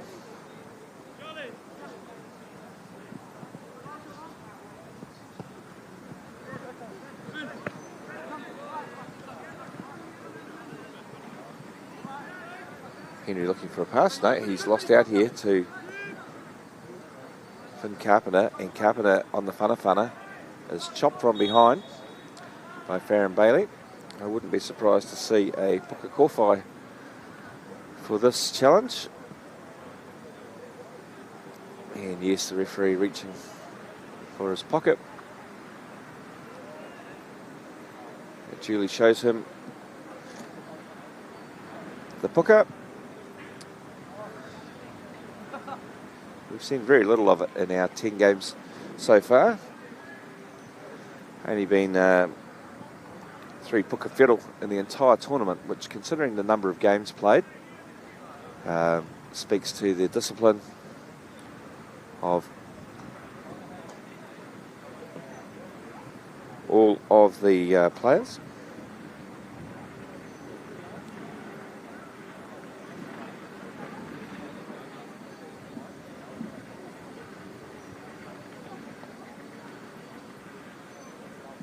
And the patu getting their orders from the referee. And a well-worked free kick here. Can putt finish? Oh, that was a delightful move. Put that in your own video vault and use that yourselves next season. But reminiscent of a goal the Dutch scored at the end of the World Cup a couple of years back. And that's great hustle. You can have all the skill in the world, but if you're not prepared to hustle when you don't have it, then there's not much point. And Charlie Taylor has been the epitome of hustle and touch today. And Barrett steps across in front of Bailey, the man who's just been put into the puka, and he gets on with it.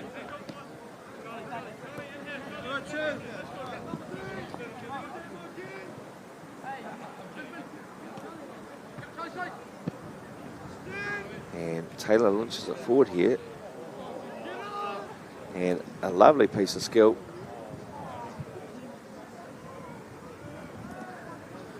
From Takayama, but he can't quite find his partner in crime, putt.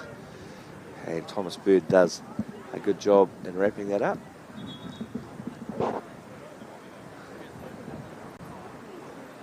Mass changes here for Westlake. Taylor, Kim and McLean making way.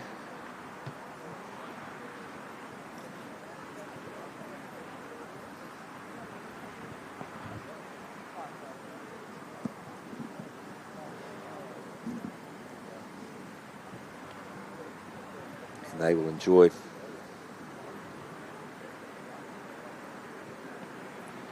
minutes of action.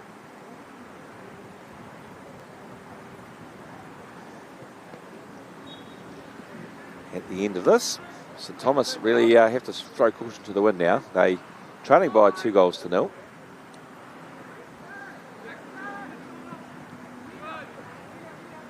A well taken goal by Carlos Takayama for the second, but Finn Steele, an excellent whana there.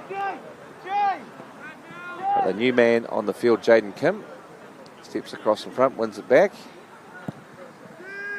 and he's onside here, but it does brilliantly to win, as does the defending. Tinashi. Oh, it's an excellent ball. Can we get there first? There's a little touch, and it falls into the grateful arms of James Lee. But a good injection there by Dravid Henry.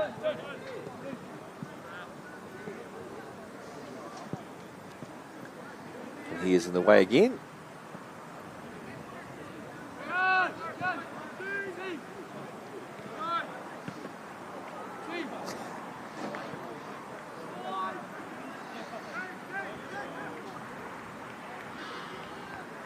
And it's always funny when it doesn't happen to you, but can St Thomas go, oh, lovely feet, get a whanahoka, and they can. Henry with a header, but it sails over the uhanga.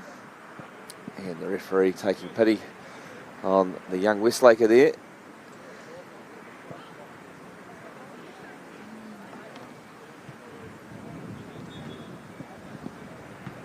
I'm not too sure what the physio can do about this. It's just a matter of time.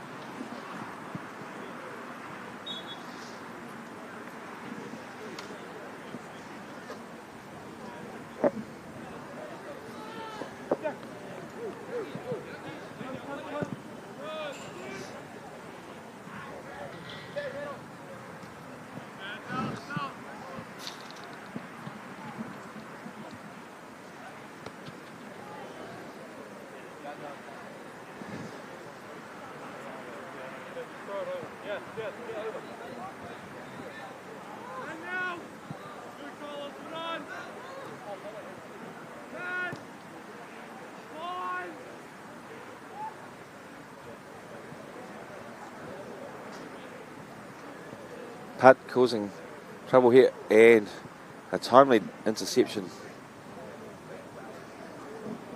leads to a whanakoko. As you can see, this thing has gone out of this game a fair bit. 8 minutes left. St Thomas unfortunately haven't really been able to threaten, and Westlake will swing this in, hoping to score a third and finish off the contest. But when there's time, there's hope, and so St Thomas looking to clear this, and they do. It comes out to the swift feet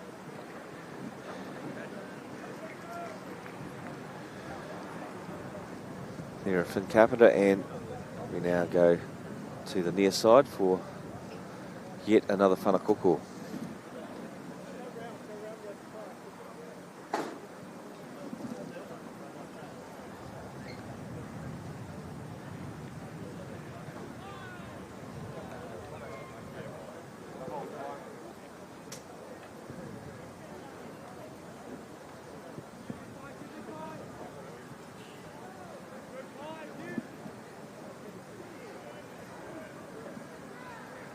Actually doing his best there, but crowded out. And Westlake will settle things down here.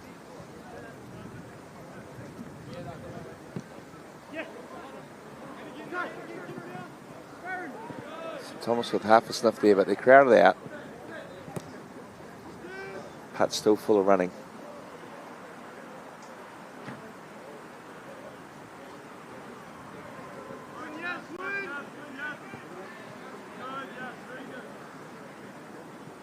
And despite being on the blind side of that decision, the officials get that right.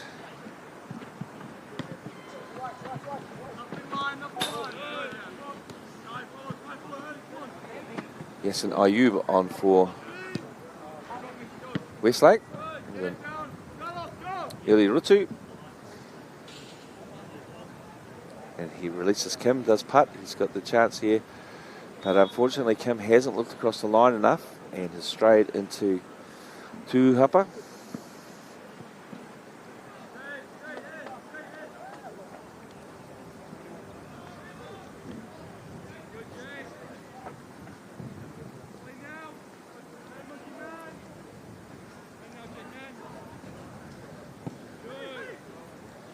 Putt with excellent movement.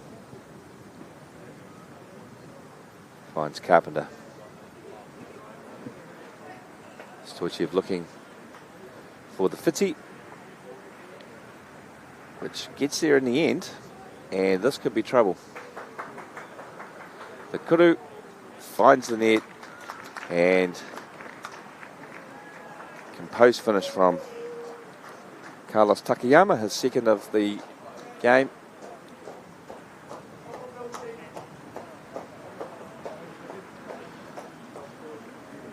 And Westlake have secured victory in this fixture. There's around 4 minutes to go, Whānau, but it's 4-0 down. 3-0 down. It's too much. If we look around the pitch here, we can see our sponsors at Whakaata Māori, Caltex, Apollo Projects, New Zealand Carbon Farming, Bailey's Real Estate. The coverage is brought to you live and free on Whakaata Māori. I hope you're enjoying coverage wherever you're watching around the motu. I'm sure that at Sacred Heart College here there will be any number of classes gearing up to watch the football. Convince their teacher on a Friday afternoon that it would be a much better idea to watch their mates playing in a National Secondary Schools final. It's a busy day at Tauranga Boys College. The school is hosting the National Rugby Under 15 tournament, and their home school are in the final against Christchurch Boys High School. And that game is about 25 minutes in, so wishing all the best of both teams there. And I know the staff will be crowding around the screens in the hope of the National Championship trophy returning to the school after a year's break. As Joby Reid and his men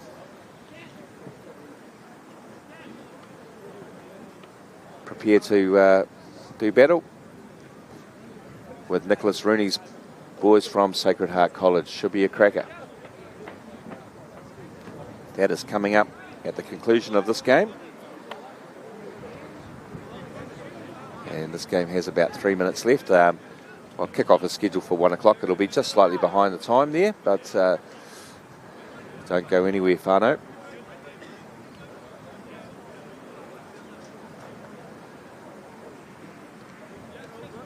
So Thomas looking for a consolation goal here. Henry swings it high into the sun. Does a good job. But it is Lake that come away with it.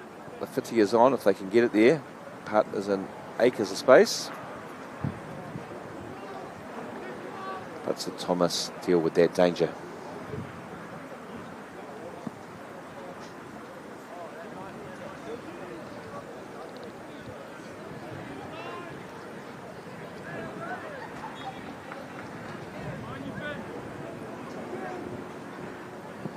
Maybe one more attack here for Lake.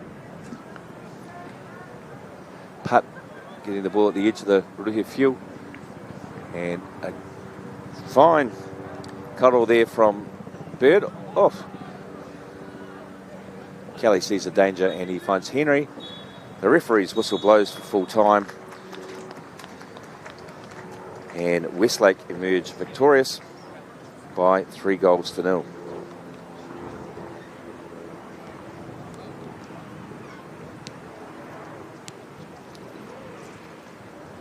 We will be back with you at the final shortly, as we'll introduce the teams and talk through the tactics and what might be coming up. So stay tuned, whānau, and we'll be back with you shortly.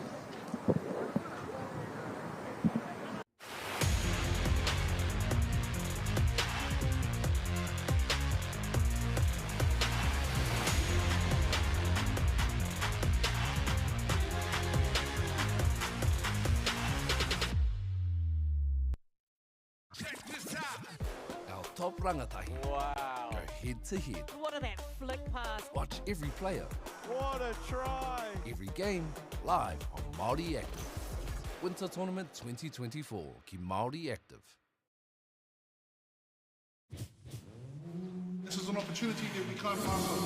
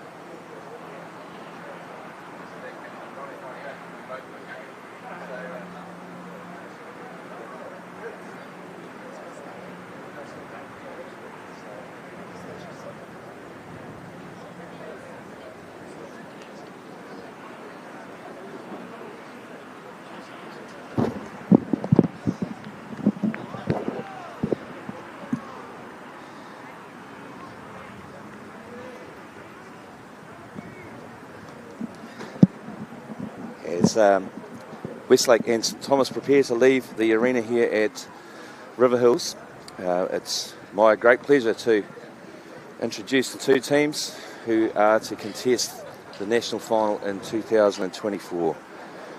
And in the white with blue stripe down the middle is Sacred Heart College from Auckland, and in the navy blue in their traditional colours, Tauranga Boys College. Both schools have had an outstanding week. We have seen Sacred Heart on Whakaata Māori the last 2 days dispose of Hato Petra, St Peter's College, Auckland, 3-0 on Wednesday, and yesterday they scored 2 late goals in beating Westlake Boys High School. Tauranga Boys defeated St Thomas of Canterbury yesterday, and that game, which saw them take the lead twice, finished in a 2-2 draw and was decided on penalties. And so before that, Tauranga had won all of their games heading. They won all 3 pool games, won their quarter-final round of 16 game, and so they are primed and ready. Their players to watch for Tauranga, Jake Bell and Joby Reid both scored yesterday. Jax Martin is a colossus in the goal for them, and just warming up down at the far end, you can see some of that. As the players leave the field, the referee has called them together, so we'll run through the teams quickly here.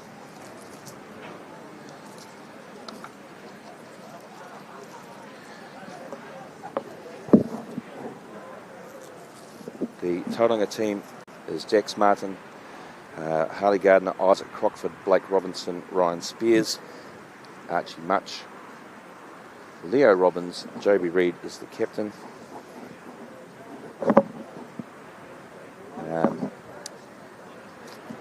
Josh Crisp, Dylan Montero, Jake Bell, Cole Rayner, Ben Mason, Jasper Peacock, Vitali, Percival Chippy Zubov, Sam Cross and Cam Fitzjohn.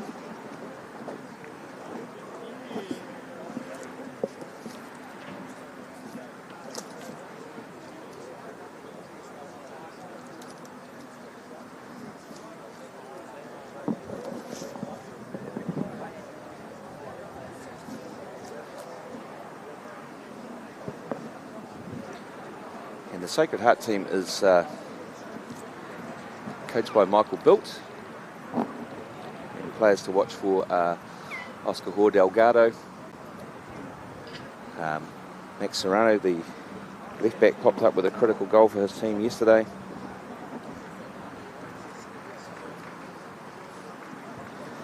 And we're just waiting on the ref to bring the sides out.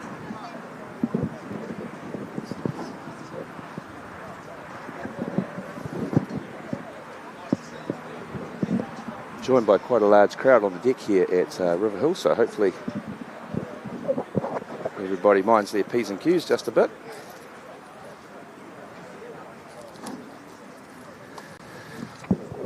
No, I can't find it. Can you put it on the... Can you send it to me, please?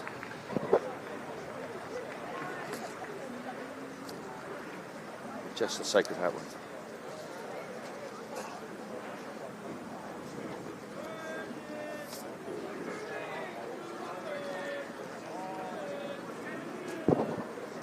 And we can see Nick Rooney leading out his team to warm applause.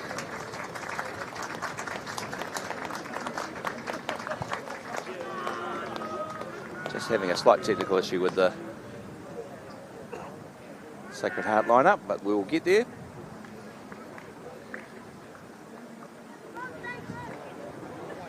Eli Jones in goal.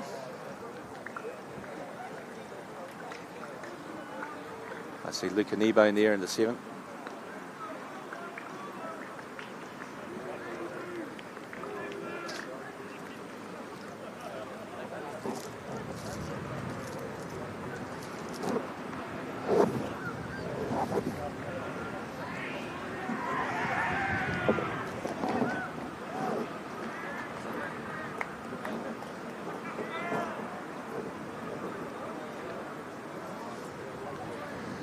So the captains there, Nick Rooney and Joby Reid. Reid has the decision, and he's made the decision to run towards the end with the Bailey's sponsorship behind it, and probably a right decision, because later in the day yesterday we saw the sun play a bit of a role, and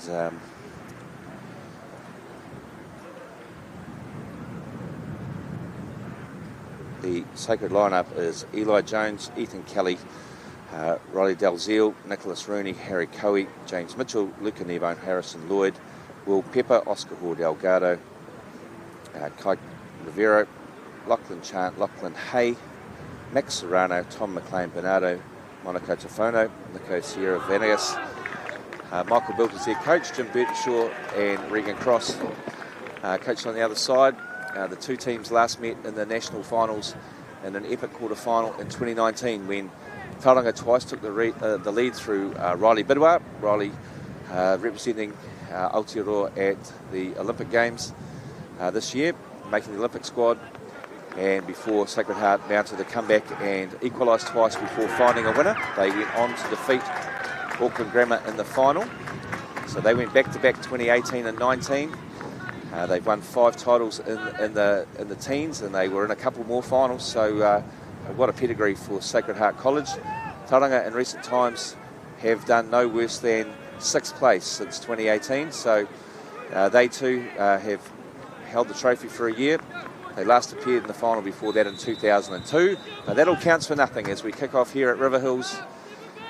And we'll see Sacred Heart soak it up with their back four here. Very physical. And Serrano, it's Leo Robbins trying to close him down there. To Rooney, across to Dalziel.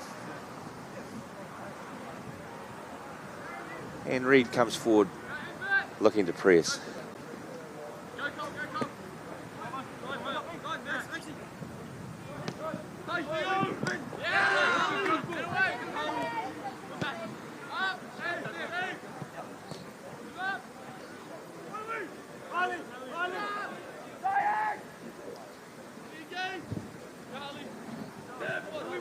And that is an excellent piece of work there. Harley Gardner and Serrano with the jump.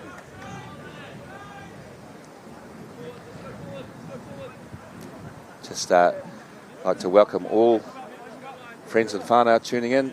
Whānau down there in Tauranga Moana will be all over this. There's been plenty of messages through. I'll have to declare my allegiance there, having been involved with the team for a number of years, but it's great to have been part of Whakata Māori's coverage. And if you look across the far side of the field, it says Southey Field, every home of Tauranga Boys College football. So a unique little home ground we have.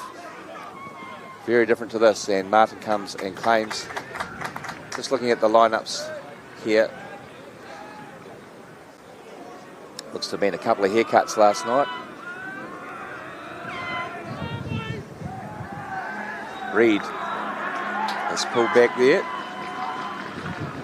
As you can see, a good crowd has gathered on the far side. Gardner here at the right wing back, Sam Cross, Vitali Chipizubov, and there Isaac Crockford.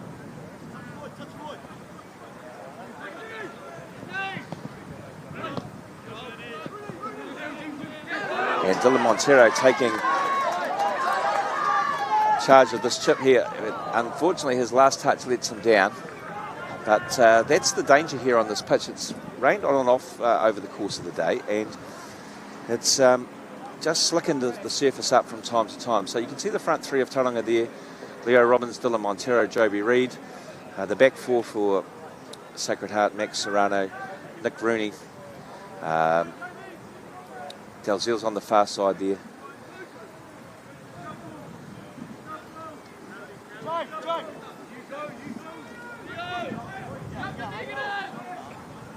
James Mitchell in the 6 in the holding midfield role.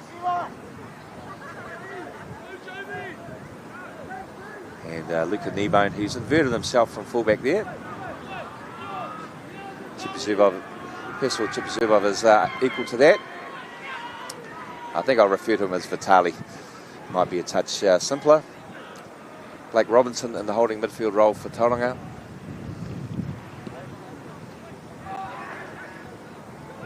So as you'll get used to all the players out there, Tom McLean, well performed, hard runner for Sacred. Ethan Kelly over here at Tuara Maui, left back. And a cagey opening to this.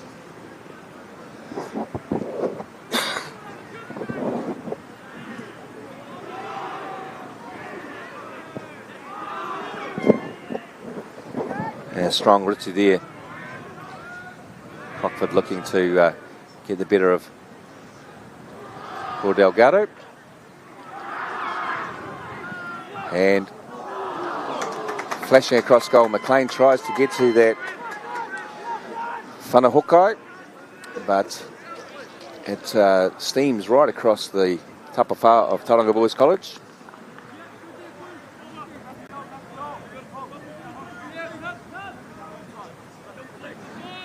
Gardner finding the feet of Montero. And Cole Rayner. I saw his uncle Tony Ridderford here just before. He's made the trip up. Reed faced by the excellent Dalziel. And the Maka Paitaha coming up for Tauranga. Harley Gardner, the Tuara Mātou, much experienced player. Part of last year's Super 8 winning side. But none of these Tauranga players featured in the winning team from 2 years ago. It's a completely new set of players, so full credit to Jim Burtonshaw and Regan Cross, who've gelled this side together nicely.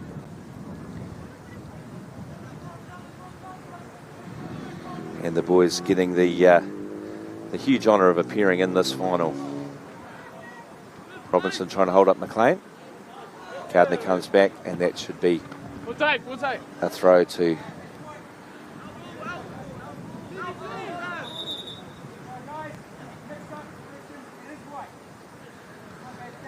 and that's good, sensible refereeing there. We could see that in front of us from our vantage point. And Serrano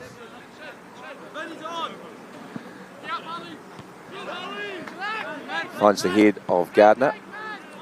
Jake Bell with his first touch. Isaac Crockford needs to be just a touch quicker for Delgado.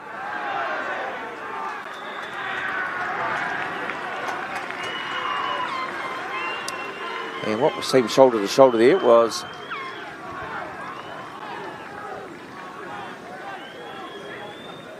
deemed a foul by the referee. So a hara. And TBC have some defending to do here. If there's one of my colleagues back there at Tauranga Boys College who needs to behave himself, it's Tavita Benuve.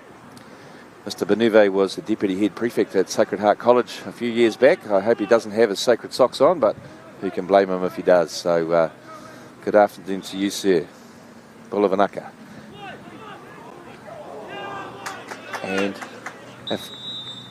if anything, the Sacred players got in each other's way there. It is a tūhapa at the offside, so the linesman's flag on the far side. Jax Martin will put the ball down on the tapawhā. He has options left and right, but I think he will be looking for the head of Reed.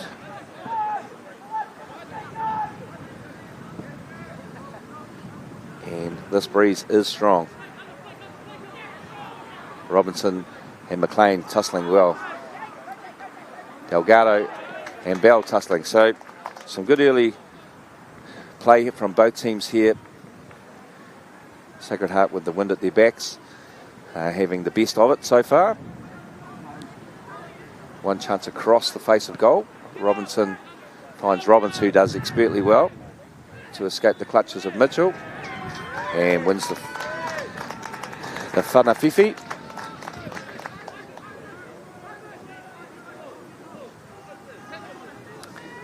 Vitali sizing up his options. He's got Gardner a bit ahead of him. Comes to Cross. Cross.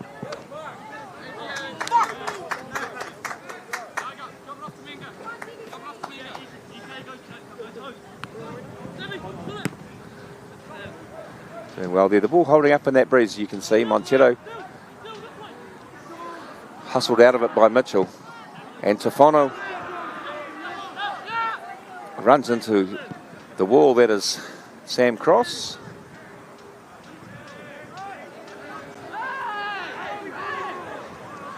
And this is what the crowd has come to see, a good, even battle.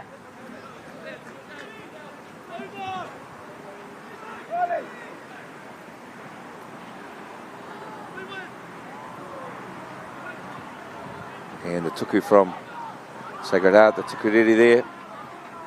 Tukitiri, sorry. Delgado getting one ahead of Crockford, but Martin's hands are safe. Martin also the Kaikati Uhanga of the school's national champion water polo team. So a man who understands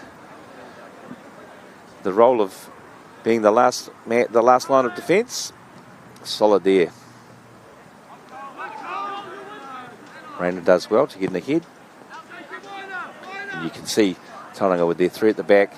They're trying to push Gardner and Bell high.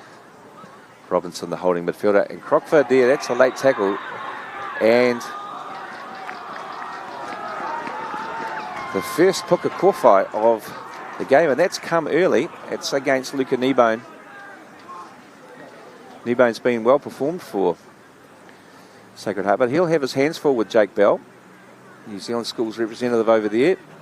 And now he's early in the book, so he'll have to be careful.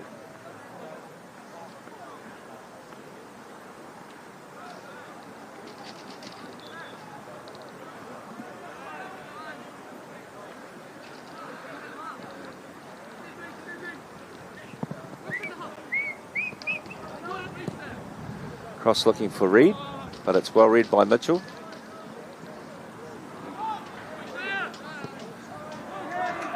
Vitali gets it back to Jax Martin. Misdirected header there. Kelly looking for Tofano.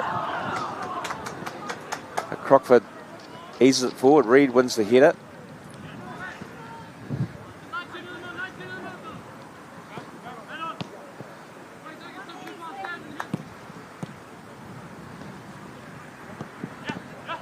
Rooney getting himself forward here from the back. And a classic shin guard there from Cross. Makapai Taha to Sacred Heart. Max Serrano, who scored a fine late goal to put his side ahead yesterday. Cribs a few metres down the line. Ball evades Gardner. As Mitchell drives forward. He runs into Robinson, who has grown into that role. And Reed drives forward, gets Reed. He knows that Bell is wide to the left, and he finds him. Bell will be well advised to run at Kneebone, who's on a yellow card. But he checks out. Finds Rainer, and Tauranga look to settle, get some touches on the ball as Crockford finds Cross. And there's men forward for Tauranga here. Robbins, Reed and Montero seem to be reasonably fluid in what they're doing. And it's a case of being calm under pressure, but just a little slow from Cross there. Kelly with a nice tackle.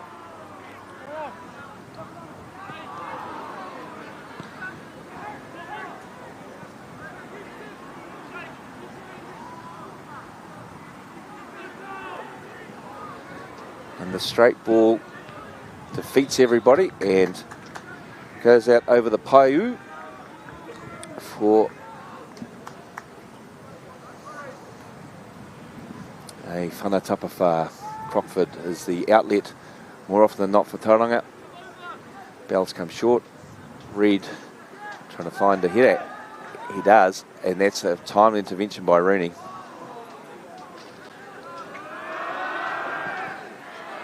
And some good vocal crowd heckling towards Crockford. He deals with it well.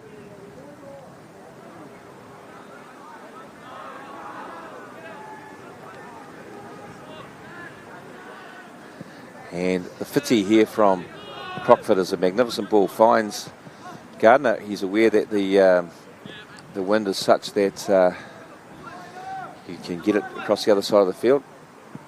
Cross looking Cross looking for Gardner, finds him.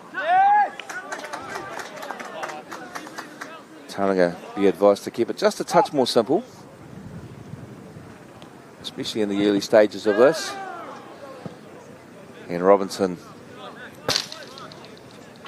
comes within millimetres of taking out our microphone there, so fortunately he hasn't.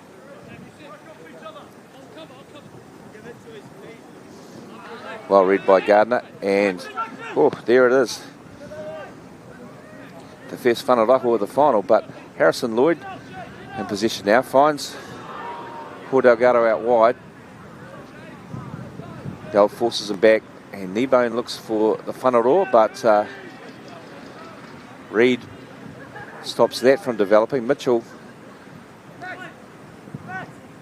finds Serrano, in turn finds Kelly, and he swings it in, and work to do there, and done very well by Crockford.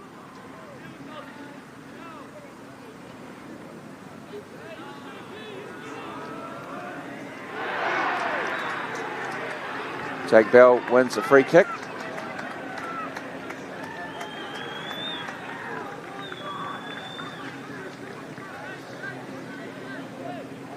So these teams meet regularly in pre-season. There's a great relationship between both schools, and they do it year in, year about, and so both teams know each other reasonably well. As Vitali finds a great whanaro, great touch by Gardner. He gets the luck of the bounce there. Robbins shows great strength in holding off Dalziel. And here comes Bell. Loses out, but Montero picks up the scraps. And Tauranga keep thinking about how to go forward. And that, well, it's not quite common assault, is straight through the back of Robbins from Dalziel. Robbins, quite a reticent character, doesn't say much, has a wry smile about things, has fantastic feet, and he is a survivor from last year's team.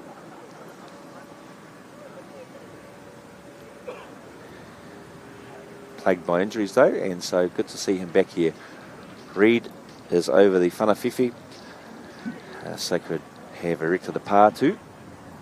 Montero lurking down the Paiho Moe, but I'd suggest that Reid will favour the kuru. We saw a couple of good goals from whanawhiwhi this morning, and Reid with the first chance, and straight to the Kai Kati Uhanga, and a chance for Sacred to stream forward. Sacred Heart yesterday and the day before were quite prepared to sit back and let the opposition have the ball. Today they are much more adventurous.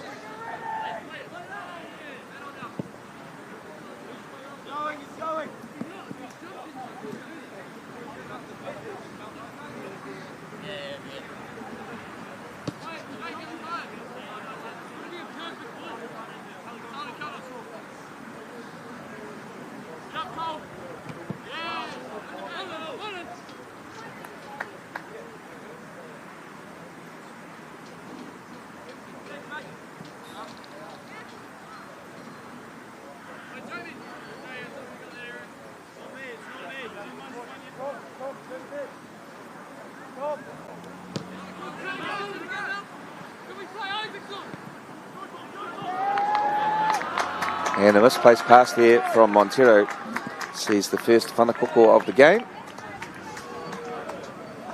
Harrison Lloyd coming across to take it.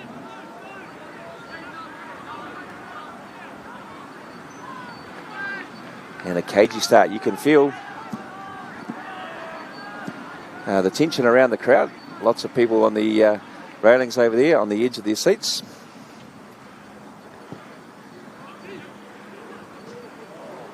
And Martin does enough with the Mickey there, and Robbins, he'll look to find Reid.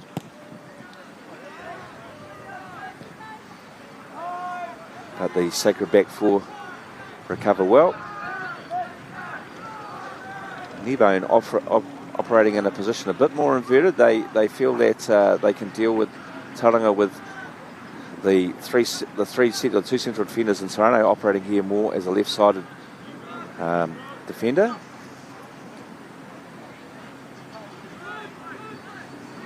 And with Rayner and Robinson sitting pretty deep for TBC, it's affording the chance for Sacred to get forward. And here's a chance for McLean. He snaps at it on the whanatau, on the half volley. But it's a whanatapa.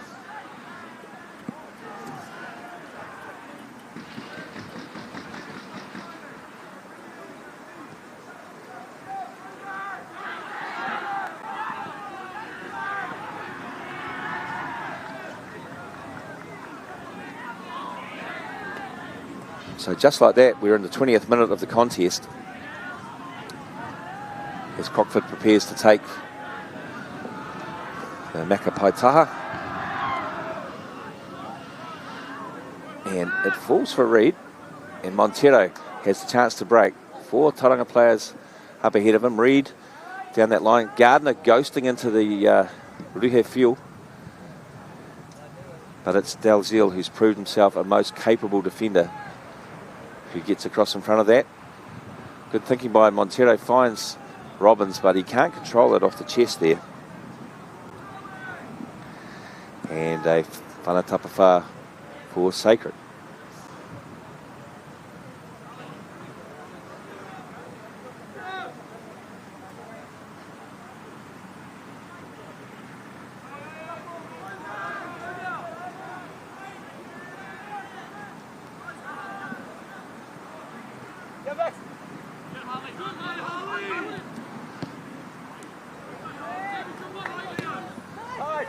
I saw some members of Tauranga's winning team from a couple of years ago in the crowd. Captain George Brown was here. Charlie Peacock here is supporting his brother Jasper, who's on the bench for TBC. And Zach Bryant, last year's captain. All 3 were in the team that defeated Hibs in Napier. Sacred's last victory was also down there in Ahuriri, but here's McLean.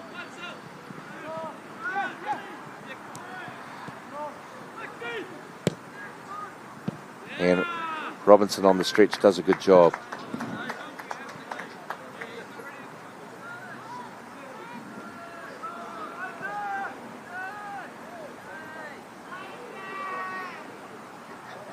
Serrano looking to find McLean long here.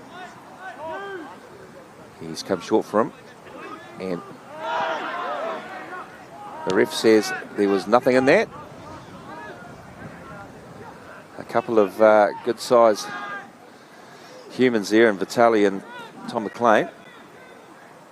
Kneebone back in cover. And his pass finds for Delgado. Dalziel across to Rooney, and this time it's Serrano who has inverted himself. Players at this level more than capable of working out various tactical formations. And I think most coaches each year, before they decide on their playing formation, they look to see what the cattle is like, so what the players they have at their disposal are like. Sometimes you can have a couple of great strikers, and you don't know quite how you're going to fit them into a system, so you work it out. Today, this Tauranga team, they have 3 very good central defenders, and so instead of just playing 2 of them, they've decided to play the 3 defenders, and in Bell and Gardner, they've got 2 lads who are very good at getting forward, and so that's a departure from the recent 4-3-3s that Tauranga will have played. But yeah, it's good to see, Sacred have decided, have obviously watched the video from yesterday, seen what they can do to combat what's going on, and so far it's been working for them.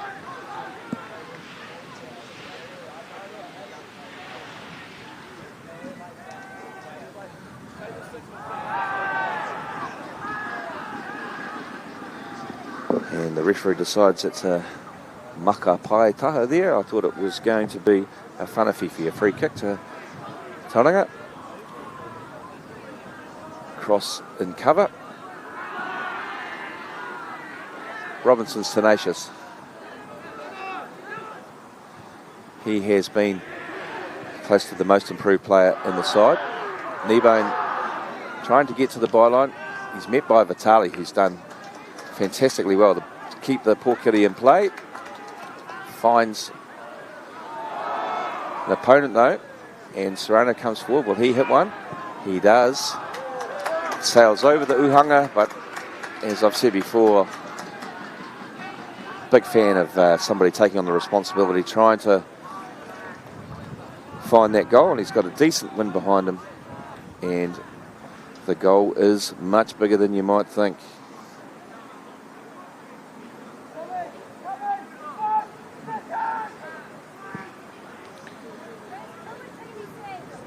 Montero doing well to get there, but the battle's won by Sacred. Kelly drops it off. And this is Tefano.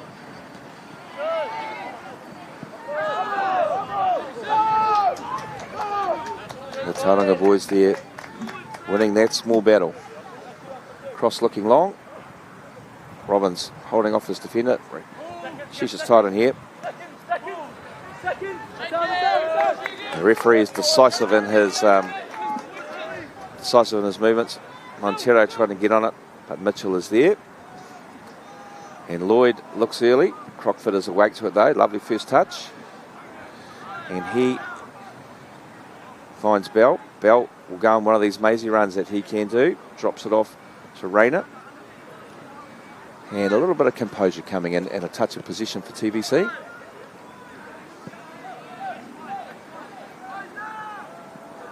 Expertly done there by Crockford. And he finds Reid. It's good to see the first instincts of the Tauranga players is to go forward. That's the centre-back Crockford getting there. Reid, who's been known to score from this distance, looks up, sizes up his options, and Sacred Heart know that he is a player to watch. Reid back on the ball here. It's come to the top of the area. And a half chance there. Montero can't quite get his foot around it. Robinson had slotted in there for Crockford. They look pretty similar today with the new haircuts.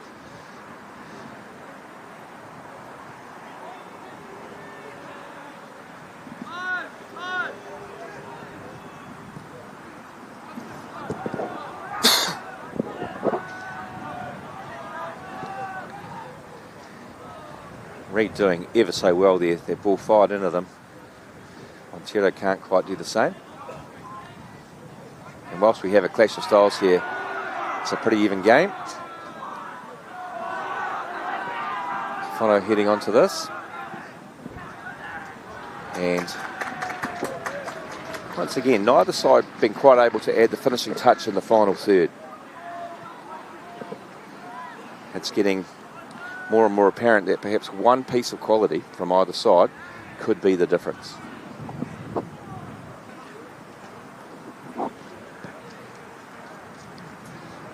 Martin finds Bell, and Kneebone's there immediately.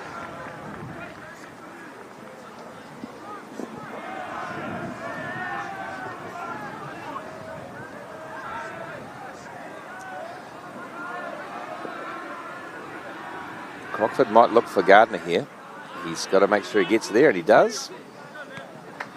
Gardner drops it off. Cross looks up, sees Robbins making the run, but he finds Montero instead, and he brings it down. Had more time than he realised, and McLean comes through, but Montero tidies up his error, and the ball is back with Martin.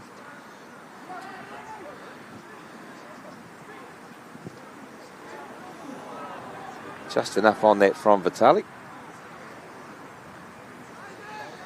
Or Delgado not able to get more than just a touch on it. And Crockford has it.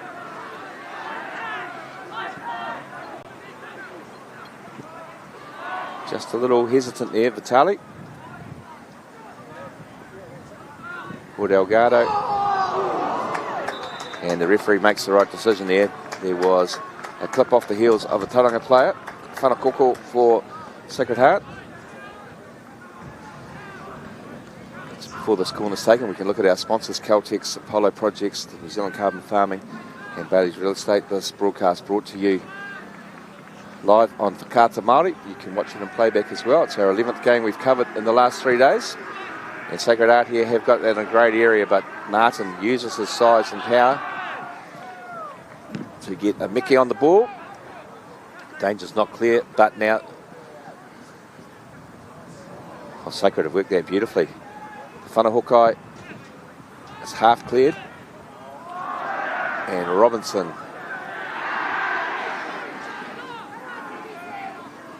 Robinson's at the heart of the physical battle. And here comes Robbins.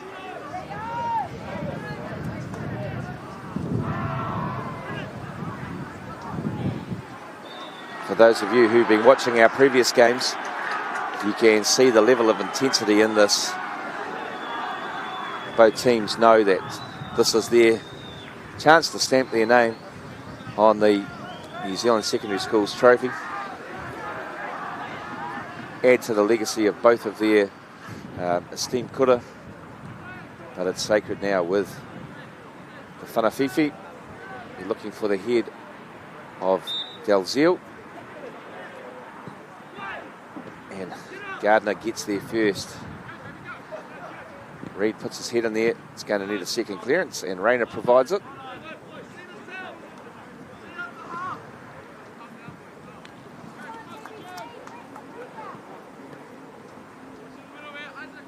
So we come out to the 30-minute mark here. All square. And McLean does well. And there's a chance, and Crockford is there. Robbins will want to hold that up. He does to Montero. And Robinson gets there. But it will be Kneebone who clears. And a bit of relief and respite for Tauranga boys.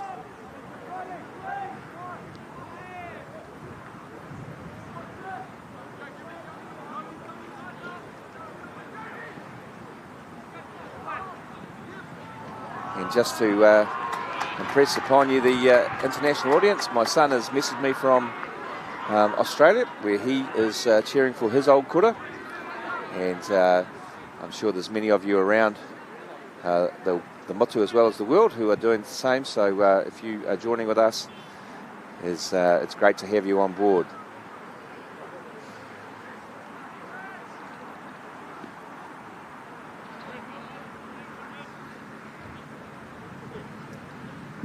It's nice to connect with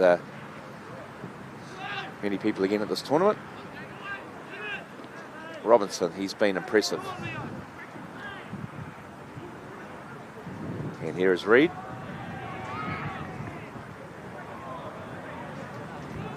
Reid played a few games for the first 11 in 2022 as a year 11. This squad again here is there's no year 11s in it for Tauranga boys. It's become very difficult to make the squad. Competition for places is intense, but here comes Tofano and Vitali with the last ditch clearance, and that's what you want on the clearance. Height and distance. Serrano convinced Rooney, and Sacred will want to capitalise on this pressure, especially considering the breeze they have at their back. Montero gets a touch, and Robinson again, and the referee decides that is a foul by Lloyd. He's only fractionally late there. The referee doesn't consider any sort of punishment beyond a Whanawhiwhi. And Cross finds Vitali. As TVC try to find Bell, who's been out of the game here really. Reid might look to him here, but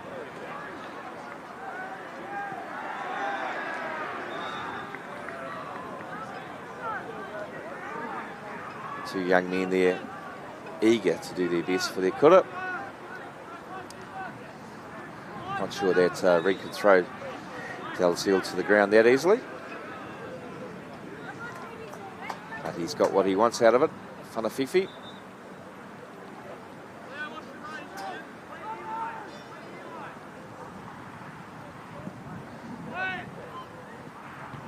Cross keeps his eye on that. Robinson tidies up again. And the Tauranga boys strong in the tackle. The Sacred lads doing well to hold off the challenges. And here comes Robinson again. Can he find Bell to his left? I think he does, yes. He's done brilliantly there. And this is Bell's chance to run at Nebo. Now he decides on the early cross, the whanahokai. Cross makes that himself. And so the standard of defending on both sides is to be admired. And another good tussle there. McLean getting in ahead of Robinson. McLean is my type of player, gives it everything, does the dirty work, asks for nothing, and he's up front here with his hands on his knees. He put in a lot of effort there, and he's the target here. It's just over him though. Tully can't quite find a teammate. Nebo in that inverted position picks it up, and unfortunately a slip there for Delgado. The ball makes its way into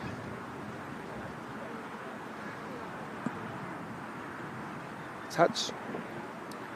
Kapai over there will be taken by Bell.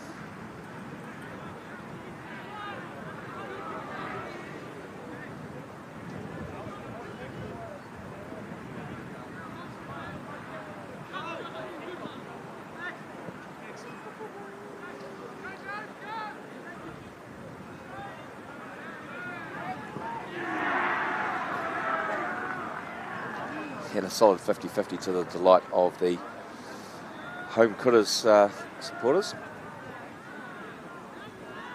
The referee having a word here with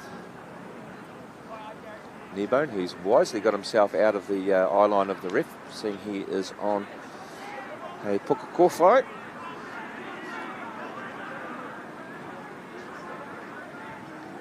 As Bell is encouraged to hurry up. And our first 35 minutes comes to a close. It is all even here at 0-0. There's a great crowd in here at Riverhills, and we will be back with the second half action after these messages from our supporters and sponsors here at Whakaata Māori.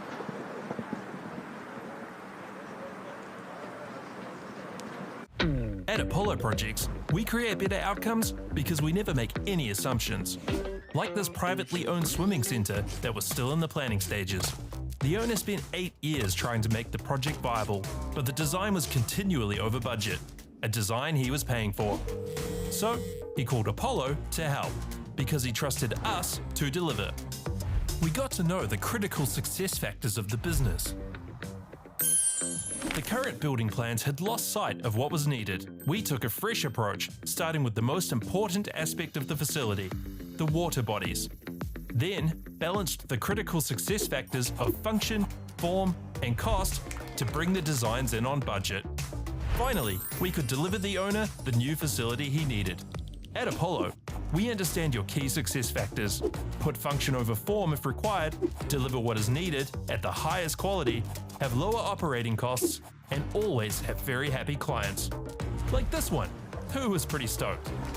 Apollo Projects. No assumptions, better outcomes. No time to fluff around today? No worries. Just swing into Caltex and pay for fuel with Pay an App to speed on through. Ooh yeah, feels good. Use it at your local participating Caltex.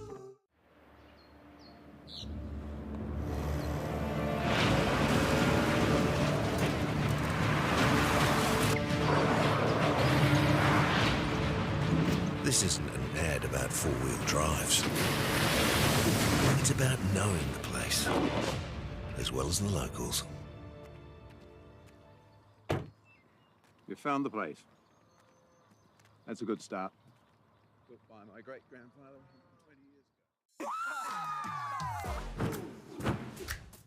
ago. It's a solid region, I reckon. Aha, they're the OGs. It's a banger.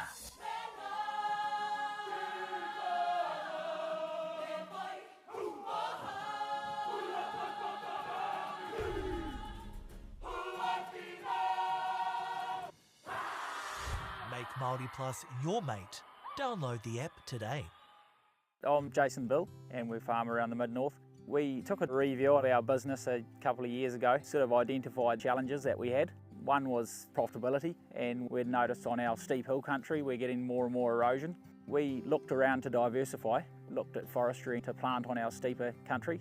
For us, it really addressed those concerns. By doing the forest farm model, we feel like we're getting the best of both worlds. And I'm really excited and I really do believe in this model. I think it's the way of the future. Get the Māori Plus app. Download now on Google Play or the App Store with exclusive viewings and 100% ad-free. Quite like top tier. Watch us anywhere, anytime. Make Māori Plus your mate and stream now. Want to catch a fuel bargain with Caltex and Supergold? Scan your Caltex app, Flybuys or Airpoints for 6 cents off per litre with Pumped. And show your Supergold card for an extra 2 cents off. Ah, feels good. It's all about focus, on and off the court. For my role as a coach, I think it's bringing people together. It's massive for me to watch them grow from one step to another. It could be through the sport or personally as well. It's just as much about the mental game as it is about the physical game. That's what I've learnt here in NZSS. Our top rangatahi. Wow. Go head to head. What a that flick pass. Watch every player. What a try. Every game live on Māori Active. Winter Tournament 2024 ki Māori Active.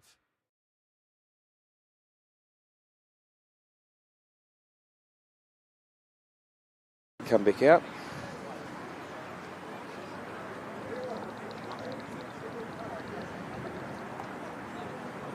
Thanks, Dave. Yeah, Tauranga, it'll be interesting to see what difference the wind does make to this setup here today. Sacred dominated a lot of what was going on in that half, and without creating anything too clear cut, I think it's fair to say the first 35 minutes did fly by. I've just spotted the Tāmaki of Tauranga Boys College, Andrew Turner. He is with an old colleague from Otago Boys High School, the most decorated all-white coach that we have in our setup, Mike Magari, who's been for many years with the Otago Boys team. So great to see Mike still passing on his knowledge of the game to his young charges down there in Ōtepoti. And so, yeah, he's one of a number of people who've been all-whites who've take teams. Aaron Scott, another one who springs to mind at Kirikiriroa. Ross Durant for many years at Wellington College. Ryan Spears coming on here for Blake Robinson. They did this yesterday, Tauranga. Robinson bringing the energy. Spears will have to do the same. Spears a prefect at the school and a leader within this group. Alex Wetzker, of course, who coached Auckland Grammar to victory in this fixture a long time ago. He's here. And so, yeah, well supported kaupapa here as Tauranga swing it forward, and Spears with his first touch finds Bell. Can Bell have an impact on the game? He would want to. He's certainly a weapon for Tauranga. Here is Reid. But it's Dalziel who's strong. And the ever-willing McLean. Vitali does a great job here. And Crockford watches that ball expertly. Spears just slips in the face of Lloyd. Gardner does a good job. Montero cleans up, and Cross can look forward, and he tries the Fitzy, the long ball. Dalziel shows good concentration to be in the right place. Here's Kneebone. Cuts inside. Gives it to Mitchell. Finds Lloyd. Those two have been doing a good job in the centre of the park for Sacred Heart.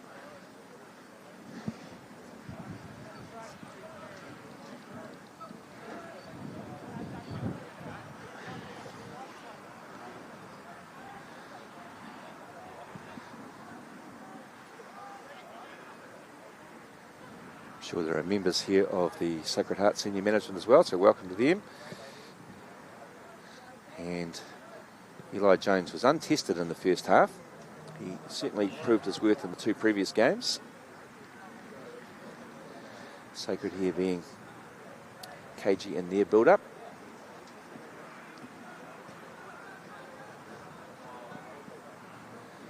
And Dalziel made his pass Reid.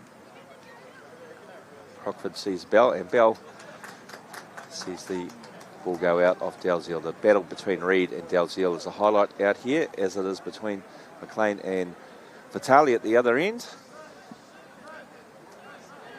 Crockford looking to send ball down the line. And the bomb is put up by Rayner, doing a great job here. Rayner has a football brain and a half on his young shoulders. It's cool under pressure. Doesn't get too flustered one way or the other.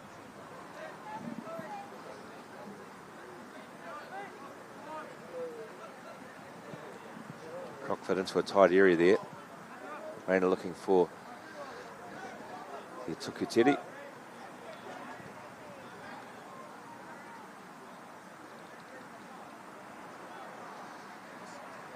Tauranga just seemed to have the extra defender with that three-man defence, but in contrast, it's not helping them spring forward. So I think so long as it's at 0-0, they're content with that. I think they rely on their front three to find a piece of magic. Spears needs to be careful there. He is. And Rayner, the ball drops out, and Gardner gets the block on it. Martin does well to save the whanakoko, and I would suggest he will use the whanaroa here as he launches it into the Pakuranga sky. Reid unable to control it, but it's going to fall for him, so it's an interesting outcome.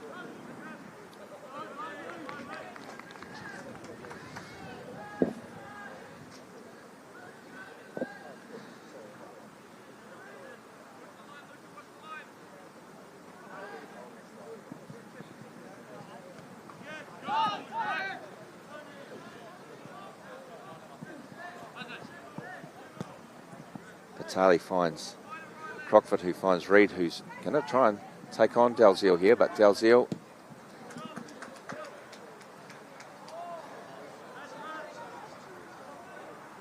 doing a fine job, and here's a chance for Delgado. Finds Stefano, but it is Rayner who has read the situation there. Serrano picking it up on the far side, looking for the whanahokai, and Martin will come for this. He gets two hands on the Mickey, and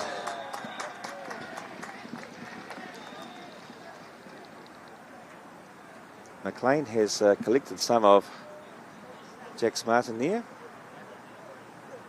The ball nearly collected the house over the far right corner there. The balcony of the house over there, if this was an international ground, would be an excellent Scotsman's grandstand.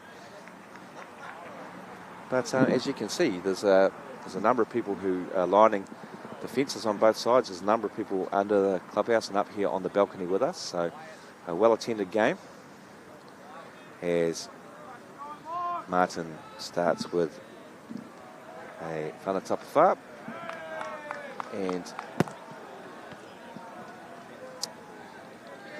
it finds the touch on the full.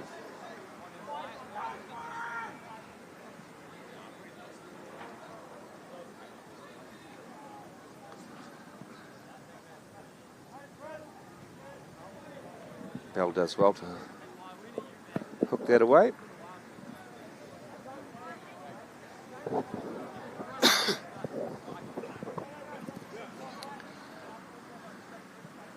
We are awaiting our first ooh of the game. Goal. Bell with a good header. Spears with a well-weighted pass, but it's Hor Delgado. He makes the interception. The ball just clearing the kaho. And on the balance of the game, you'd have to say Sacred Heart have had the best of it so far. Be interesting to see what effect the wind has on proceedings as Tauranga try and push forward. They've done a lot of running, a lot of defending. And as Crockford swings his left foot forward, he finds Reid.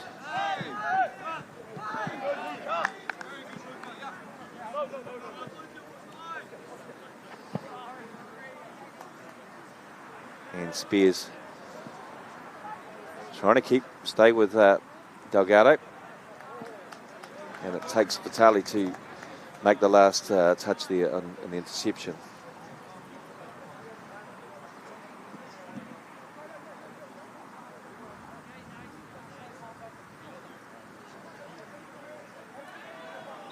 And for the first time today, we have a partinga in a handball in all of our 4 games. It's the first time we've seen that. So 4 games here back to back. We've been here since 8:30, bringing you the coverage on Whakaata Māori, and it's culminating in this, the final between Tauranga Boys College and Sacred Heart College of Auckland. Bell finds Montero. Reid somehow gets there ahead of Dalziel.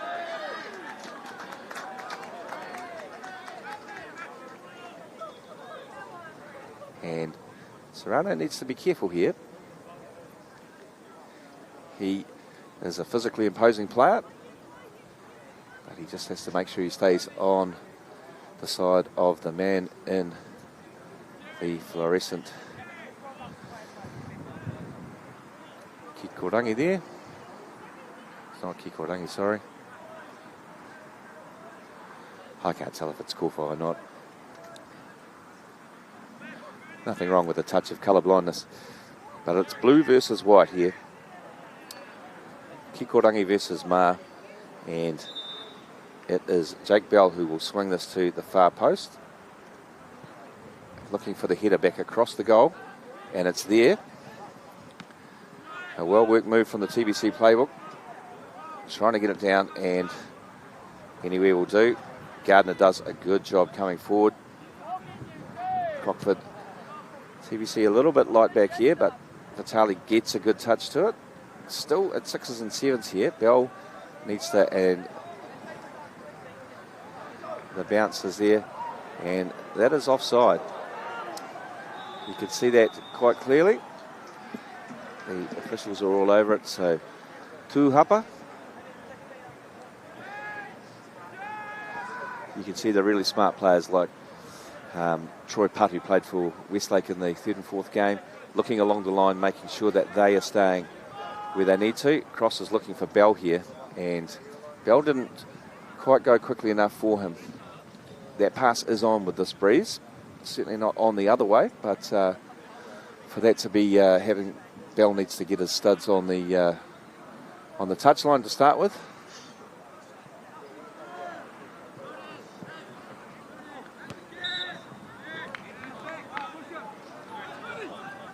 Crockford strong in the air.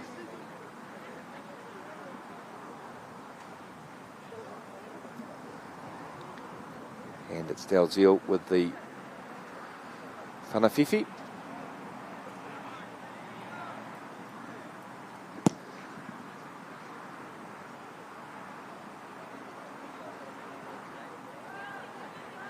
Excellent jump there by the captain Rooney.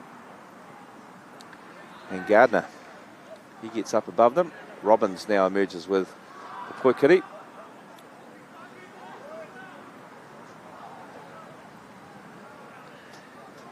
And he never looked like having any control of that, Leo Robbins, but his tenacity is being rewarded with a makapaitaha. TBC still being cautious here. 3 men back on halfway, and rightly so, I guess, when that's intercepted. Gardner will get another chance.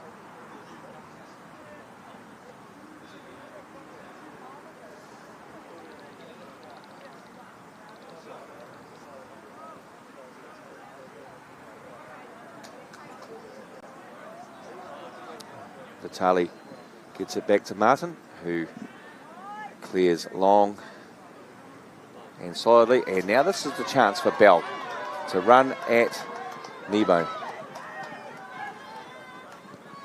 He's tried to dink it in there to Reid. He's got it back. He finds Montero. Montero sends it high over the kohu.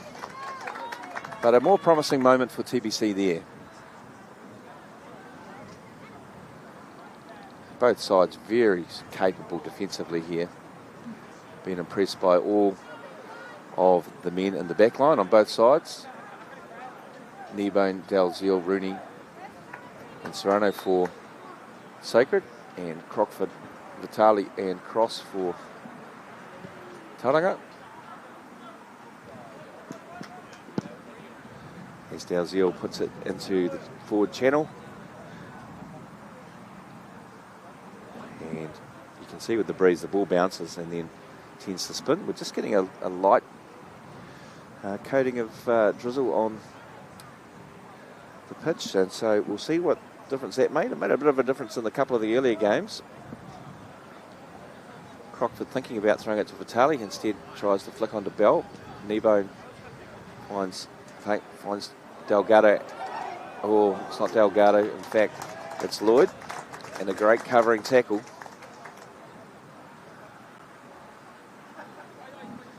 Sees the Makaurau here.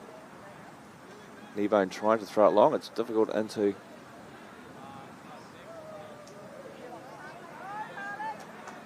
this breeze, and so Sacred come out. Rooney composed, sends it back to Serrano. Roberts trying to make a nuisance of himself, and it's bouncing around in there, and in the end Vitali concedes the whanakoko.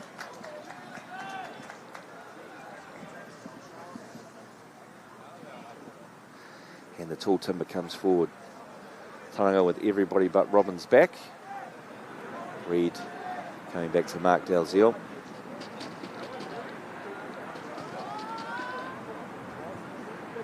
And Serrano. Martin with an excellent reaction save. Serrano's shot was deflected, and through some great scramble there, Tauranga will feel fortunate to have got away with that.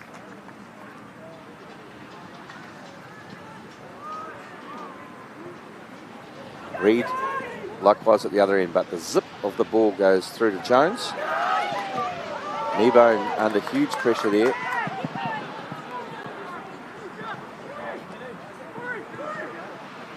Spears doing a good job. Crockford needs to stay with the runner here, and he does. Montero doing great work as a number 10. And a last hit from Vitali. You can hear a few oohs and ahs from the crowd as the stakes start to get higher the further we go into this contest. And we're waiting for a moment of inspiration.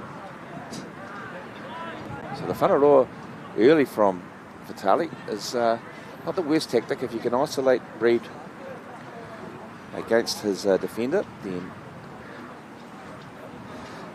it will give him every chance. And we are into the 15th minute of the second half of the final game of the Boys Premier National Tournament. Here on Whakaata Māori we have Caltex, Apollo Projects, New Zealand Carbon Farming, Bailey's Real Estate, bringing you live, free and exclusive on Whakaata Māori.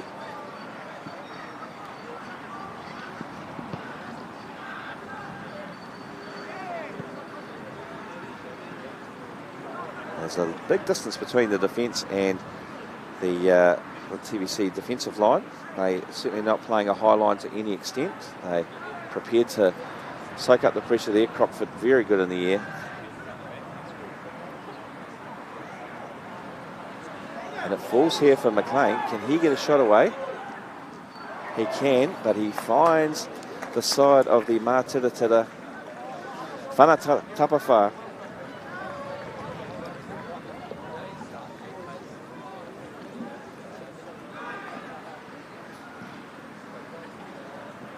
Robbins needs to get much closer to Reid when Crockford looks to play the whanaroa, because it's been easy pickings for the men in white.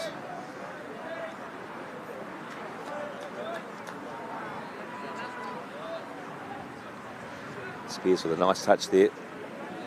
Reid reads it well. Can he find Bell? He can. He knows where Bell's going to be, and this is where Bell's hesitation has he's now surrounded. He's trying to win a free kick, and he does. Bell was going nowhere there. Luka Chote's come onto the field. He's committed the foul there, and the hurra, and I'd expect to see Montero try and swing this ball in. Montero scored 4 times in one game against Cross College at last year's Nationals, made himself a bit of a star on Whakaata Māori. Can he provide the assist here?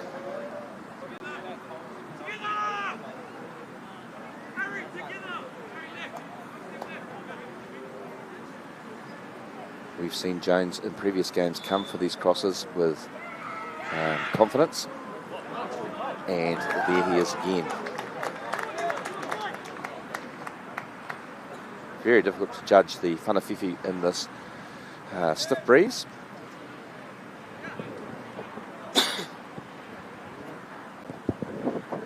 Tauranga players flooding back.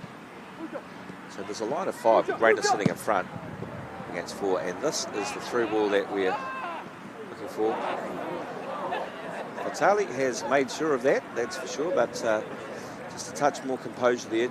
Martin really does need to give him a call there to get that situation under control. If you're Kaikati Uhanga, your goalkeeper can have the confidence to get that ball back to him, then this resulting whanakoko doesn't happen. Tauranga needs to deal with this danger. Half a dozen Sacred players in the box. Goes deep to the far post, and an excellent header by Bell. Vitali. And I'm sure the referee has he needs to make sure that fouls like that aren't. What's happened is the Sacred player has actually poleaxed himself against the fence down there, launching in there.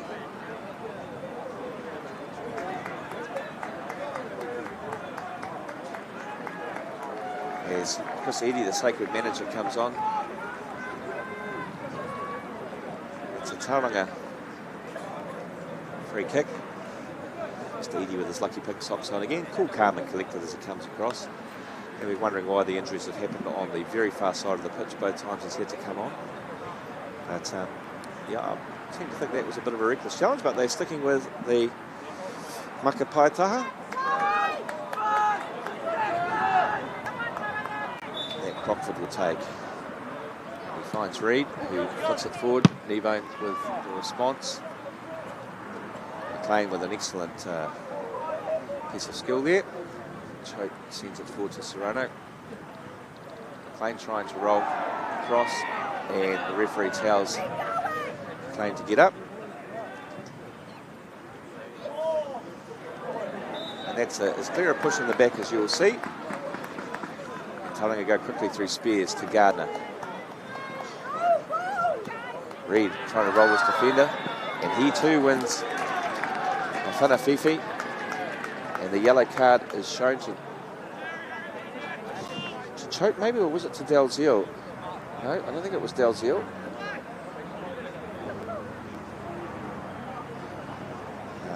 Little signs of action on either bench. Michael Bill standing, leaning against the fence. Regan Cross sitting on the chili bin over there. Crossy played in this tournament for Horowhenua College back in 1988, he tells me, when it was held in Auckland. And he has fond memories of his time representing his kura. Both he and Jim Burtonshaw have been working hard, gaining their qualifications, going through the ladders, putting in plenty of time. And so they are football tragics, they love it. And we are fortunate at Te Kura Tamatani or Tauranga Minor to have them in charge of our first 11. So Bell is looking for the dink here. Cross is a weapon. It's the head. Oh, the head of Reid, and a great save by Jones. He's had enough much to do. Vitali has a swing and a miss. It's Crockford. Does it fall to Reid? Tauranga appeal for handball. It's still an almighty goalmouth scramble.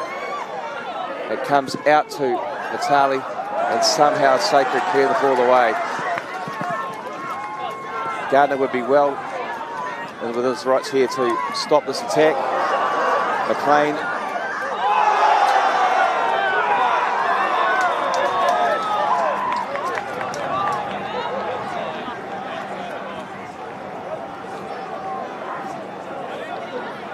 McLean making the most of that. Spears has pushed him in the back. I think it's just a whanafifi.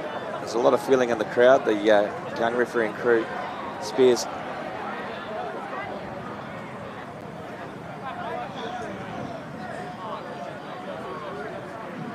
Receives the puka kōwhai. Captain Rooney is asking for a clarification, thinking that Spears was the last defender. And I think the Poikiri was heading away from the uhanga, and so Tauranga will be looking for a pātu. I have to say, I haven't seen a scramble like that since I was coaching my son's under-9 team at the Sharks down at Ferguson Park. That was an almighty scramble, and it's for the good of the game that we don't have VAR, because VAR could have found any sort of infringement from at least half a dozen players on either side there. The Tauranga wall here is now doing a much better job, but it's great to have this vantage point as Lloyd is set to take it. Montero, important as the front defender here, but can Sacred get across in front of this? They've gone far post, and I think Cross has got the vital touch there.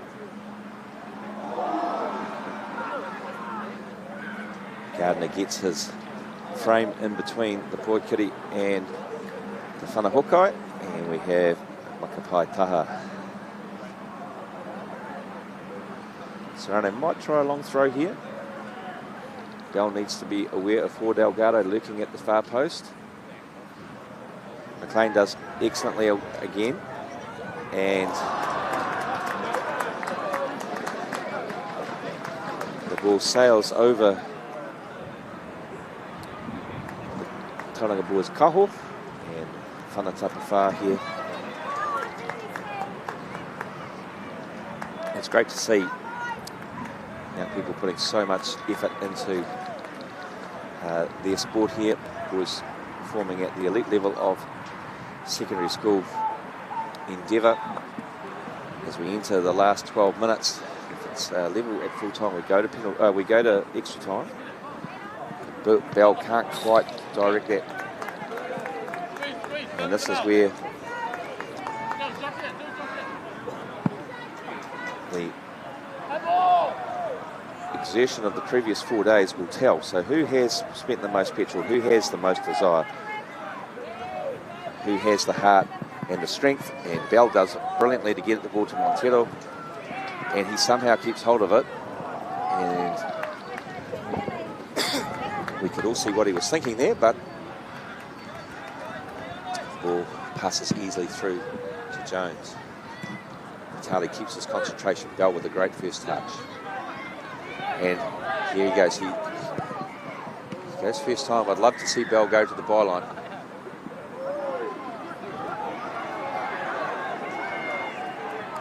And Rayner does a great job to get away with a bit of a tug. The referee gives an advantage here. Serrano finds Lloyd. Lloyd sends it back out to Tofano. And Cross does enough to earn his team the whanatapa whā.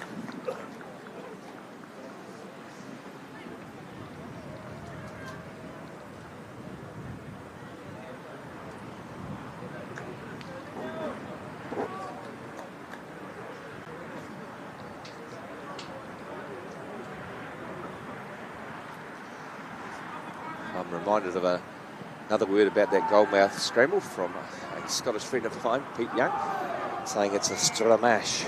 And so for some of you out there, you'll understand that. Tackle from behind on Cross. Tauranga just need to calm down here. There's a bit of needle, bit of feeling going on, but they've worked themselves into a good position here for a whanafifi, and they'll try and get the Hawkeye into the area. Crockford doing the right thing, taking his time.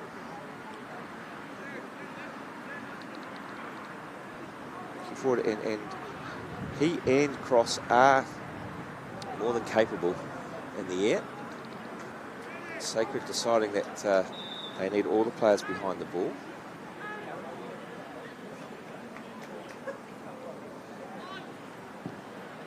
And it's launched into the box there. Oh. And Reid, the judge there, in his motion of attempting the whanataka-pore, the bicycle kick, to have impeded his opponent. Jones gets his back underway.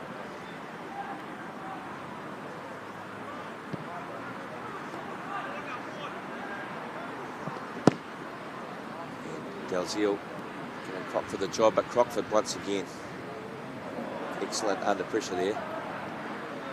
And the understanding between the three players at the back there, Crockford, Cross and Vitali, has been the foundation on which Taurang's current clean sheet has been built.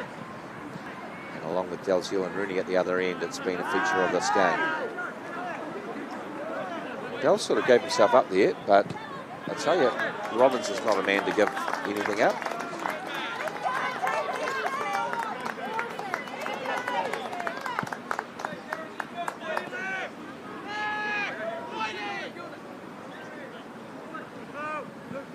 And the game waiting for one piece of inspiration.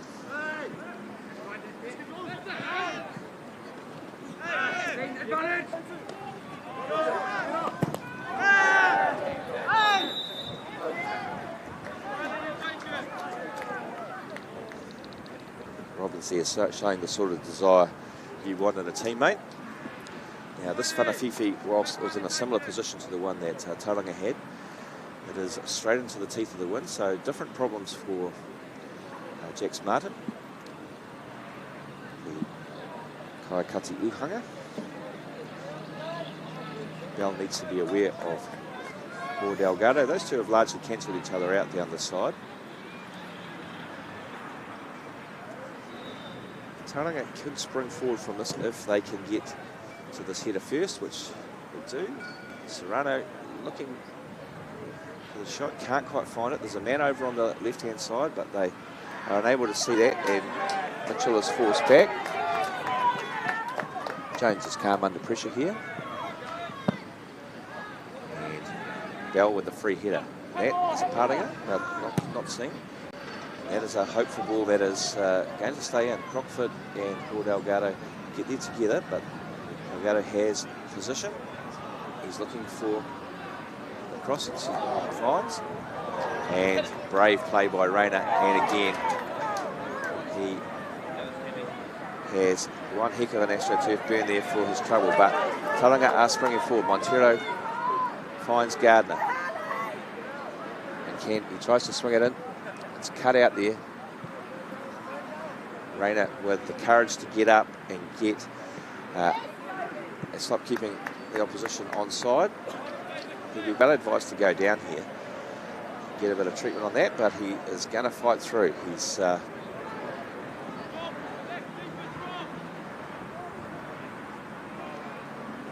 are a minute away from the final five, so 6 minutes to go here. Really watch that beautifully. The sun has come out here. This can pose an extra problem. Cross trying to get the ball down the Paiho Mato, but it's left to the sacred custodian to fetch the ball back, and we'll start play with Makapaitaha. Hope you're enjoying our coverage here. It's a tense affair. Both teams being defensively outstanding. The coaches could not ask for more from their charges in terms of courage, in terms of their positioning, and I think Tauranga have another free kick here that Montero will get over.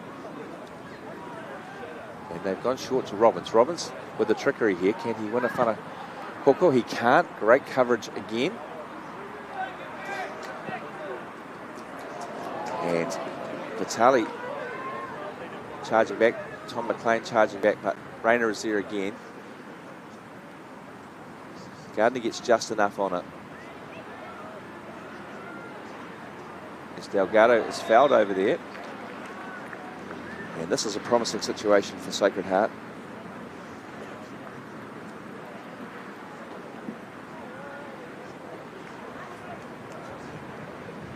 players have given it absolutely everything. They must be close to exhausted. You can see a bit of activity on the TBC bench. Maybe it's a bit of nervous energy getting that out of the way. Gardner and Rain have formed the wall over there. Montero could do well to get back a little closer to goal, just to cut out the angle of the Whanawhiwhi here, and he does that. And it's launched to the far post. Spears does his best. Reid wins the Mata Paitaha.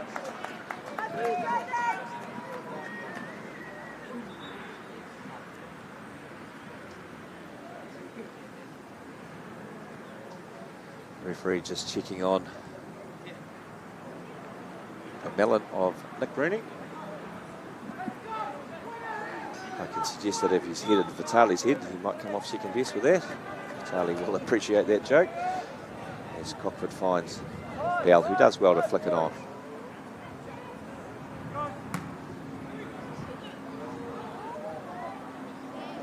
Here's a chance for Choke. Can he get through? Great feet from Choke. And Jax Martin does ever so well. The man can move well on water, he can move well on land. And he does well there. He needs to look this side towards Reid, and he does. And that is a solid launch downfield. Tauranga will now try and squeeze up. Sacred will be looking to play out. And unless we have a moment of brilliance in the next 2.5 minutes, we will be set for extra time.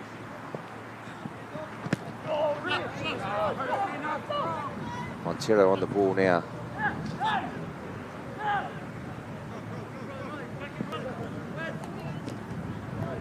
Reid, this happy knack he has at getting to the ball, but it's fallen now for Sacred. Spears dives in, but Montero comes back. He's looking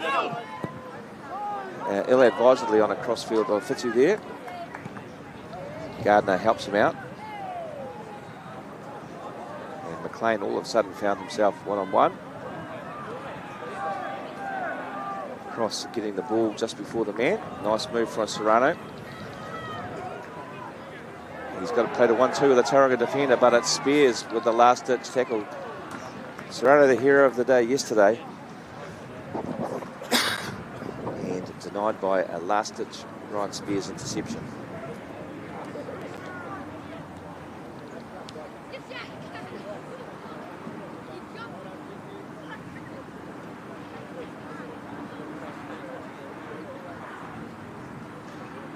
Gardner doing just enough, but the Whanahokai is in and watched well by Bell, who is beaten there. Mitchell, and we are going to extra time.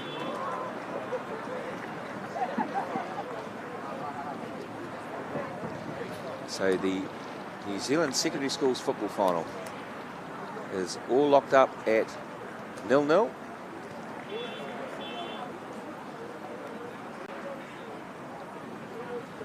And Tauranga are pretty chuffed with their defensive effort there. This period of extra time could well be crucial in terms of who has a little bit more depth on the bench.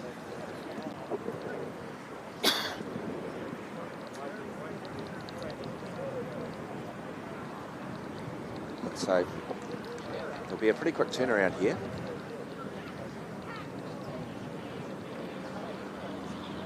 The officials having played the requisite 35 each way. Chance for teams to get some water on board. As we bring you the action here live on Whakaata Māori. Very cagey second half here, I think you'll agree. One really good save by Jax Martin off a deflected shot, and the mother of all goalmouth scrambles at the other end, which Sacred Heart survived. Really about the only chances as both sides have put on a defensive masterclass.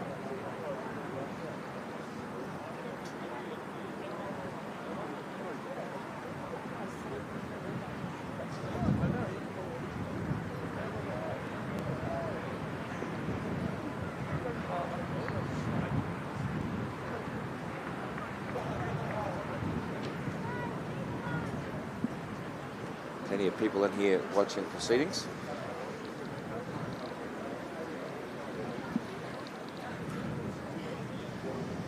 The Mr. Whippy van doing a roaring trade down in the car park.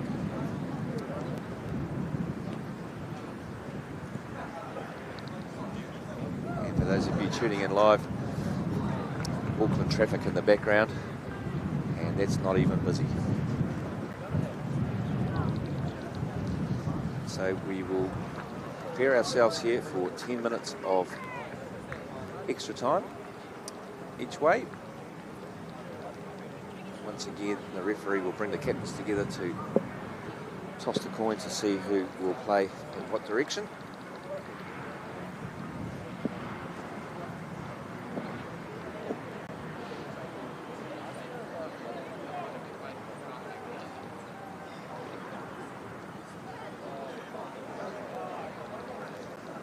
Sacred Heart team there getting around Serrano, getting into their huddle.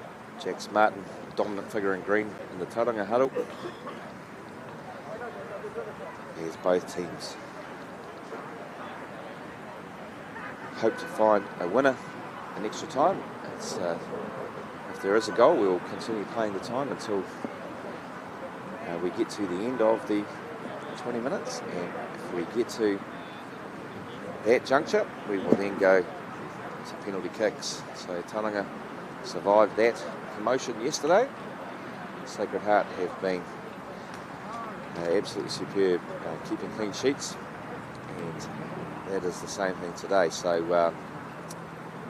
yeah, to break down Sacred Heart would be quite the achievement for Tauranga, and Sacred would also like to be able to do that themselves.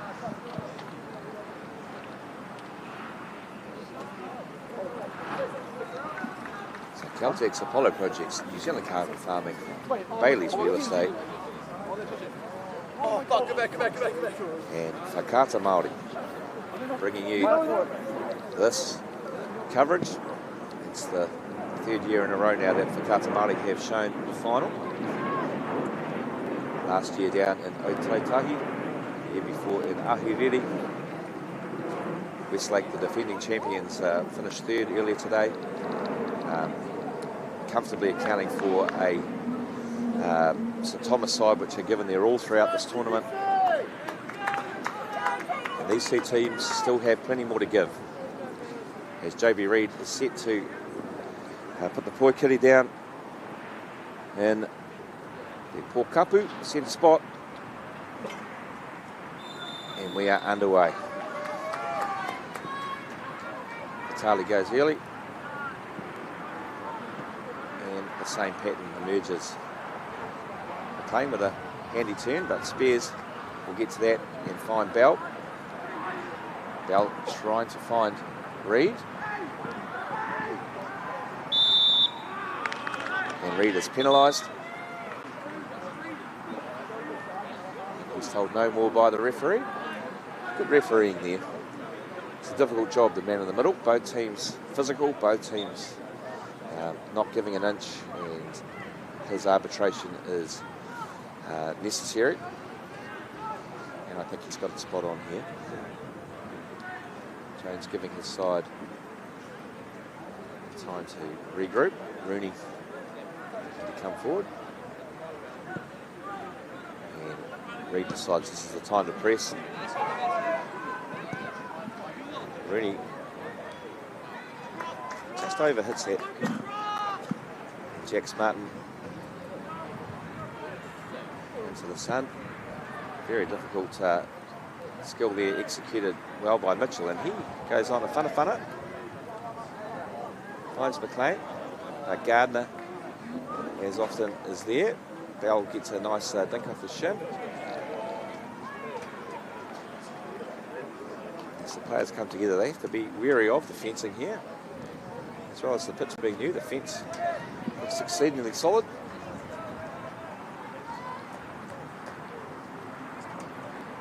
Rockford would like that one again, but Kneebone finds down at the far post. Hair ball there. There's the parting of there. got himself a little excited there. But clear for the crowd to see.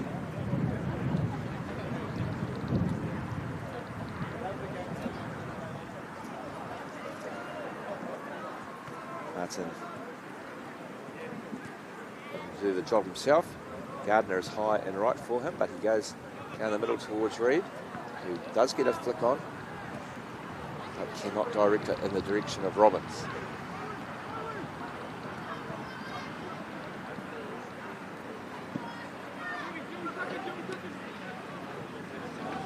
Montero gets across the well on path by Dalziel. Cross trying to make the challenge. Gets himself in a tangle, but he's rescued by his partner Crockford. Kneebone coming forward to take the throw.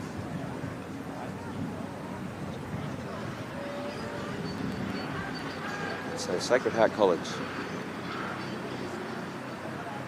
Excellent performance through the knockout rounds here. To find a way through against a Tauranga side that has had excellent performances throughout the week. And it's been impossible to split them here, and we're heading towards the 80th minute. Crockford gets that away and Rooney reads it superbly. McLean tries to hold it up. Spears trying to get it out from under his feet. Vitali does a great job there, and Bell has his shirt pulled. Not seen by the referee.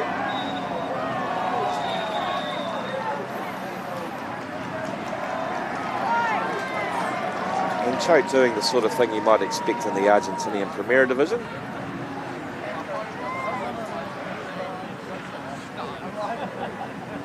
Bell not reacting in any way to that. And so the Whanafifi here, Rayner coming across to accompany Bell. I'm not thinking that the wall is of any use at all here. I'd rather see another defender back towards the Tonga Few, the penalty spot. And the pressure here is on. But Crockford again, he's a giant back there, year 12 student. And Nebone, the only player until just now, apart from his goalkeeper in the Sacred Heart half.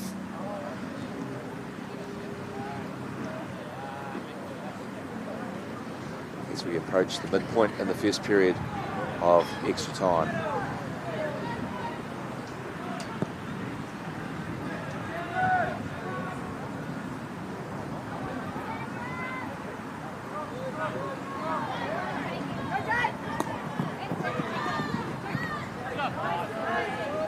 Spears looking to get taken.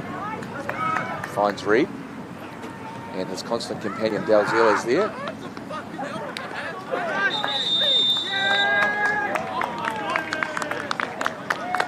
And Reed's protestations fall on deaf ears. Perhaps the language chosen wasn't the right thing. There will be a change here for Tauranga. Leo Robbins is making way for the fresh legs and energy. I think it's Josh Crisp. I'll see if he turns around. So Crisp is the only year 11 in the squad, and he's come onto the field. He'll be keen to make an impact.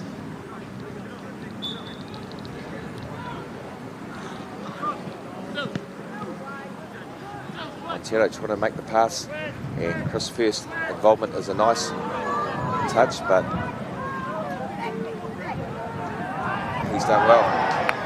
He's done well, Chris. He'd say it's okay. He's held play up there as it looked to get away. Reed would be advised to get away from the ball.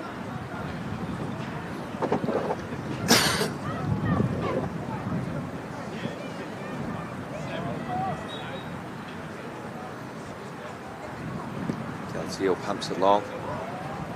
Martin comes and eventually claims. And he delivers to Bell, and that little deflection there is well handled by Dalziel and Jones. Last time Tauranga were in an extra time situation, it was on Whakaata Māori and Tairawhiti, Gisborne. Reid scored an incredible goal, so for you football tragics out there, that's one to look up on Whakaata Māori. Both sides looking for that sort of inspiration as we keep going. And the ball holding up in the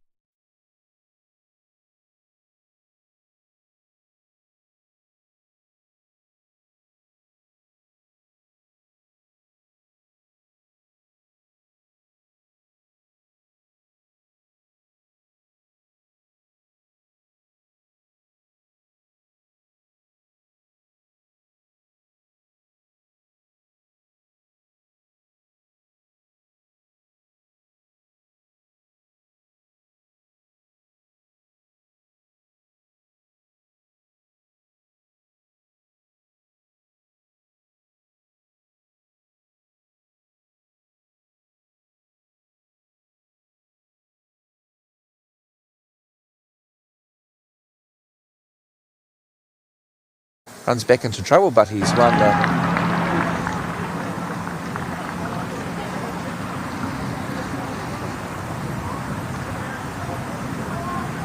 throw in.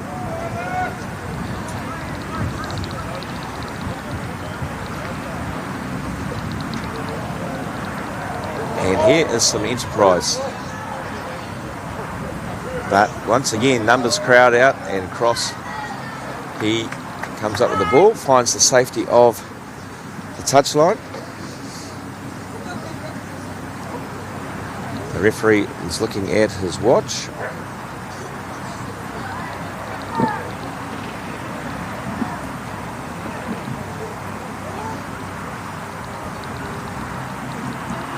And Gardner slings it forward. Rooney with a powerful header.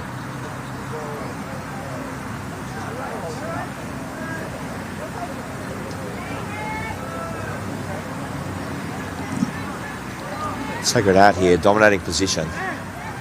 That's too close to the Kaikati Uhanga, and Martin holds on.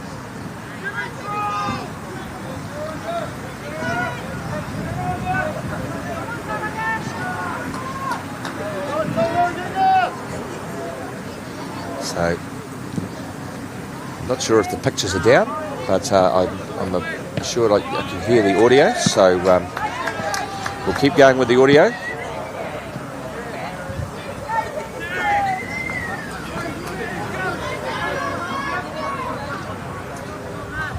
Hi.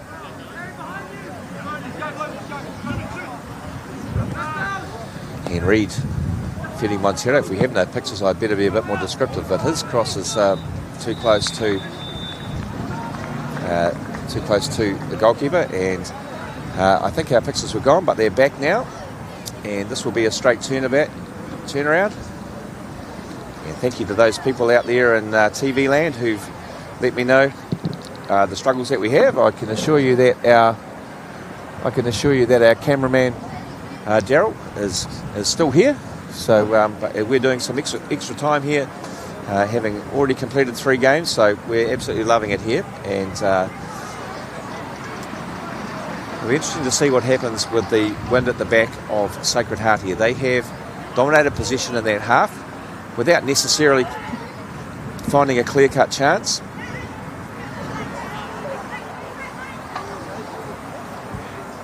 And I'd like to thank my wife Jo, amongst others, who said that we had lost the stream.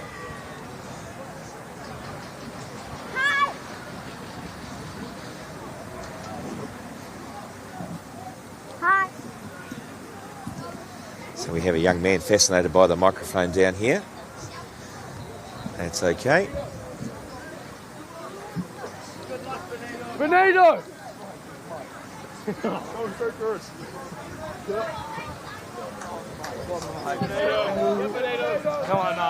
And so just looking through the teams here, still no further changes. Why didn't it work? Doesn't work. Hello? It doesn't work. Hey! Hey!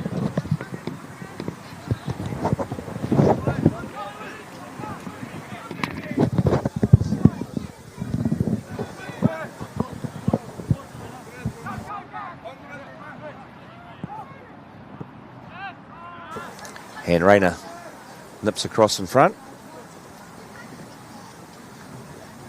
Great effort by Cole Rayner. He managed to lose a bit of skin in a last-ditch tackle late in the second half. He's sticking manfully to his task.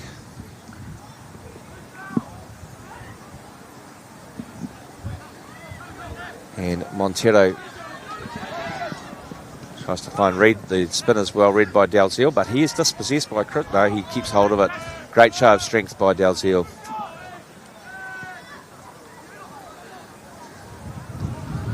Delgado busting a lung there. The whanahokai is too strong, but TBC will be hemmed in the far corner down here. Plenty of Sacred fans have migrated down to the southern end here of Pukeawa. Riverhills, the home of Pakudanga United in the past and Fencibles FC. This magnificent facility has been our home for the last 3 days here on Whakata Māori, as we've brought you action from a number of games and have been able to show a number of kura from throughout Aotearoa. Back it goes with Jones. Gardner judges that superbly. And Rayner as well. Does give you the impression that if the full-time whistle was blown now, Tauranga would be the team which would be more appreciative of that.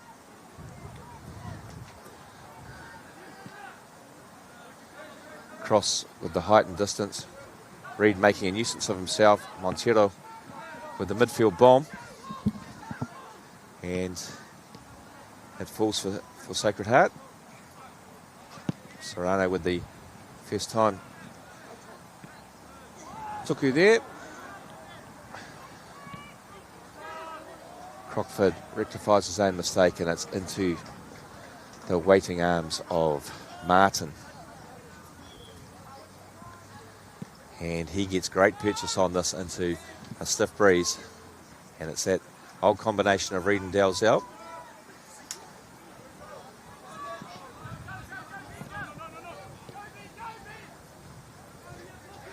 So it's not Josh Crisp, it's Ben Mason who's on in 13. I've got a much better look of him here now that he's come over the side. Apologies, Ben.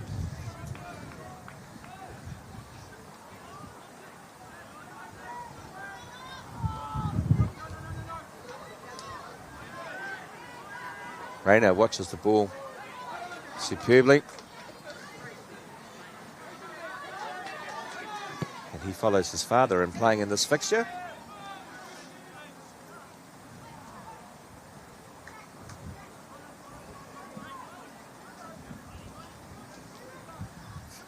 As the time keeps ticking away.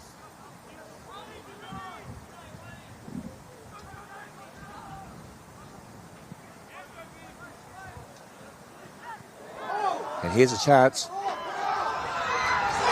And it's there. It's there out of nothing. Safono has put it home despite the great efforts of Cross.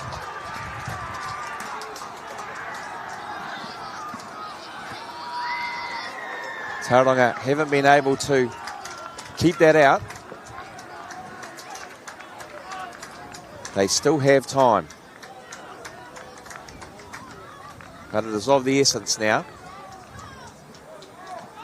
We'll see if there's a reaction from Tauranga. Bit of cramp for Kneebone over there. And you'd have to say that on the balance of the last period of extra time that it was Sacred Heart who would look more likely to score. And it's all to do now for Tauranga. Vitali looking long. Tauranga have to commit men forward here. And yesterday we saw the same thing with Westlake. They found themselves in a similar situation and were caught once again on the break. So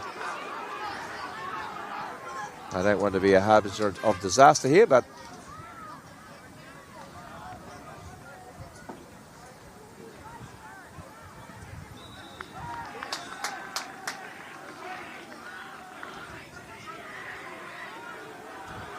Bell needs to get the better of his frustrations there. It's a whanawhiwhi to Sacred Heart.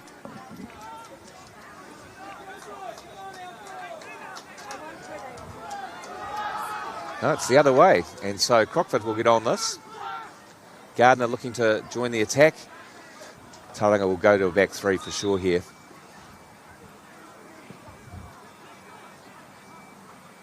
And Montero gets a touch. It's fallen for Mason. No, it's not Mason, sorry.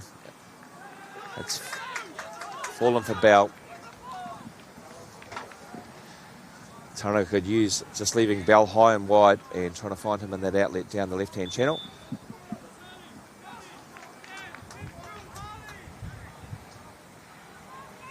Jasper Peacock coming on for Tauranga boys as central defender Vitali Percival Chipizubov, who's been a tower of strength at the back for Tauranga, is replaced by Peacock. He has a short time to impress, but with 5 minutes left on the clock, there is time. And as you can see, Bell is staying high, but Sacred were expert in dealing with this in their last two games. Spears gets ahead to it, but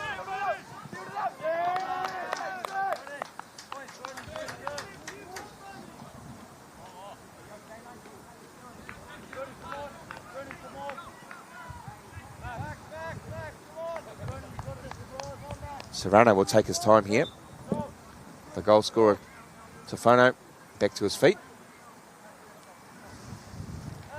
And Tauranga will let that go. McLean was hoping that to feet. He's done a power of work up top there for Sacred, and he's once again pressed into action.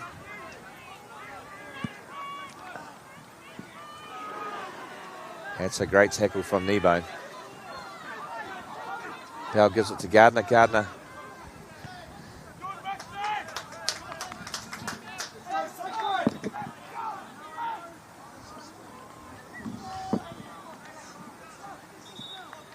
Kneebone has gone down on the far side.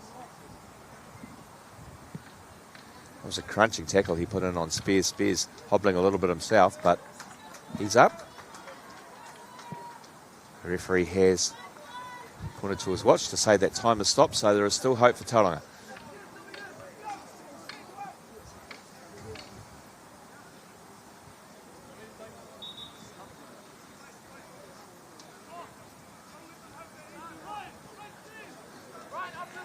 Expect to see height and distance from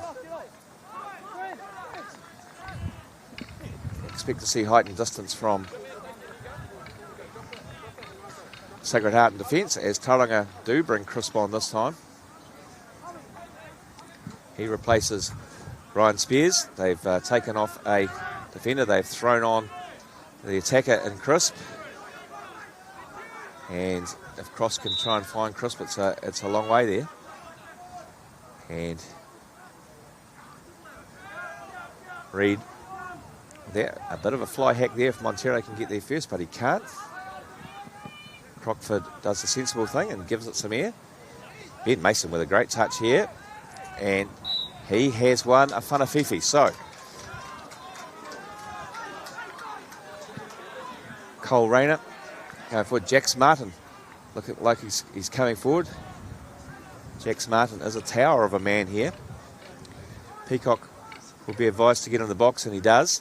He'll be looking to feed off the scraps here.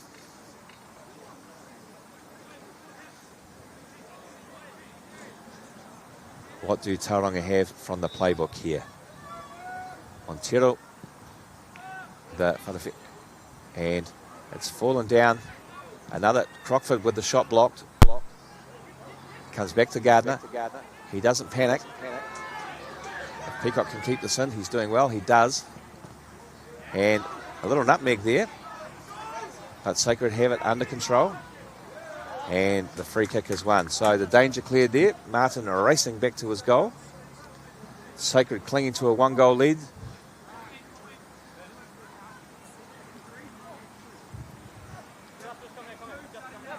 So there's 2 minutes starting now. I've just heard the referee say. Serrano with the Mata down the line. Cross puts it forward. Bell looking to find Crisp, and through a bit of a deflection, he doesn't manage it. The excellent McLean wins a header for his team and wins the ball again. Crockford needs to try and keep this in. He needs to find Peacock, which he does. Peacock does beautifully.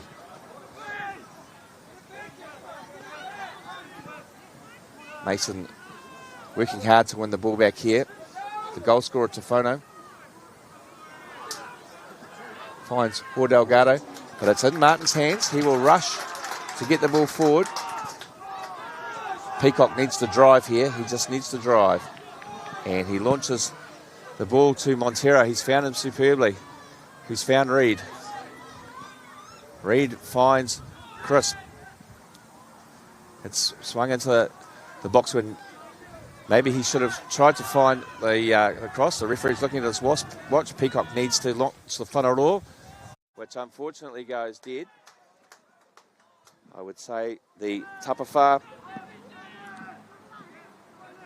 coming up here will be perhaps the last action of the game. And you have to say, on the balance, it's been a brave and gallant Tauranga boys side, but just one moment of inspiration, and Sacred Heart have the goal they richly deserve. And unless Tauranga can change that in the last seconds,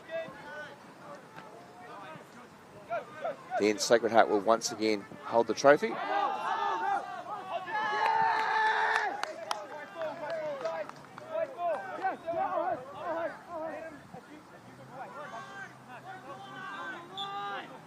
Serrano looking to the corner here. Cross is done well. Mason trying to be first to the ball. That is a blue throw.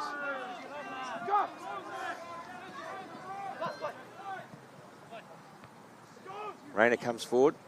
It's nudged ahead, but Rooney is there.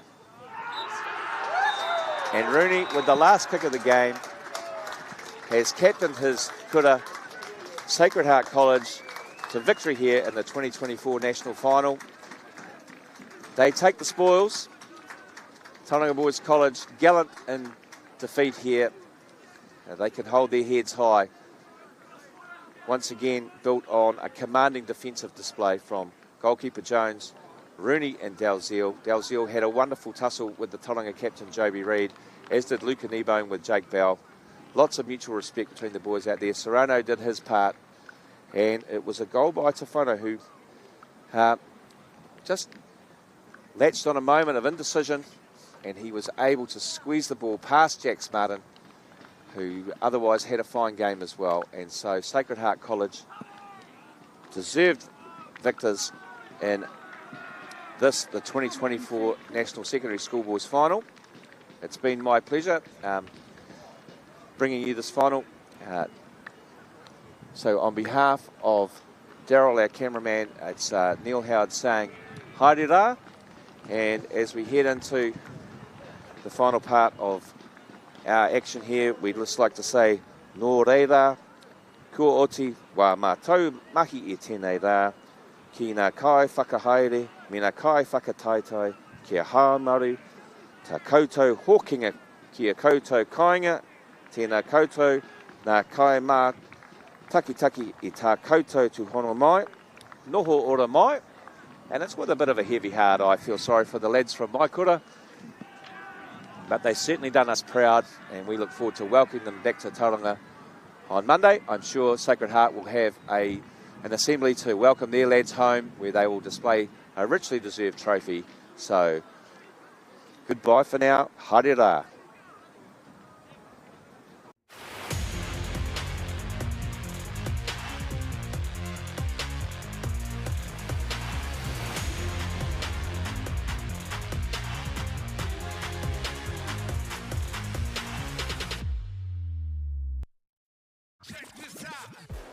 Top rangatahi. Wow. Go head to head. What a that flick pass. Watch every player.